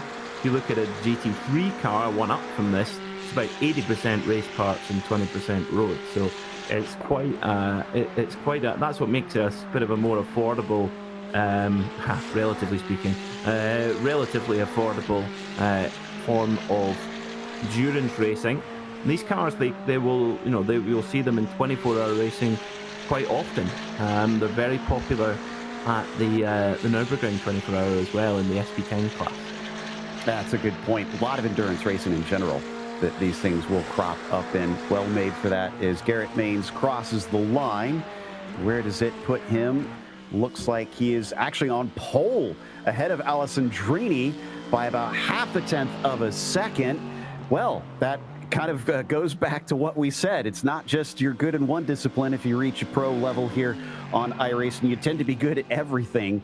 Garrett Maines could add another feather to his cap. Now, what about Hunter McDaniel here in the 13? Well, let's see, but look at the race. This is what the runoffs is all about. Well, the last race winner in the USF 2000s just a moment ago, Dario Frattini, he's down in 19th spot, 1.1 seconds off the top. So these GT4s are really going to mix up the order more than we've seen so far today. Up to the line comes Hunter McDaniel, car number 13. Can he factor amongst the top places? No. Yeah, and just a couple more cars finishing up here. I see Sean Ross out there. Might be able to get a lap. In fact, his first one got deleted. Got about 40 seconds left, so it's going to be tight if he can get to the line in time. But he is going to try his best as he flies into the carousel and down the hill. The number 27 sporting the Porsche Cayman as well. 20 seconds left. I think he can get there. Yeah, gonna have to get a move on though. Running the ambitious Privateer White or Tipex sponsorship or Whiteout sponsorship to give it its American name. But a few of these cars live here at VIR. The Hardpoint team base themselves here at VIR. Over the line comes the 27 machine, but no lap set there, unfortunately. Ooh, must have had another off. Well, that will settle our qualifying, and the drivers start to grid up. But for today's race, Garrett Maines has managed to take the pole over DJ Alessandrini, who returns for another go at things. Nicholas Fontana will start from third, as Justin Rame will be in fourth position. Yaounzi Lin also coming back for another round here. He'll start from fifth position. To his outside, it's Patrick Kingston. After that, Greg Hoopler will be in seventh, and Pascal Stix will be eighth. Nahuel Fredis will be in the ninth position.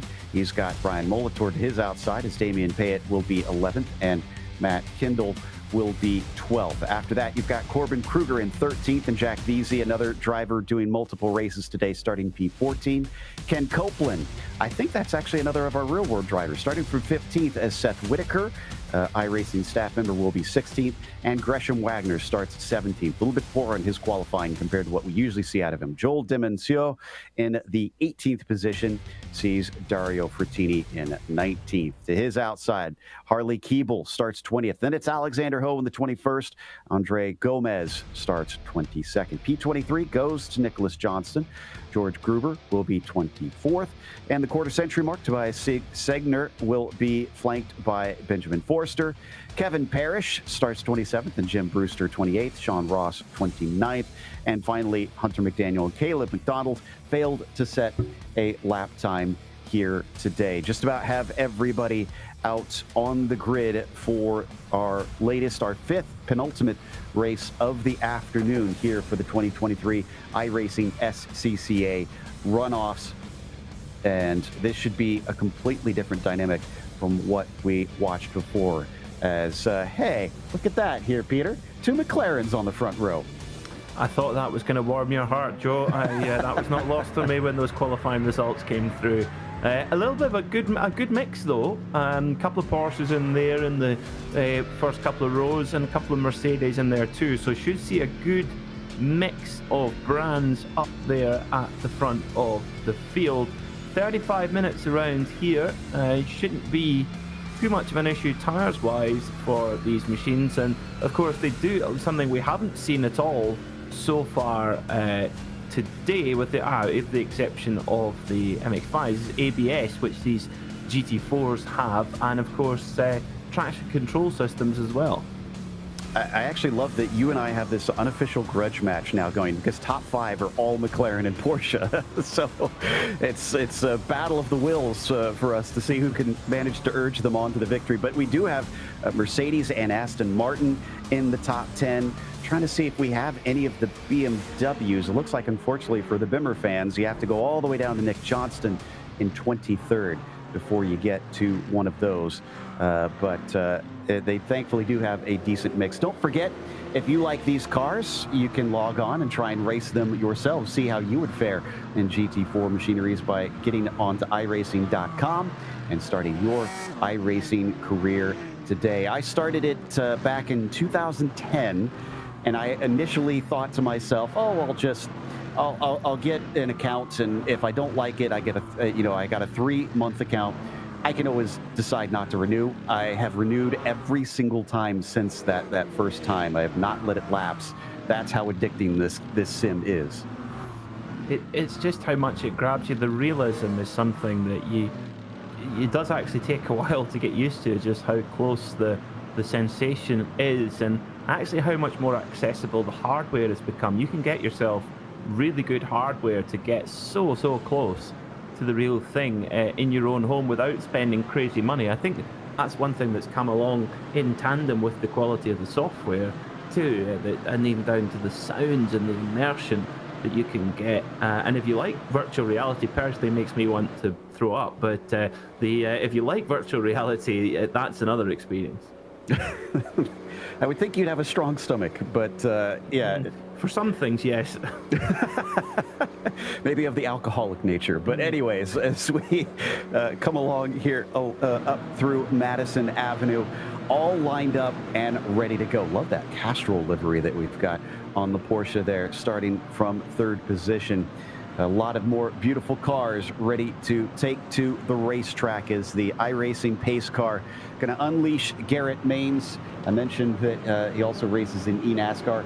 He is apparently, I guess, trying for GP Turn, Pest Contender, IMSA Global, and Woo Sprint cars. So he does a little bit of everything at the top level. Apparently very multi-talented, but he's going to have to prove himself here in the SCCA virtual runoffs as we get ready to take off.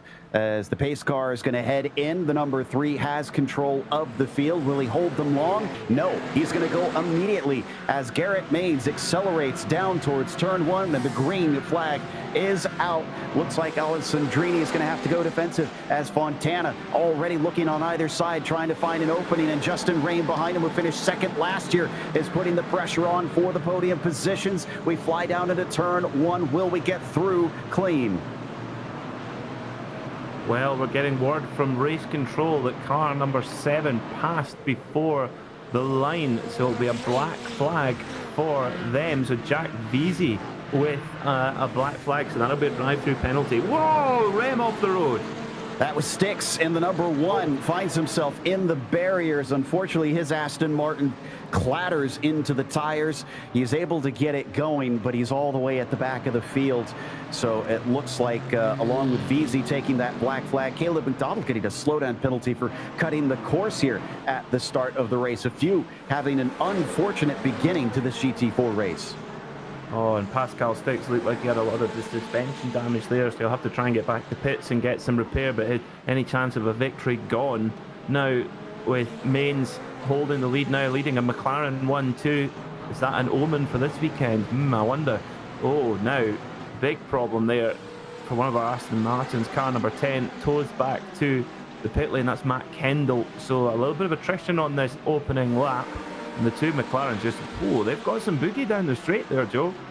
Yeah, right now they're holding off the Porsche of Nicholas Fontana. Kendall, I can report to you, had an off in the climbing S's. They're so fast, you rarely have soft hits there, and unfortunately, he blasted it into the barrier in the end. But, yep, it is going to be a McLaren 1-2, but your Porsches are keeping them honest. That 11 of Fontana is only behind by half a second.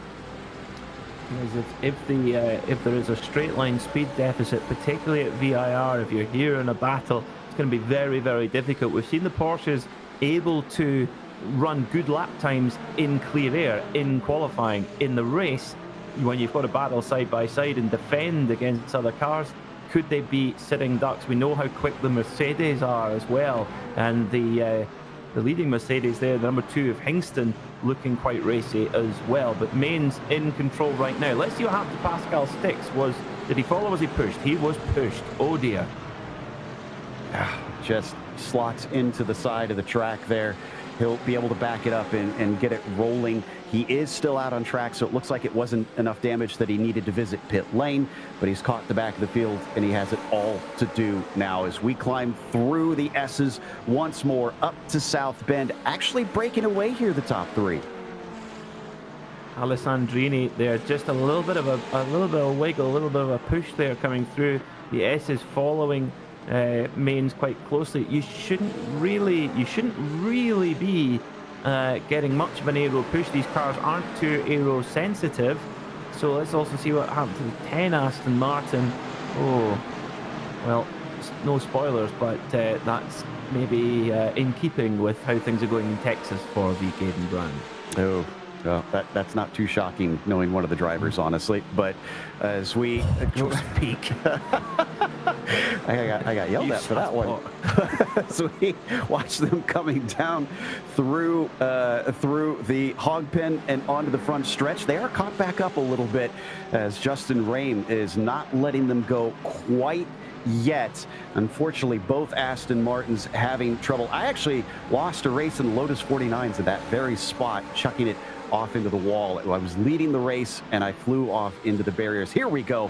Battle for the lead between Alessandrini and Maines. You know, we've all been trying not to mention it all day, Joe, but it's good that you've brought it up, that Lotus 49 win that went begging. That's good. I'm glad you've come to terms with it now. That's good. Well, it's closer than I've ever got to winning here at VIR. Alessandrini he's really trying to hustle Mains, putting him under pressure here. Wonder if he's plotting a move, because he's just all over the back. Thing is, with these cars, with the ABS and with the traction control, etc., but particularly ABS, you just slam the brake on as hard as you can, and therefore it makes it quite difficult to make a pass, particularly with these two leading drivers when they're on such an even pace. Yeah, it's looking like it's going to be a tough one for the two of them. Almost think they need to work together a little bit up there to try and bring the win home, or else Fontana is going to be ready to pounce. There we see the three up ahead.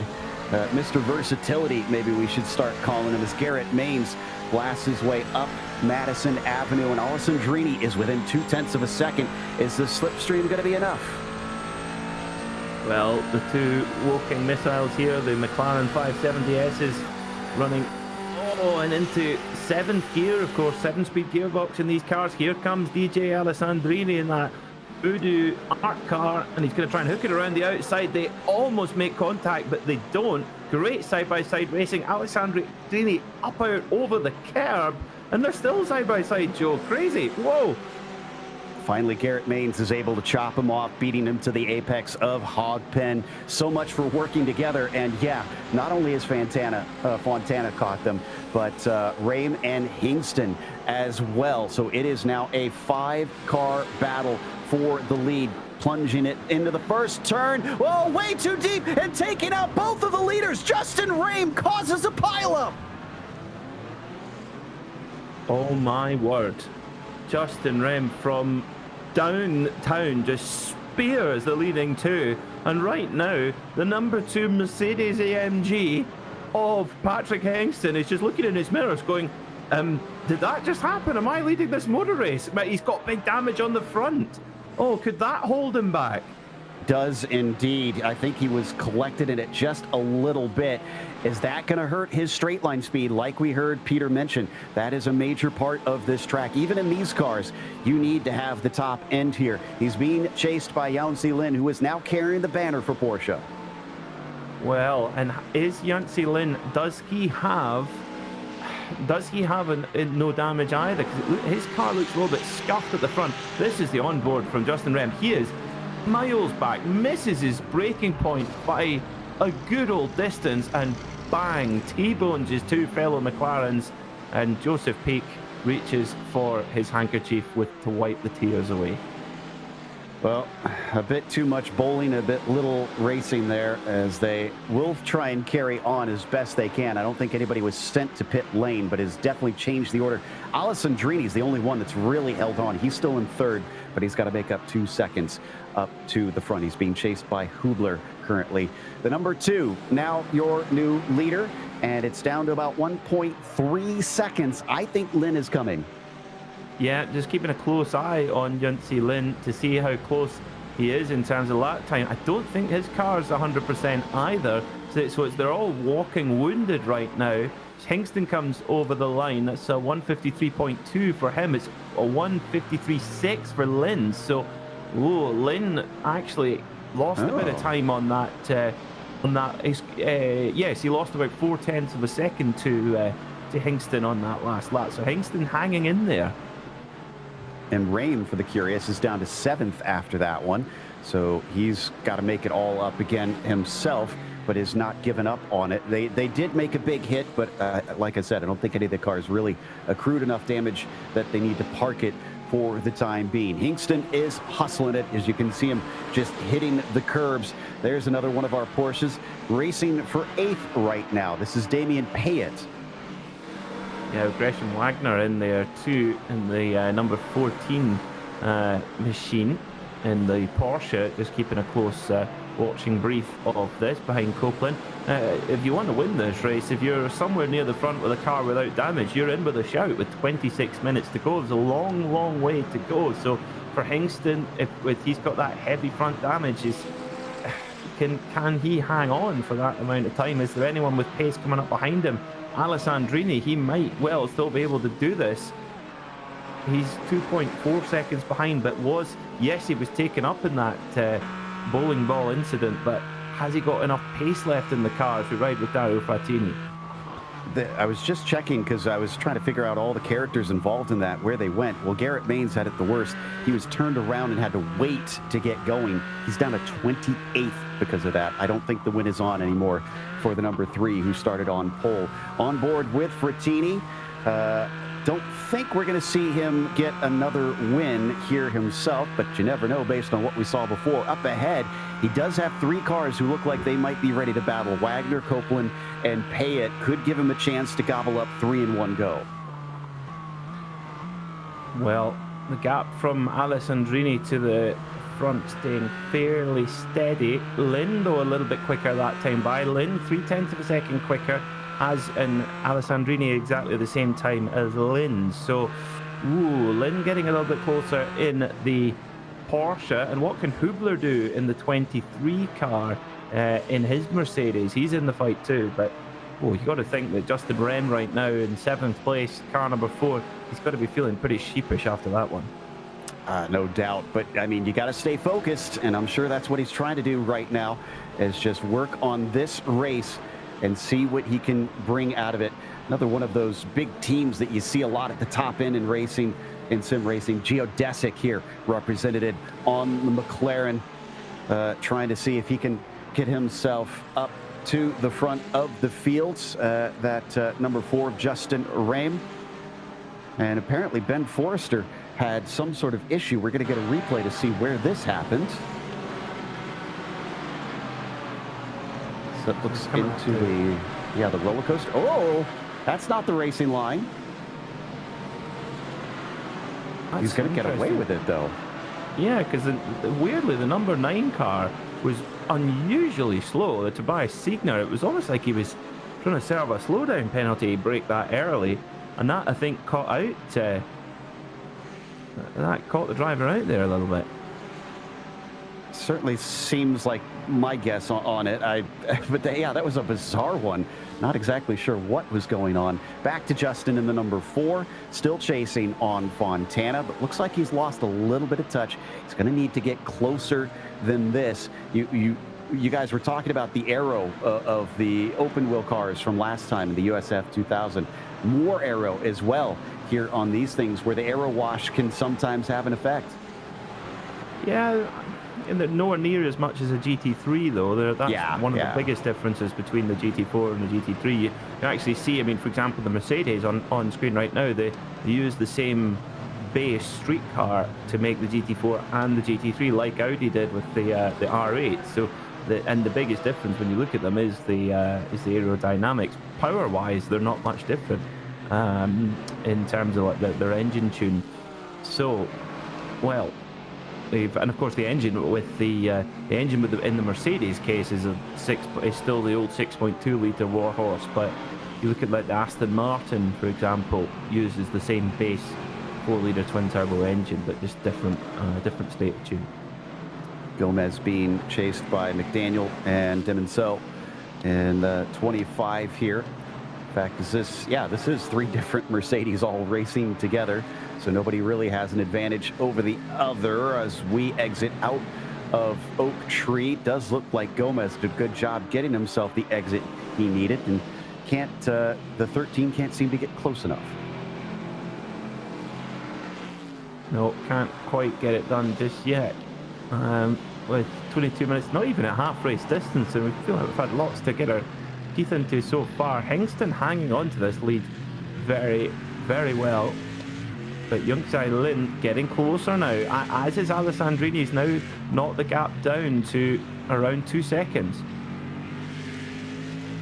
So riding on the nose of the 25 as they head through the front stretch once again, and as they cross the line, just not quite close enough this time. But this nose cam definitely shows you the speed that they can get, topping out at 145 miles an hour. Yeah, the big thing there as well, coming up into turn 1, is the braking. You just uphill ever so slightly, but you're carrying huge speed. Tell you what, Joe, there's quite a few Mercedes here with squished noses. It's 13 there of Hunter McDaniel's also had a bit of damage to the front. Back up to Hingston. Looks like the car of Lynn has been able to close down to about 0.4 of a second, but he hasn't been able to get close enough to try and pass. He is keeping him under threat, and more importantly, Alessandrini is still about 2 seconds behind, so it is still a mano-a-mano fight. Yeah, this is going to be a battle to the end, really, with a lot of cars carrying damage, and yeah, just seems that Young Sai Lin's car is just a tiny little bit battle scarred. Hingston's car is battle scarred, and having to go a bit on the defensive here. Young Sai Lin going to try and make a move for the lead here at the roller coaster, and all the while Alessandrini's just nibbling closer and closer. I don't think Alessandrini's got the ideal performance in his car either, but it is just going to be a battle wounded all the way to the end. 20 minutes to go. It's anybody's race. Then following in the tire tracks, trying to get as much of the draft as he can get. Oh, it looks very quick in a straight line compared to the damage number 2. And he looks around the outside into the horseshoe. Very few times that pass has worked, but a defense at times it can work. This time, it looks like Lynn will stay in second place. Hingston is now on the back foot. He's having to play defense instead of racing his own race. So the Gulf liveried Porsche there of Yunt Sai Lin trying to channel his inner Brian Redmond there, trying to get the win here at VIR. That was one of the circuits where the Gulf Porsche team did not race. Is Virginia International Raceway. It was in its early days of top competition at that time in the early 70s. I tell you what, Alessandrini is just nibbling closer and closer. It's now just 0.7 seconds to the lead, and is the longer that Hingston has to defend hard from Yunt Sai Lin, well, that's just going to bring Alessandrini closer and closer. And what a story that would be, Joe, if Alessandrini could get back in here and win, having been nerfed at turn 1, would be quite a story. It would, absolutely. And here's the cool thing about this. We have 3 different makes all fighting for the win. Mercedes, Porsche, and McLaren. Oh no, Gresham Wagner has gone off. That's the bottom of the screen. Oh no, and he comes back on track and tips around. It looks like Caleb McDonald, and that's actually going to send him spinning right back off the track. Now, Gresham Wagner would not do that in an MX-5 Cup race or a GR86 race in the outdoor world, because he'd have his license taken away. So why do it in a virtual race? I guess just the red mist, and unfortunately that sent the car to pit lane. It's a bit of a shame to see that only 2 races we've got to watch him in, hasn't been able to fight for the victory. But back to the battle for the lead once again. Hingston down to the inside, covering off Lynn a little bit later than before this time. Scott, sorry, cut there. Yunt Sai Lin, I think, nearly got caught out there as Hingston on the brakes much earlier in the Mercedes. And again, that's one of the strengths of the Porsche, is it can brake much later. Maybe not got the real grunt out the corner, but can brake late. And Yunt Sai Lin nearly ends up tagging the back of Hingston. Another look at what happened to Gresham Wagner in the red and white machine. Does he get a help? Yes, he does. Yeah, that is a real shame. And now I could see him being upset about that, but this is really, all his fault. So I saw he was a little bit upset, but I think he really needs to look at that rejoin methodology and maybe reconsider how quickly he returns. But that is neither here nor there as we carry on with the battle for the lead. 5-star Racing has been a staple in every single SCCA race we've seen today here on iRacing. They are trying their darndest to get another win. Well, Yunt Sai Lin, he's trying to become the first multiple winner of the day. We've had 4 different winners so far. DJ Alessandrini watching Yunt Sai Lin going for the lead. Hingston's going to try and come back at him, though, in the Mercedes, is he? Well, this is Yunt Sai Lin's opportunity now. He's got to try and break away from Hingston before Alessandrini arrives on the scene, because you would imagine that even with a wounded McLaren, Alessandrini's maybe got the edge on pace, but Yunt Sai Lin leads for now. 16 minutes to go. What a corker this has been. It was 2 seconds between them earlier on, and Alessandrini has cut it down to half a second. But the damage seems to be doing its work on Hingston. Just could not hold back Lynn in a straight line. Although he's going to try and do it with the corners, maybe. I think he's figuring out maybe this is where he's quicker. He attacks coming into NASCAR bend, cuts back underneath him. You can sometimes see sneak attacks here and the left hook. And yes, he does give it a left hook back into the lead. Oh, I love this. Lionheart spirit here from Hingston. Knows he's not got the ultimate race car underneath him, but he's just fighting with everything bit he's got to try and maintain the lead. But guess who's on the scene? It's Alessandrini. Looks like he's draped one of Austin Power's curtains over his McLaren, and he's right there in third, and he could be challenging for the race win once again. Coming up to the back of them now, up through South Bend. He's looking mighty close to making a pass here. He's got 2 wheels in the dirt, up through that left-hander, and then swings it back around, looking for the exit. Coming off of Oak Tree, cuts back a little bit later than the driver of Lynn, and it looks like it's going to give him enough to at least get the run, but will it allow him to go side by side? This is fantastic stuff. Alterbach versus Flacht versus Woking. Fantastic stuff here. 3 brands fighting at the front. This is what GT4 racing's all about. Brilliant stuff from all 3 of these drivers. And Alessandrini there in the McLaren. He's really wanting to try and get through here, but it's going to be so difficult. Hingston, see, watch closely on the straight line speed here, because Hingston comes out of that final corner with a good gap, about 2 car lengths or so. But it does seem that he's struggling a little bit on the straight line speed as Yuntsai Lin gets into the slipstream and tries to pull a little bit closer. Yeah, Hingston is losing time on the straights, it seems. Oh, and he goes deep into the corner. That's going to open the door for the 5. He takes the lead right back. Alessandrini can't capitalize on it, though. He's bobbing and weaving to either side. Seeing if he can find a way through. Back through NASCAR bend. Here comes the white Mercedes, the number 2. Back to your top spot this time. Alessandrini picks the pocket of Lynn. Well, that was a big error there from Yuntsai Lin, just opening the door. And as we've seen, you don't even need to leave the door open. Hingston will just knock it off its hinges. And that's what he's done to hold on to that lead in that brutish Mercedes and driving in an equal fashion. Wow, but Alessandrini now with the leader in sight in the McLaren. Don't write off the number 23 Mercedes of Greg Hubler. He could get involved in this as well. 23rd seed up there in 4th place. That's a great drive. Qualified 7th, so he's got the pace. He's going to try and see if he can become a factor in this one. Meanwhile, coming off of Oak Tree one more time, all of them pushing it right out to the edge of the track. You can see the dirt getting kicked up and carried on, as now Hingston is having to employ some more tactics as he snakes down the backstretch. Oh, and Yuntsai Lin not getting involved in any of that snaking back and forward. He's just trying to line it up for a move on the brakes. And remember, the Porsche is usually pretty good on the brakes, as Hingston has to go very defensive and just parks it on the apex. And Alessandrini's got nowhere to go. He's got a big honking Mercedes right in front of him. Can't use the corner speed of that McLaren. And oh, this is just fantastic motor racing. And Joe, we've had this all day. 5 different styles of car we've had now, and we've had 5 cracking motor races. Looking up to the left-hand side, the McLaren of Alessandrini going to try and see if he can make this move and take the lead away before Lynn couldn't make it stick. Doesn't seem like there's enough grip out there this time. He falls back in line.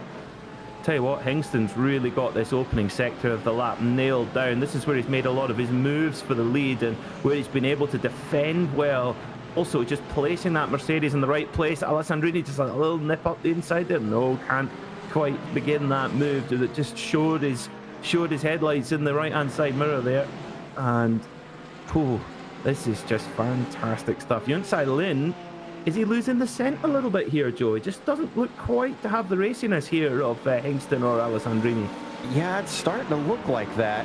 But who knows? Maybe he's backing off of it to see what happens between the pair of them, and would try to pick up both if they tangle. Meanwhile, you have to go back to 8 for our next big group of cars. Ken Copeland with Fontana and Keeble chasing hard behind him. So, fight then for a multiple win. Yuntsai Lin, that's what he's trying to do. and it's looking difficult right now because Hingston and particularly Alessandrini looking very, very strong with less than 11 minutes to go. Lap time wise, 1:53. So we've got about 6 laps to go here. So plentiful opportunities for overtakes. Meanwhile, Fontana, who was a former podium fighter, he's getting really mired back in the pack, and actually he came off one of the worst from that contact at turn 1 earlier on in the race. Yeah, that's going to give Keeble the spot there in that battle, so move him up into 9th as they were practically bump drafting each other down Madison Avenue onto the main straight behind them. Thought we were going to see the same from Fontana and Molitor for a brief moment as we see Fontana take that Castro liveried Porsche off to the left-hand side. I see a little bit of damage on the nose. I wonder if he's suffering the same thing that Hingston is. Yeah, looks like it. Yeah, I think he's suffering worse. Fontana was up there in the front fight, and now not so. Great run from Dario Frattini, winner in the last race in the USF 2000s. He started at the kind of wrong end of the top 20. He's now up to 10th. So great run for Dario Frattini in the Porsche. To ride with Brian Molitor, who's been with us throughout the day in his Mercedes. And he had a terrible turnout in the USF 2000 race when contact took him out of action. At least they get multiple attempts at it today. So, but we've only got one more, and after that, we're done. Of course, don't forget we got way off course there for the 11, and swings back to the racing line in front of the 19 at the last moment. He's going to be able to get by, which is not common there at Oak Tree. Nice move there by the 19 of Alexander Ho. Now we've seen, move for the lead. Alessandrini goes through then, but Hingston, we've seen him, he's not giving him up. Turns Alessandrini. Alessandrini's off. He's off the road. So 2 hits then for Alessandrini, and the second one sees him off. And Hingston still leads, but in controversial circumstances.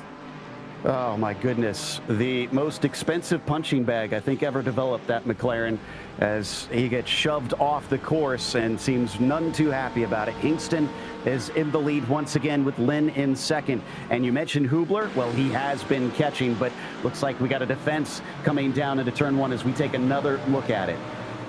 All right, and actually kind of turned into on him.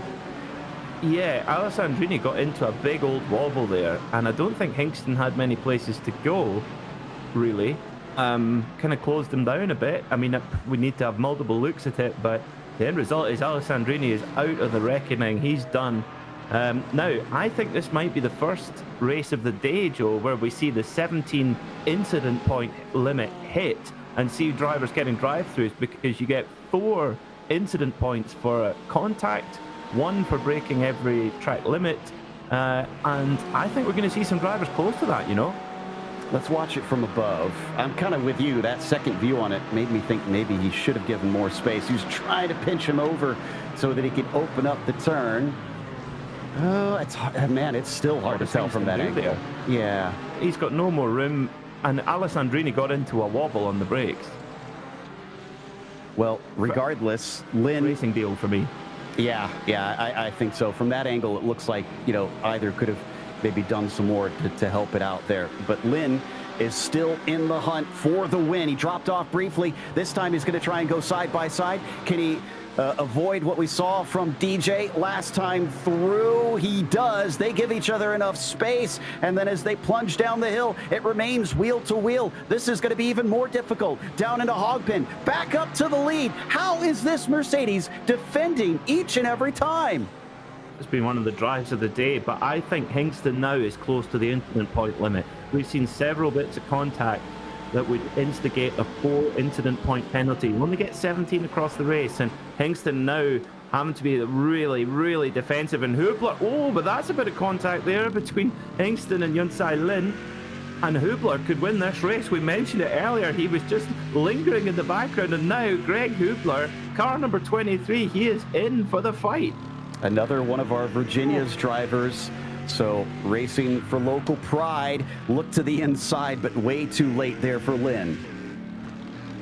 Yeah, Greg Hubler trying to make things happen there in the part of the circuit where maybe it's not going to. Just stay there and let the action happen up ahead. We could easily see Hingston end up with a drive-through penalty for incident points, because there has been, well, we can see the damage from early on in the race at the front. That would be 4 straight away, and they can add up quickly. So, well, nevertheless, though, whatever happens, Hingston has done everything he can to keep that Mercedes at the front. He is a little bit down on straight line speed with that damage, but he is fighting on hard.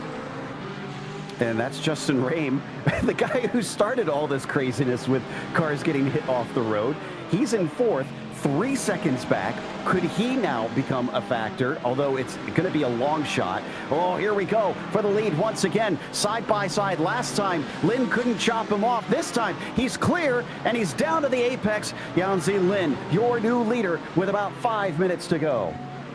So this is Yanzi Lin's opportunity now. He's clearly got a straight line speed advantage over the big Mercedes, certainly with him pulling through the slipstream as well. But Hingston is just refusing to say die. He does not know when he is beaten. Yanzi Lin hanging as close to the inside of the road as possible, forcing Hingston to go around the long way. And we know if he leaves a whiff of a door open, Hingston is going to go for it. And this, of course, Joe, this is the part of the circuit where Hingston's very strong. Yeah, we've seen him make passes in a NASCAR bend into left hook. We've seen him pass all over the place. And, oh my goodness, he's going to be able to do it again. He left the door open. Lin should have known better, and he's back through to the lead. Another bit of contact, though, did that register? Not all contact registers. It has to have a certain force to it. There was enough to get the brake pedal on there for Hingston.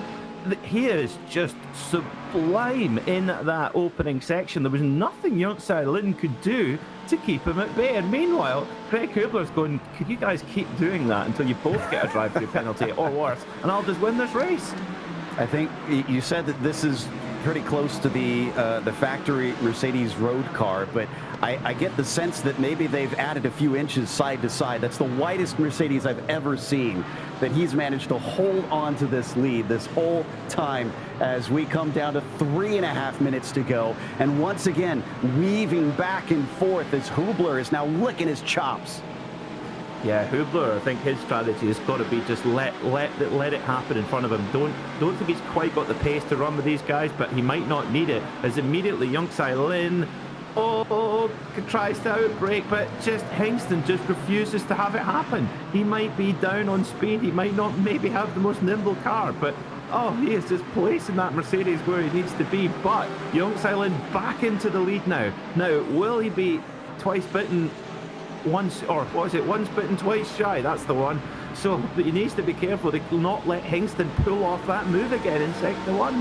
And also, if Hubler sees that happen, he's close enough. I imagine he's going to try and pick up the pieces if there's a failed attempt from Patrick. Watch out, we come through turn 1. I know on the bottom we've got that battle for 6, but up for the lead here. This has been a stellar race. 2.5 minutes left to go. This time he's not close enough. Oh, Frattini off the road. Just saw it in the back of our shot there, but that's confirmation. Dario Frattini after an amazing drive through the field. And, Hingston's done it again.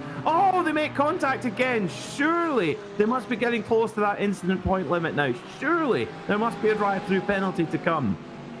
He's still right on top of him. Where does he dare? We've seen a pass through South Bend here earlier on today. Will he go for that? Or is he going to try and get it in Oak Tree or out of Oak Tree?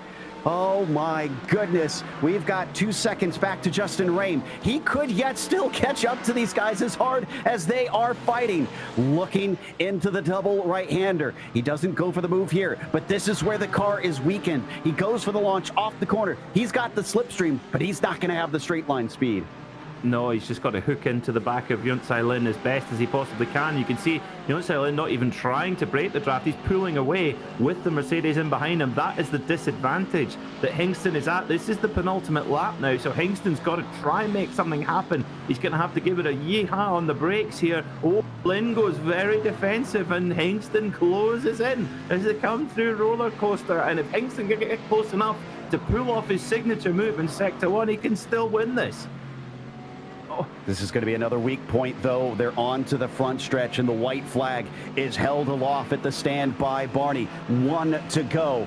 If Hingston manages to do this, he deserves a crown and a half. This is a stellar drive, even if he finishes second. This was unbelievable from that number 2. Not close enough down into turn 1, but here's where the car comes back to him.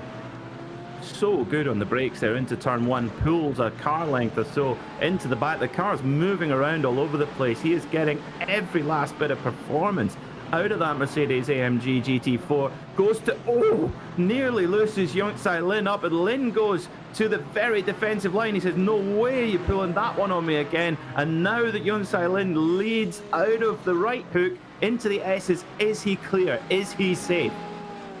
He might be, but I don't think this one is over. That was a clever move from Lin there, just knowing that he was slow coming out of NASCAR Bend. As we approach the South Bend, this is where it starts to get tricky for the number 2, because it's going to get so much quicker after here. I think he might be able to try something into Hog Pen if he's that desperate, but it's going to be tough. Here we go. Can he hang on?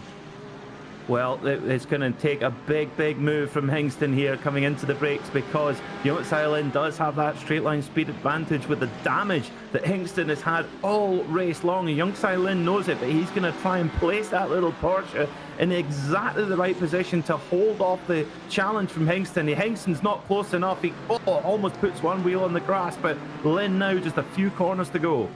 He sounded defeated over the radio. Sounded like he was not going to fight him for it, but we'll see what it is through here. All Lin has to do is get the good run, and he's got it. We've been asking if we're going to get a double winner today, and it comes down to Lin having to fight tooth and nail in the GT4s for his second SCCA victory. Oh, well. What a motor race that was. Cars running a little bit wounded in certain situations there, but it's Yongtsai Lin who becomes a first multiple winner of the day here in the 2023 iRacing SCCA Runoffs. Brilliant motorsport. Unbelievable stuff as the last of the drivers trickle across the line. A special shout out to Hunter McDaniel, up 15 positions. In fact, I think he was one of those that didn't set a lap time, so he definitely pushed his way through. Oh no, the 25 getting turned around by the 1. That's Pascal Stix hitting Joel Dimencio. Well, Pascal Stix getting certainly pretty physical race there for him, and lots of issues. Fontana giving an apology to DJ for the bump earlier on in the race in the chat. Lin, your winner by 400ths. Eventually I'll get it. 0.4 of a second over Patrick Hingston. Wasn't that close, Joe. Greg Hubler behind them, all three of them within a second of one another at the victory. Justin Rame was 4th. Couldn't quite catch them in time as Fredes, Copeland, Payet, Keeble, and Molitor's Ho round out your top 10. A lot of Mercedes in there up at the front of the field. Here's a triplet of Porsches, though. Fontana, Whitaker, and Frattini just outside the top 10. Johnson in that BMW representing. How about that? Up to 14th with McDaniel, as I said, up 15 positions. Gruber, Gomez, Forster, Demonceau, and Stix. There, those last two we saw running into one another right at the very end. Maines has only been able to climb back up to 21st. The pace was not there to help him. Wonder if he had some damages. Parrish was 22nd. Signer, Kruger, McDonald, and Veazey there down to 26th. Brewster and Ross 27th and 28th. Allison Drini only 29th. Gresham Wagner, unfortunately, a DNF today along with Kendall. Did not see the checkered flag.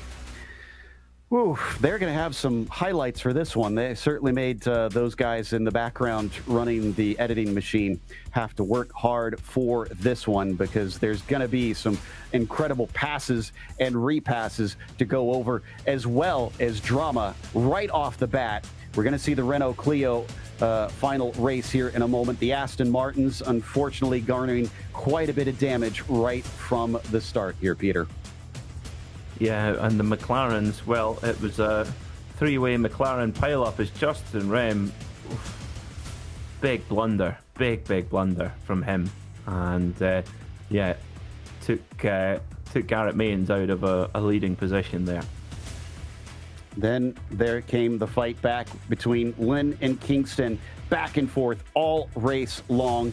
We did have some good fighting in behind. Gresham Wagner trying to find his way past, but he got a little bump from behind, and as he tried to return, unfortunately, the race just went from bad to worse for him, and that ended his day. And then it came down to the end of the race between those three, as it was the battle between Lynn and Kingston almost to the finish. But before that, Alessandrini a second time punted off, unfortunately, although we think he pinched down a little bit, cutting back and forth, and eventually it went to Lynn today. We're going to have one more to go. Jake's going to join me for the Renault Clio here in the iRacing SCCA Runoffs.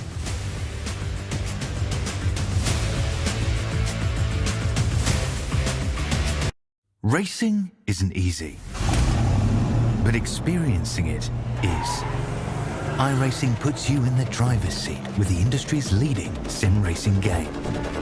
Drive on laser scan replicas of the greatest racing circuits from around the world. Go head-to-head against other drivers chosen by skill-based matchmaking to ensure competitive racing at every level. Compete across all your favorite series. In officially licensed cars, engineered to deliver the most accurate driving experience possible.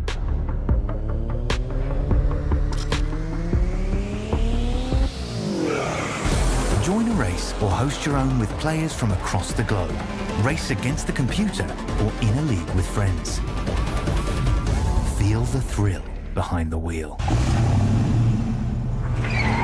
Visit iRacing.com.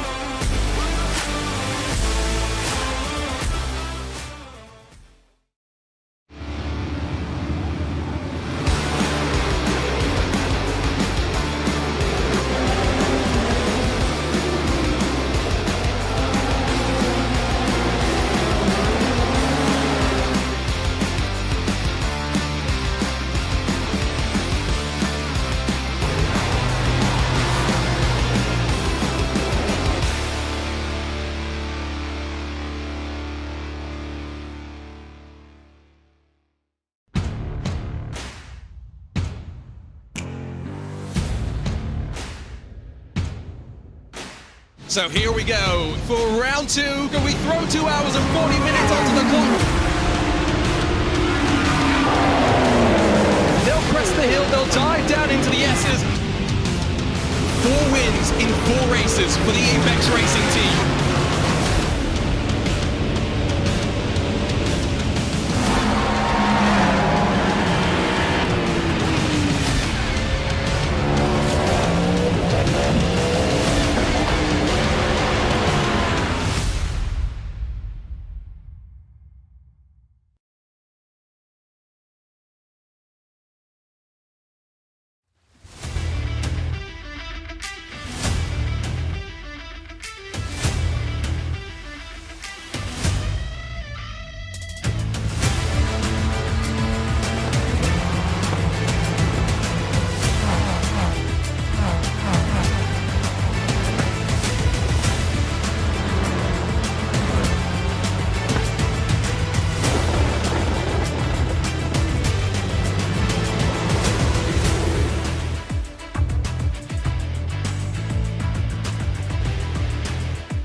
Races down, one race left. It's time for your main event. The Renault Clio in all of its glory. It's the gateway to touring car style racing. You cannot ask for anything better. Jake Sperry, Joe Peak, here to bring you home here in the SCCA Runoffs. A first two-time winner, but an incredible bit of racing last time out.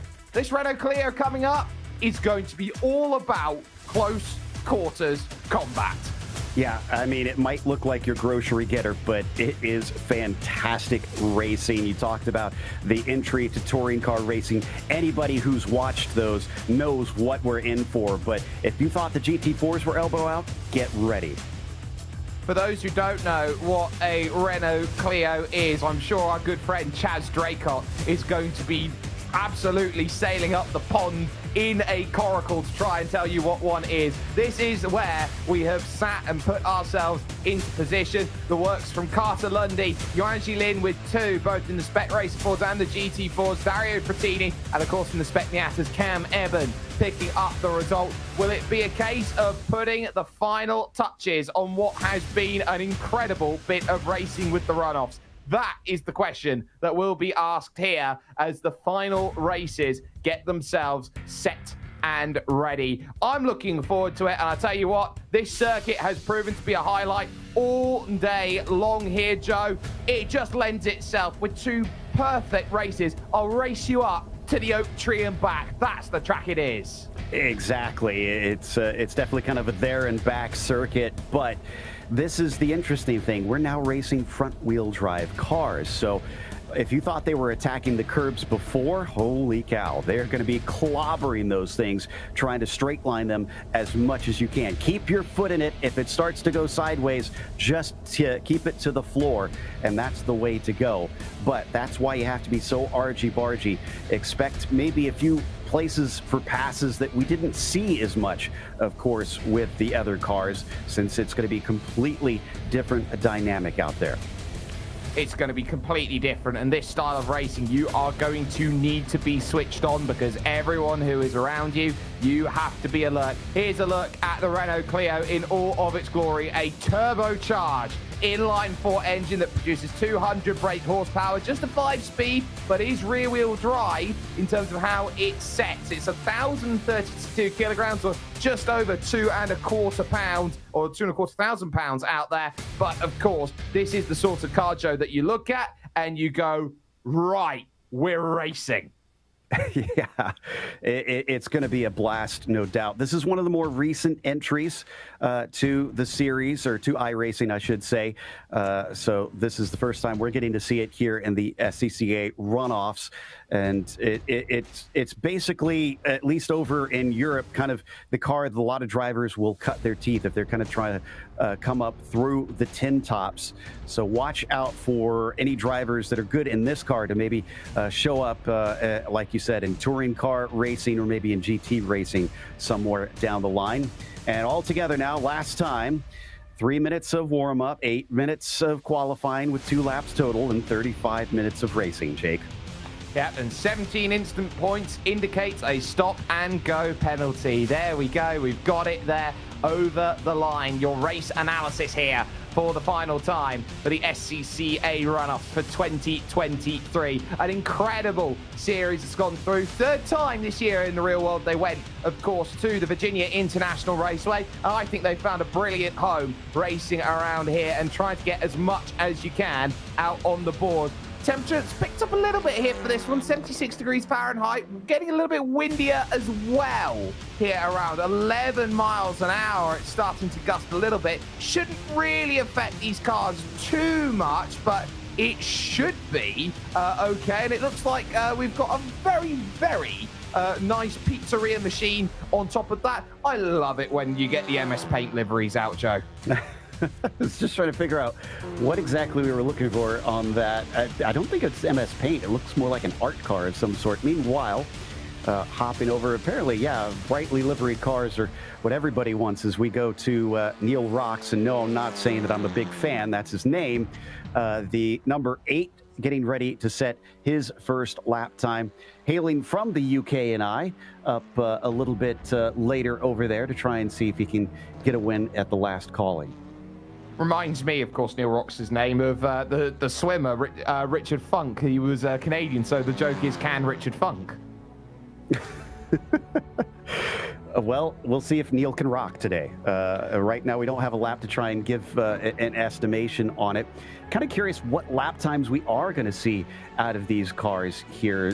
Brian Molitor back, another of our drivers.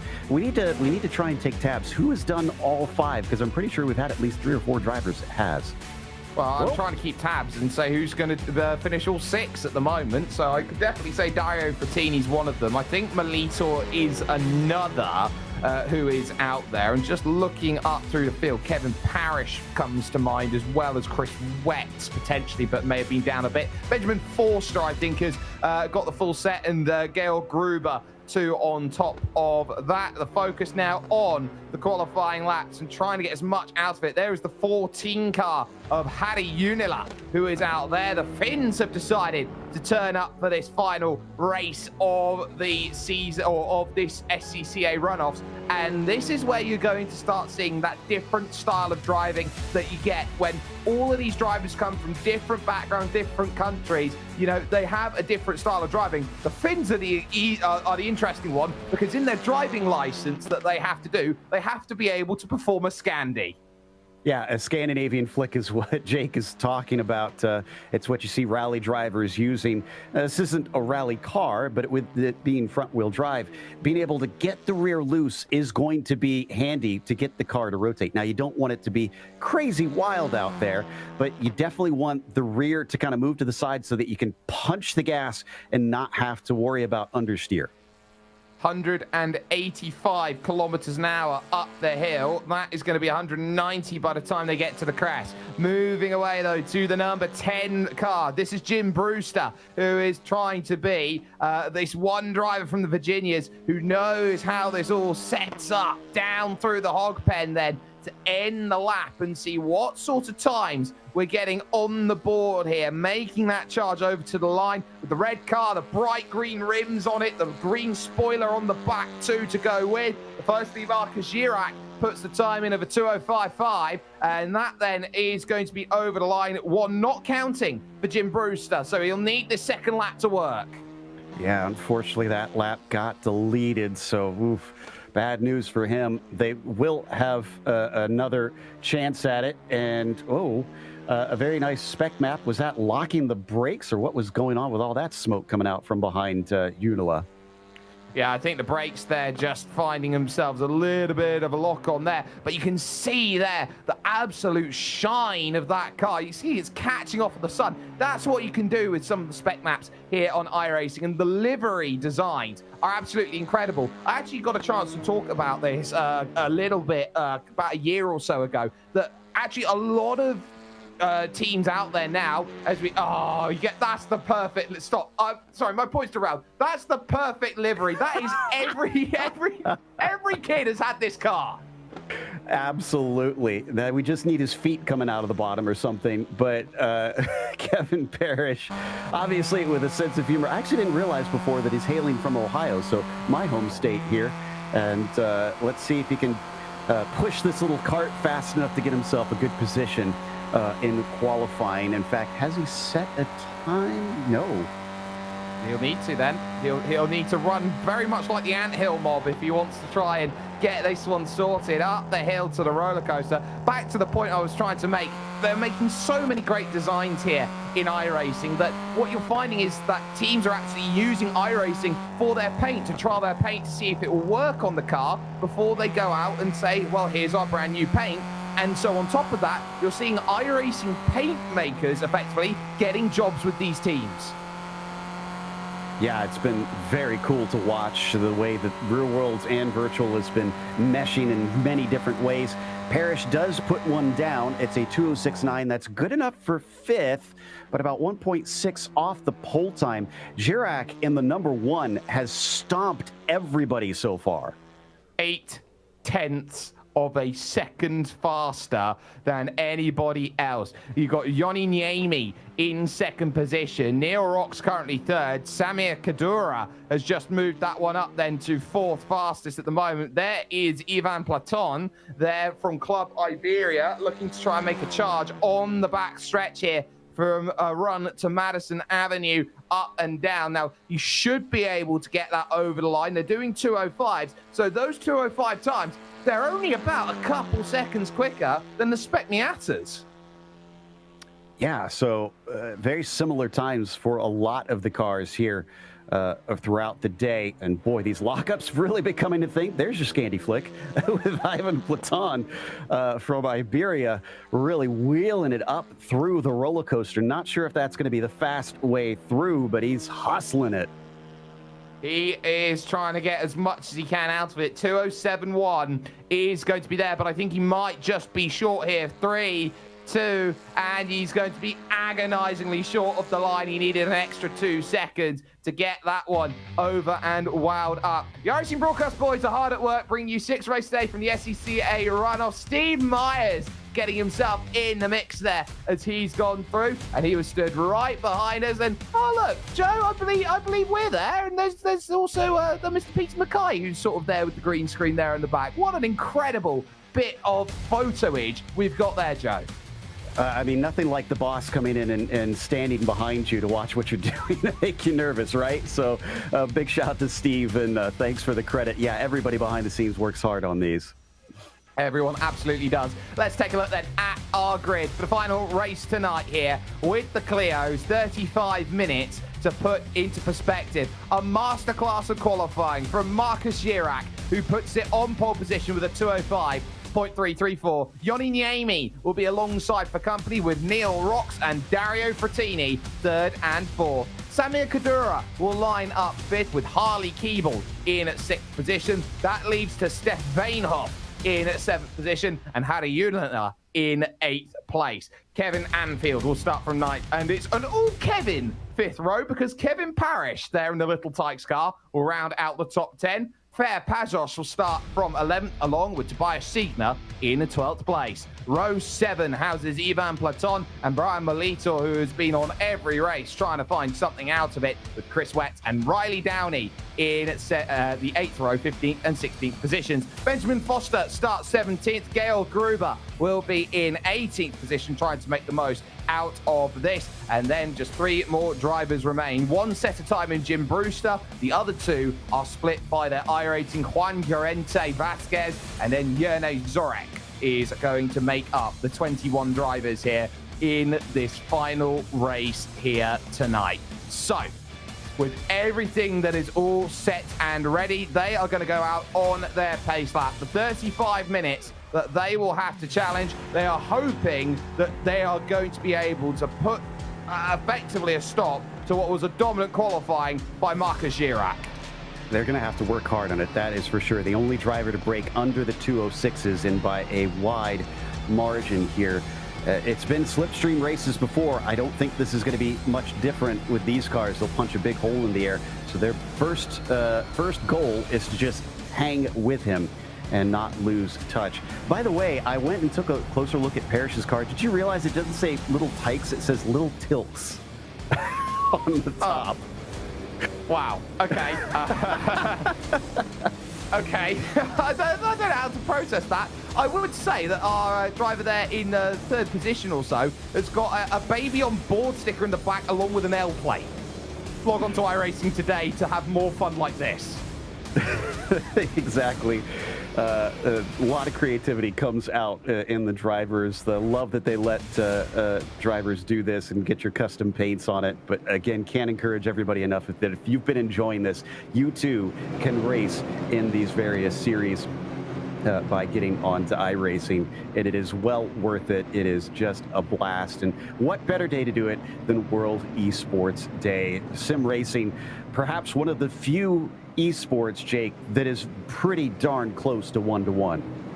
Absolutely, and I'm sure that we're going to see one very happy driver and 20 very unhappy drivers come the end of this race, because this is going to be a really, really strong showing. It is hashtag World Esports Day, so get your hashtags in wherever that you do on your social media and share your iRacing moments, your favorite iRacing moment out there. And sometimes it's the lighter things in life, Joe, that give us an absolute showcase and a spectacle of what makes sim racing so enjoyable, because it does give you the opportunity to go out there and explore the ways that maybe you don't have that luxury of doing in the real world.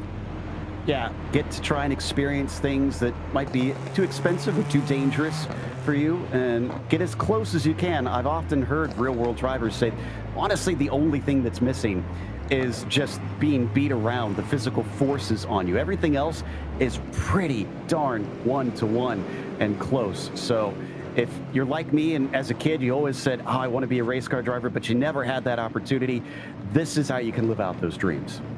It absolutely is. And I tell you what, I'm sure everyone is looking forward to the final race here of 35 minutes. Who is going to stop the Alpine Eagle racing car there of Marcus Girac there in the #1 machine from getting things sorted? He absolutely slows it down to a crawl heading towards the hog pen. He wants a long run to break away early, and he will let the iRacing sedan pace car hit the lane very much on its lonesome. There it goes into the pit, and we get ourselves set. 35 minutes to find a final winner in the SCCA Runoffs of 2023. Off goes Marcus Girac. Let's get ourselves going. Green flag in the air. We are racing at VIR as Barney waves us off.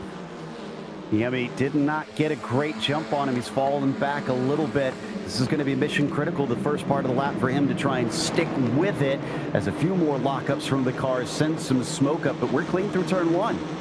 We are clean through turn 1, and everybody nice and neat, nice and poised then off the early stages. One driver, Neil Rocks, I believe, has started from the pit lane, so he was due to go from third, but he started from the pit, so he's had a long way to sort of get back here in this one as they go through. That's promoted Samir Kadura and the Team Cubicar up into third position. So the number 21, lowest iRating in this field, by the way, finds himself third. Oh, golf car goes very much off the road, trying to abandon the ship. Kevin Anfield will not be very happy at the slowdown penalty he's now got.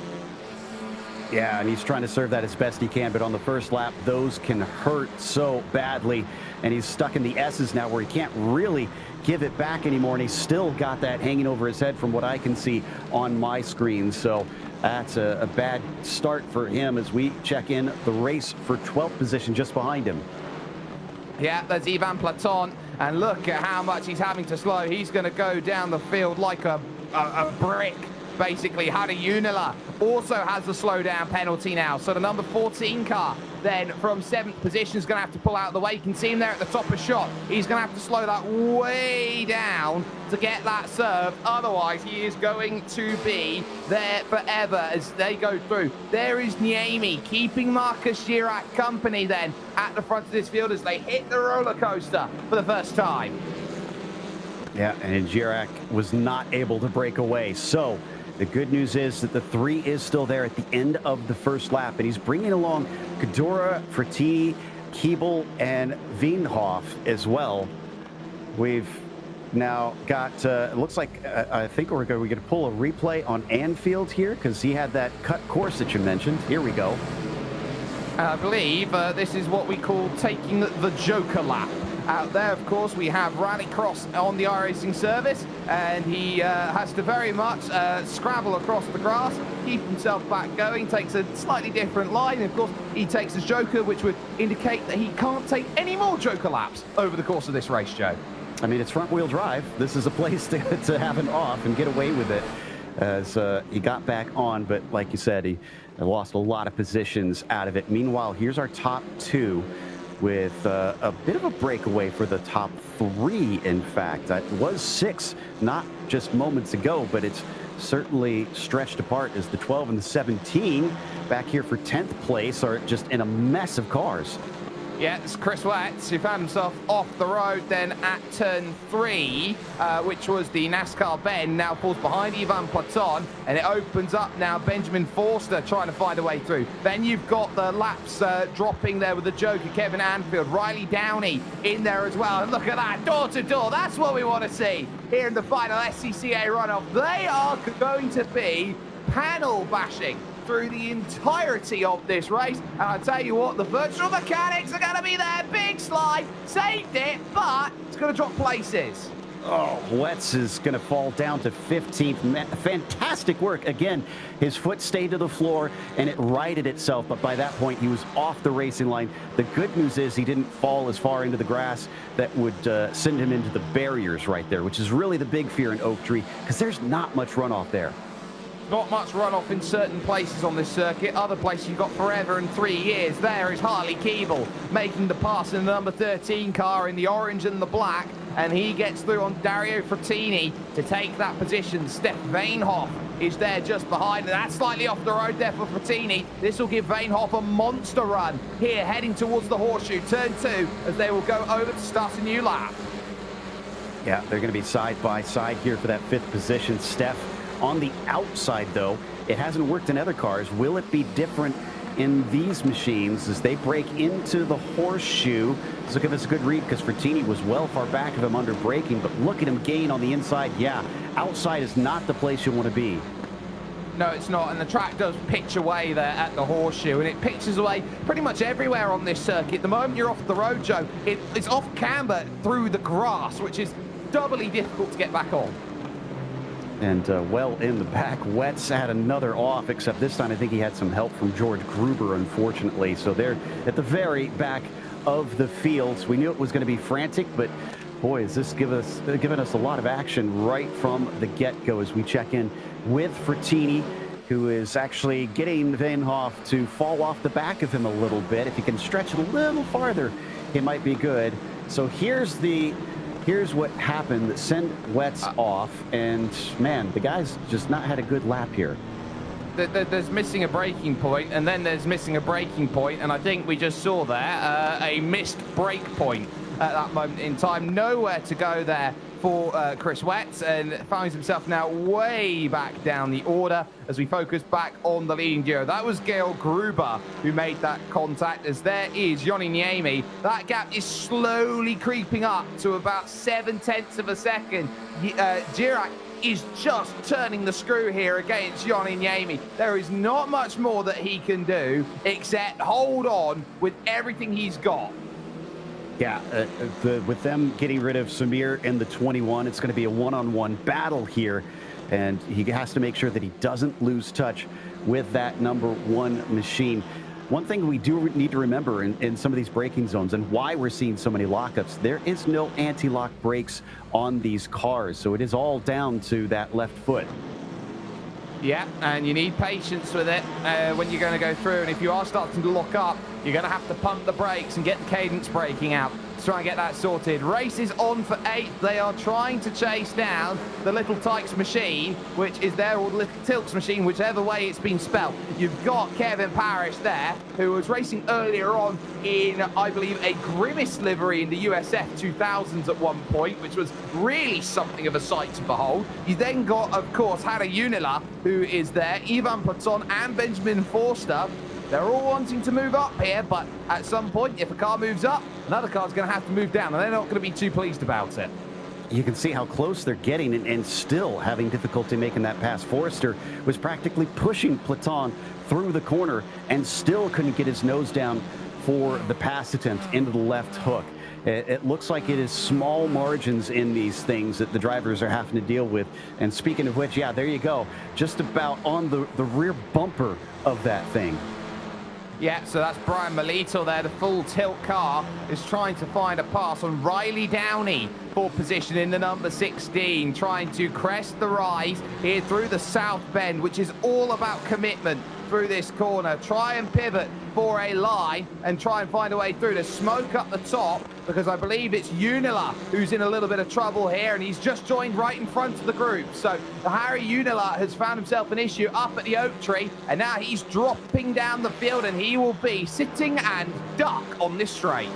He did hit the wall too, so that's not gonna help his aero and his top speed as he tries to drag race with Tobias in the number 4 under braking. He doesn't have the overlap, so the 4 is able to chop down in front of him. Oh, I wonder if he's actually got a steering who's not straight at this moment in time. That would be my next worry for Harry Unila at this point in time, that if he's got any sort of wheel wobble, he's going to be in a world of hurt. But here's a look then up the hill, who's chasing down. He just locks it up, and the moment that you lock it up when it's front-wheel drive, you're going to have to pray. And that is a glancing blow there over at the wall. So I think he's got away with one, and I mean just got away with one. Yeah, and that shouldn't give him damage, I would think, but you never know. Sometimes weird things can happen with the way that you hit the barriers. Down into the braking for one once again. This pack of cars unable to get away from one another. And at the front of it, Kevin Anfield, who had that miserable start. Yeah, he's recovering through the field very well, and he's only down 2, believe it or not, in this race. In 11th position right now in the Golf. Here's a little look there at the left hook from Juan Llorente Vasquez. He's not going to be able to get the pass done on Brian Melito there for that one, but number 7 trying to get some focus. Heavy up over the curb, and you really need to have a little bit of patience if you want to try and find that pass. You just have to be alert to every single little movement in this car, and you are trying to take as little of a line as possible, and that's what he's doing, absolutely streamlining it through the snake. Trying to get it as straight as possible through there, because you need the momentum. There is a fair bit of power, as we saw in these cars. 200 horsepower is nothing to sniff at, that's for sure, as we break down into the oak tree. All those cars lifting the tires there coming into there is scaring me. He's got a good run on the full tilt machine. This is a good run. Is there going to be an angle, though, to find the pass? Remember, they've only got 5 gears. Looked outside, looked inside, it wasn't there. Looks back outside again. Oh, Melito absolutely blocking the road. Left, right, up, down. He even blocked it slantways. He was brilliant. He's better than a great glass elevator. I'm kind of, I mean, that was a bit naughty if you ask me, just weaving back and forth. You're not supposed to move in reaction to the car behind there and try and block their momentum, which that was kind of on the verge, but we'll see if he does it again here a little bit later. Oh, here we go. A little bit of bump drafting between Platon and Parrish. Yeah, and this is right behind that side-by-side going through. Steph Vainhoff losing out to Fair Pajos, who takes the place away. So a nice little move there, but Platon, Parrish and Forster, 8th, 9th and 10th, they've got their focuses at the moment as they rush through towards the NASCAR bend. And I tell you what, those eyes in the rear mirror there on Kevin Parrish's car are going to be like daggers for the car in front. You can't look away from them. It's got to be a little bit terrifying, honestly. Not something you expect to see in the mirrors, but we'll see if it shakes them off the course as we watch the battle just in front of them between Pezos and Vainhoff. Yeah, there we go, getting a look at it behind. It's just such a creepy smile, honestly. I tell you what, it's almost like the Nick Cage meme smile. It is. That's a good comparison. And I actually do know of a driver on iRacing who has Nick Cage painted onto his helmet, which is honestly just as disturbing. But here we'll watch from Platon looking back. Let's see if any of them can gain into the braking, just lifting that front tire up.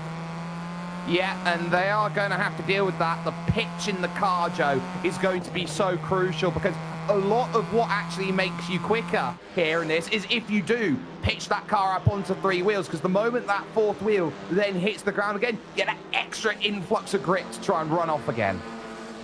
It's kind of the reverse of what you see of dirt racing, dirt oval cars trying to come off the corner, lifting that front left wheel off the ground. You're trying to get the rear wheel off the ground and see if you can get it 3 wheels in onto the pavement. We come down through into the hog pen one more time. Peso still leading this battle. This is for 6th position right now.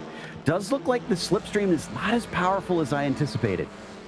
No, and I think that's going to be the trouble for these drivers, is that they're actually really having to work to try and make these places up, because they're buffeting out at about nearly 200 kilometers an hour trying to find that move, and they do have it covered, as they are going to try and do everything they possibly can to put this all together. Up and into NASCAR Bend one more time. Peso's doing a very good job. Oh, but that was a poor exit coming off of NASCAR, and Veenhoff couldn't quite pick it up. No, I don't think he could, and as such, Veenhoff now is going to have to be very alert to get that all sorted, but now you've got to be really on your best game. This is a lightning stage that they're going to have to try and get through now, and as that's all happened, Keeble is now up into 3rd, and that's a lead at the front. It's now almost 2 seconds here for Marcus Girac. The Alpine Eagle Racing driver is gone.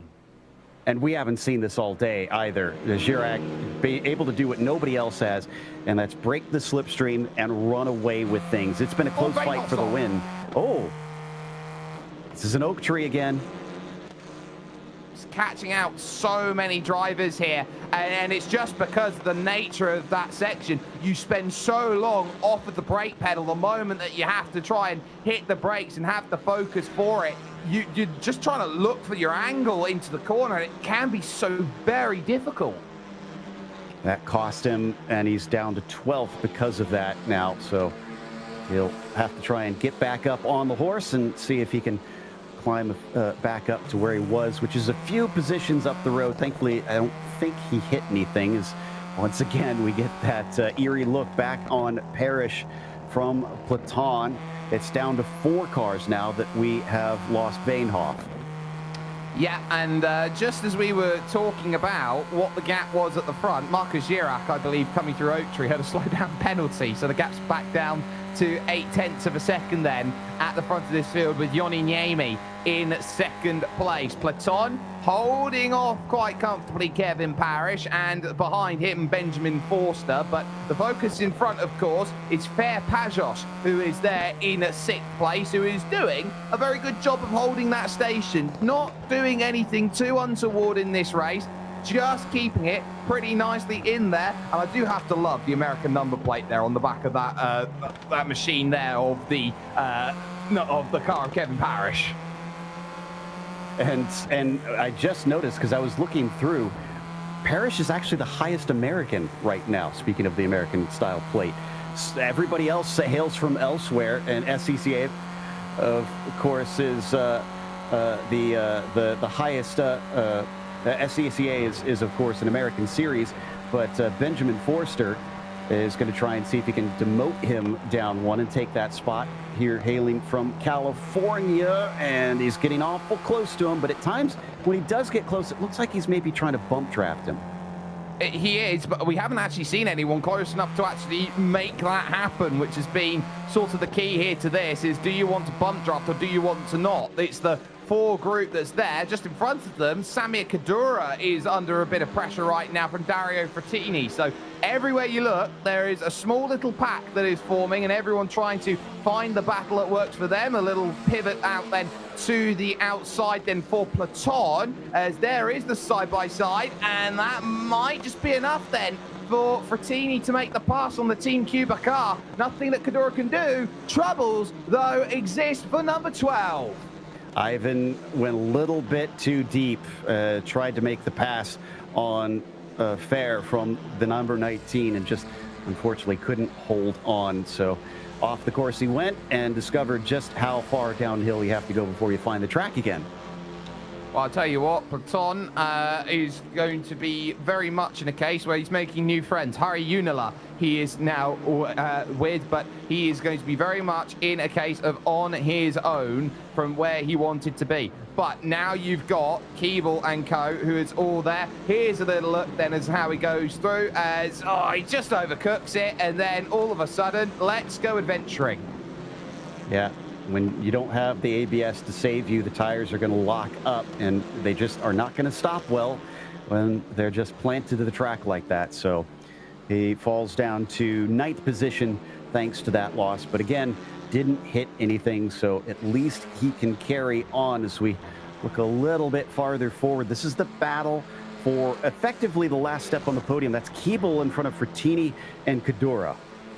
Yep, so these three, 5 seconds away from the race leader, Marcus Girac, who leads this one over Joni Niemi at this point in time. These three are effectively playing for best of the rest. Now, I want that final stage on the podium. Keeble is doing a very good job, but that last lap by did a 2:07.3. With the pass that Frattini was able to get with the slipstream was up even further. There's Veenhoff having to really play defense because it's getting busy in the mid-pack. Riley Downey, Juan Llorente, Vasquez is there. You got Kevin Anfield, you got Tobias Signer, you got Brian Melito in front of them as well, Platon and Unila. It is a busy mid-pack as here comes Llorente to make the move. The 7's going to have the inside of that little left-hand kink, but remember, it switches back. He backed out of it, interestingly. No, he did not. He got another whiff of the slipstream and is going to try it the long way around. Is in front of him, sliding sideways. Llorente not able to make the pass. That was Unila there, who was just, I mean, incredibly crossed up in that situation. Unila went off. Veenhoff followed in the wheel tracks using the car in front as a braking reference marker, which you should never do, ladies and gentlemen. And then pretty much everybody else was trying to scramble. Llorente had to get out of it, and because he did, he's dropped 2 places to Signer and as well to Anfield. And now all of a sudden, here comes the look from Stef Veenhoff. He'll go to the long way around, trying to make this pass. Or is he going to go up and under, trying to pick a pocket? And he can't because he's not the Artful Dodger. Yeah, Harry's going to at least hold on to 10th place for the time being, but look at how many hungry drivers are lined up and ready to go. Single one makes a mistake. I'm pretty sure everybody's going to be pouncing to try and get by, because shockingly, it does look pretty tough to pass today. A little deep there from Harry down into the left hook. Yeah, and Harry now is going to feel that all throughout the run up the snake. And there is a bit of side-by-side behind the background. That's Melito trying to get the pass on Vasquez there, and he's going to manage it. So up the hill they're going to go. Where do you find the angle if you Stef Veenhoff to try and make the move and make the pass behind that as well? Vasquez is going to want to try and get back through on this, and he's going to try and chase back up. It's been a torrid lap for him so far. Up and through South Bend, just behind them, nose to tail, Llorente and Molitor into the braking of the oak tree, just leaving that trail of smoke and then trying to get the throttle down. Excellent run here from the 7 driver. He might have a good shot at it as we check back in on the battle for 10th ahead of them. Yeah, there's racing going on everywhere. 3rd, 4th and 5th has closed down, as well as there is a racing on for 6th, 7th and 8th too. So everywhere is having a race at the moment. Side by side then for that 10th position. Trying to get it done on Unila, sliding it through the corner. No, straight on goes Stef Veenhoff. He's now going to have to abandon and also try and find his way back to civilization. Second time he's had a big off here, goes around the Marshall post, but not only lose those guys up front, but there goes Molitor and Llorente. Yeah, they both go through too, and that is troubles, and there's been troubles as well for about 3rd position too, because I believe Frattini's made contact with Harley Keeble.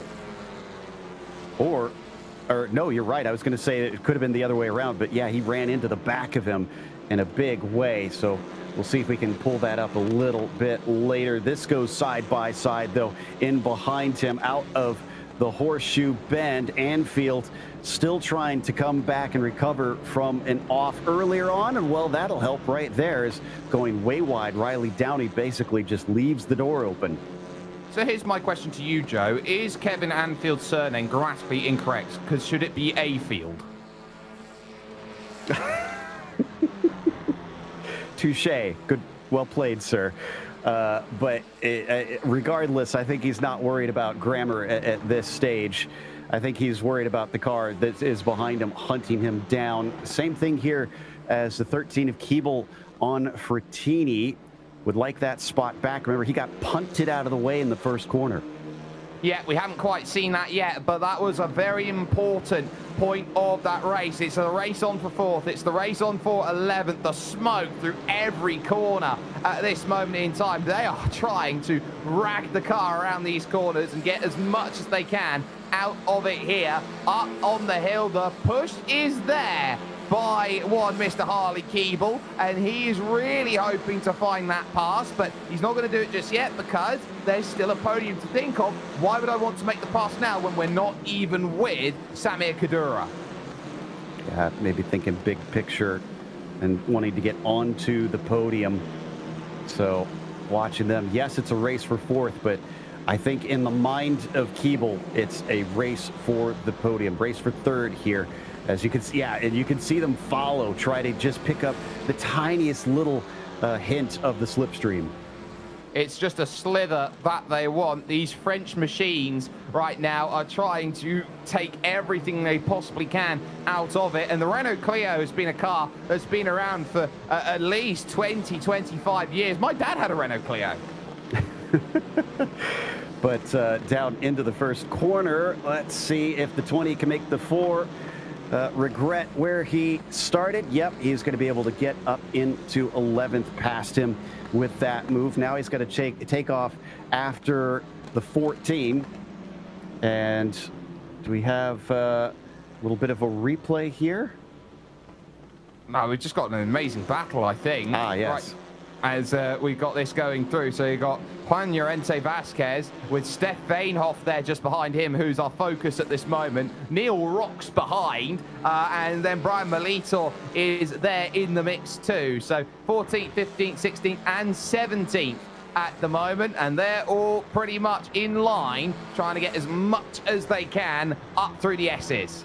I've been trying to figure out why Neil started from pit lane, because he qualified 3rd. That's great position. He wasn't going to be in the middle of problems in the mid-pack. Like you maybe think someone farther down would say, well, let's just stay out of trouble, see if I can pick up spots like that as somebody goes off beside him, and he's going to hip check his way in there as we go back to the battle for 3rd. Yep, that battle for 3rd is on, and now Frattini, who has been so good, has got 1 victory so far in the runoffs, is looking to try and get another podium. Of course, not his first podium, not his second. He's looking for his 3rd podium in the runoffs, which is a huge achievement to keep in mind in 3 very different vehicles. Down the hill through the hog pen, and now looking to charge. 9 minutes, 45 seconds left, and I tell you what, Keeble's not giving this one up either. In fact, he's still trying to use a 2 versus 1 scenario, pushing his fellow driver forward, and now abandons him. Is he going to try and team up? Or no, he's going to try to go for the inside with a 3-wide move. This might not end well as they break into the first corner. All of them going deep as they dare, cutting back underneath. Oh no, they are going to come together, sending him sideways as unfortunately Kadura falls back to 5th. Kadura is not going to be very happy about that. He would have gone, no swiping please, and he ends up getting swiped. Well, I thought they were going to be able to do that, and I thought that I think it was Frattini that, no, it was Keeble that tried to pull that over under. That would have been a brilliant move if he had kept it out of the side of that car, but it just wasn't meant to be. And another one of our Gulf liveried machines, wheel to wheel, down into the left hook. Oh, and that's brilliantly done. That's Anfield who's getting that done and holding off Siegner at this point. Tobias Siegner is throwing the kitchen sink at it and not finding it. Riley Downey is trying to serve the slowdown penalty behind, so it's going to fall out of contention in that sense. But Tobias Siegner is throwing what he can, and this is for 11th place. Every position matters when it's all just for ego, so they're all fighting just for bragging rights in this. There's no points. This is all just a special event put on by iRacing. And we have to remember, top split. So we're talking best of the best. In fact, I think we heard that the SOF for this one was about 3,600. Not too shabby. Not too shabby at all. And, oh my goodness me, contact there, wing mirror to wing mirror for Harley Keeble and Dario Frattini here in 3rd and 4th positions. They have decided, you know what, gloves off, get the knuckle dusters out. Yeah, and I mean, they've already banged doors already once today, so what's one more dent in the car? They do have to worry about that incident limit that we were talking about. Don't want to get a drive-through penalty right at the end of the race. Here we go. It's going to be Frattini this time, who's on the attack. Will he pay him back down into turn one? Well, he's going to have a look left and right. Remember, it was Frattini trying the up and under, hooked Harley Keeble on the front, who was taking a natural line. And here again, this is what Frattini does. He's good through the middle of the corner, can attack. Now, the horseshoe goes on for forever and a day off of the exit. It's very much like a song from Genesis at this moment in time. But on the brakes then through the NASCAR bend, no chance just yet. Still got a line for the left hook, but not going to take it. Oh, or is he? A little bit wide there by Keeble, and it looks like he will be able to retain the track position. He's got to be careful though with those mistakes, because if he opens the door, no doubt Dario is just going to shove his way through. Yeah, and the chance was there, but they have brought Cadora back in. So now up and top and bottom we look. The race that is on for third is on the bottom of your screen. The race for 11th is on the top of your screen at this moment in time. So every which way you look, there are races aplenty which are going into play at this moment, because you've got everybody pretty much sat waiting to say, what can you do at this point? Anfield has lost the place to Signa now, but up the top of the hill, off the road goes Cadora. Cadora's got off, and now he's going to fall into the clutches of Forster. Just went a little bit too hot into there, so now it's just a two-car fight for that third position up at the front, and we're coming down to it now with about 5 minutes left to go. Girac has just run away with things. That's why we haven't been showing him. There's nothing much to show there. Yeah, it's been absolutely dominant at the front of this field, and it's the biggest compliment you can have in racing, Joe, is if you're leading the race by a lot, you don't get shown. It shows that you're so far ahead, you're doing such a good job, we don't need to go see you. Yeah, nothing interesting to look at there except for maybe a pretty car, but back we go to the battle for the last step on the podium. Keeble actually put some distance here, Jake. I think he's gotten the hurry up from these attacks from Frattini, and now he's trying to turn up the wick. Yeah, well, you're inside the final 5 minutes, and you've got 5 minutes left of the SCCA runoff, so you better show what you've got now, otherwise you're never going to get a chance to for another 12 months, and that, I think, is going to be the key to how they're going about it here. Forster currently finds himself then in the 5th position with this group behind. Cadora, Parrish, Pajos is in there, Platon. It's all the P's right now that are trying to find themselves together, and they're all in a pod. But they're led by an F. That's Forster, who is currently got that 5th position. He's kind of towing them along. He's doing the same thing I think that Keeble is. He's trying to break that, knowing that them pulling the draft is just going to make life that much more difficult. He needs that distance between himself and his rivals to be able to focus on his race.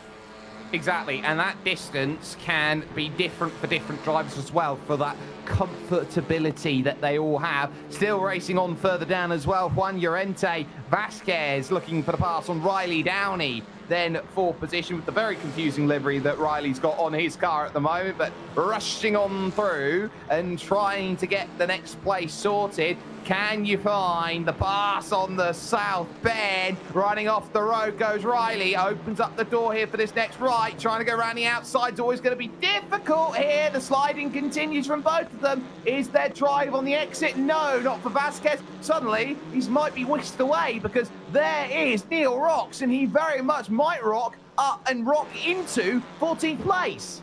He's going to get the overlap here. There was another late move from Juan to try and cover him off, but this time he couldn't shut the door in time.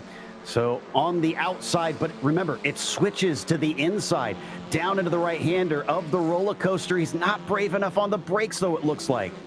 Oh, it's going to be dicey, but they're going to have to fall back into line. And again, oh, trouble's down the hill. Oh, can you get it wound up and saved? Yes, you can. Good save there, but bang! Door-to-door contact down the hill, heading to the hog pen there. Neil Rocks finding out that he was granite there. He was not going to shatter compared to Riley Downey. Yeah, Downey, unfortunately, going to fall all the way to 16th. He was doing such a good job in front of him. In fact, he's going to lose another spot without the speed as Brian in the 6th car just breezes past. absolutely perfect. And there's a slowdown penalty or something of that ilk for Fair Pajos. He's dropped out of the contention then of the group and he's fallen to the back of that pack. So that not ideal. And Ivan Platon, by the way, has just dived into the pit for what I would believe would be a stop-and-go penalty, the first one we've seen today. So Ivan, actually, no, we're getting information that no black flag was shown. Yeah, and maybe he just short-fueled it.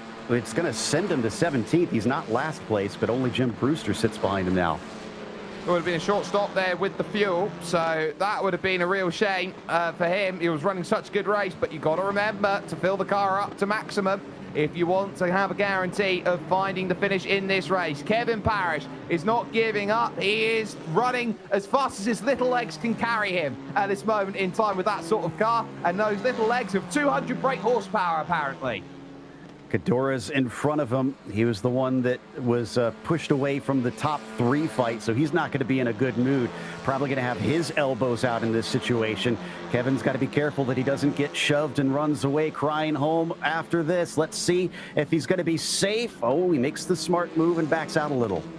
Only a little, though. There is still time left in this race, and that is the key. Marcus Girac is about to start the last lap of the SCCA runoffs for 2023. Side by side, down through the hog pen, and looking to get the drive off the exit. Well defended there by Samir Kadora, but the more they defend, Fair Pajos might get back into play, Joe. Whoa. Hello. Yeah, that's not the racing line, and he eventually finds his way back onto the track, or does he, as he nearly goes off a second time. Who was that? That'll be Llorente Vasquez there, wouldn't it? Yeah, I think you're right. Yeah, the number 7. Oh, up and under. Could be a pass. Get the drive off the exit. Brilliant stuff. He's not done yet, though. Remember, it switches back here down into NASCAR Bend. We've seen lots of fun action into this corner. Indeed, I think Samir is going to keep his nose in just barely, and I think he still wants it coming down to the left hook. He breaks super deep into the corner, and somehow they don't make contact as they swing back. Job finally done for Kevin.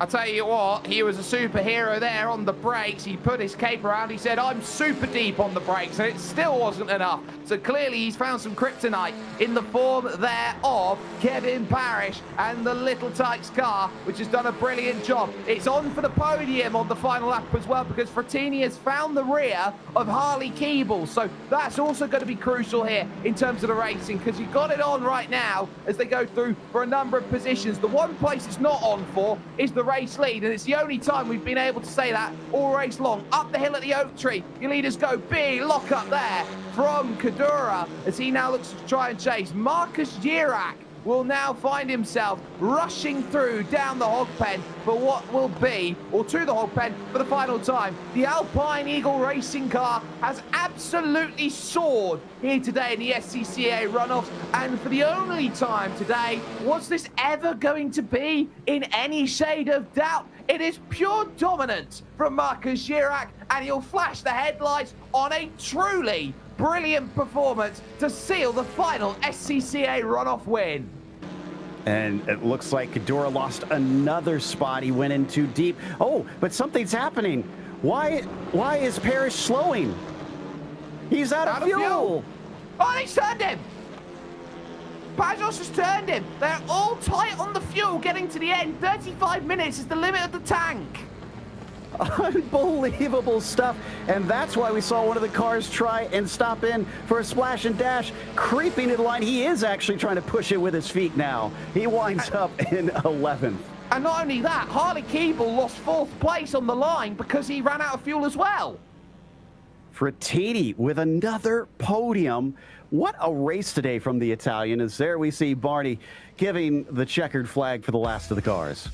I'll tell you what, they both ran out of fuel coming to the line, and they were all trying to coast through to get it forward. A brilliant finish to the SCCA runoffs. They had to be very alert to it. Marcus Girac wins by nearly 7 seconds over Yoni Niemi in second, with Dario Frattini holding out on the tank long enough to finish third ahead of Benjamin Forster and Harley Keeble in fifth. Fair Pajos will take 6th after turning Kadura on the final corner. Tobias Siegner will get 7th ahead of Kevin Anfield, and then Sammy Kadura would only end up with 9th and Kevin Parrish coasting home in the little Tykes car with clearly no engine and just leg power in 10th place. Neil rocks. He does. He's also 11th place with Steph Veenhoff in 12th position and Brian Milito 13th. Riley Downey would finish 14th ahead of Juan Llorente Vasquez, with Ivan Platon having to pit, and he ended up in 16th. Jim Brewster and Harry Unila were the last finishers on the leading lap, with the 3 drivers that are retired: Chris Wetz, Jael Garuba, and a no start for Jerne Zorach, who will be out of the race in 21st position. Well, there had to be one race that had to be dominant, and that one was that. But Joe, 6 hours worth of racing content brought to you for the virtual SCCA runoffs, the second iRacing SCCA runoffs. I'll tell you what, there needs to be 20 of these. I love every year that we do this. So last year was fantastic. This year, really incredible to witness, and honestly gave us excitement all throughout. This is what we love about the competition of iRacing, is that you can take this sort of racing, even though it's not the highest level, and get the thrills that it really does provide if people would give it a shot and introduce people to fantastic sports car racing. It is something truly fantastic, and we do see that time and time again. But you do need to try and be a contender. The road to pro continues here with eNASCAR, and it's over to Phoenix on October the 24th at 8 p.m. Eastern. Who is going to book their place in the eNASCAR series? That you will definitely have to tune in for. On top of that, we have got action with the Turn Racing Grand Prix iRacing Series. Round 7 at the Fuji International Speedway will be come to you on Thursday, October the 26th at 7 p.m. GMT. You can join myself. You can join, of course, one Mr. Peter Mackay and Kenneth Bueno for that one. That will be a treat over in Japan. Not only do we have that, but it's the street circuit for those who want to be contenders and not pretenders. Porsche Tag Heuer Esports Super Cup. Head to Long Beach, California. And if that's what happened last time the Contender Series went there, I'm sure we're going to have an absolute showcase this time with everyone trying to find qualification. It's the start as well of your IMSA Esports Global Championship. They kick things off on November 5th, and that will be at the Michelin Raceway, Road Atlanta. 4 races to decide who will get their share of $25,000. And just because there's a little bit more, it's often imitated, it's never duplicated. It's the greatest show on dirt. It's the World of Outlaws, and it returns on the 13th of November on the Monday to get that racing fix in your autumn that goes on forward. But some absolutely incredible racing has gone through. I'm just going to bring Peter in for this one here. Peter, 6 races in, 5 different winners, each to their own, an incredible spectacle each and of itself. Every race had just the most amazing spectacle in its own story. For me, that GT4 race was just incredible. It went right down to the wire. Yongse Lin coming out on top after it all, but you could have picked any of those races. As Joe said, this is what iRacing is all about. Different flavors of racing, but always good, strong competition. Fantastic to be involved. And Joe, you know, we sit here after the end of 6 incredible races, another year put into the books here, and I think it also gives an opportunity to show that racing here on iRacing isn't just a GT3 car at Road America or Monza. It can be as wide and as diverse as what we've seen today. Exactly, and the SCCA virtual runoffs here on iRacing are the perfect example of that. If you want to hop in something that maybe is everybody else's flavor but not yours, you can do that. So I think that iRacing has such variety these days, both in tracks and cars, that it really just produces something for everyone, and I think that's the most important thing. And if you want to join and get in on the iRacing fix, you can do so by logging on to iRacing today. You have a chance to get 40% off your membership by bringing yourself into play. But the runoffs from VIR have been sensational once again. You can't ask for more than the incredible racing that we have seen. So long for now. There's so much more great sim racing, though, very shortly on the horizon.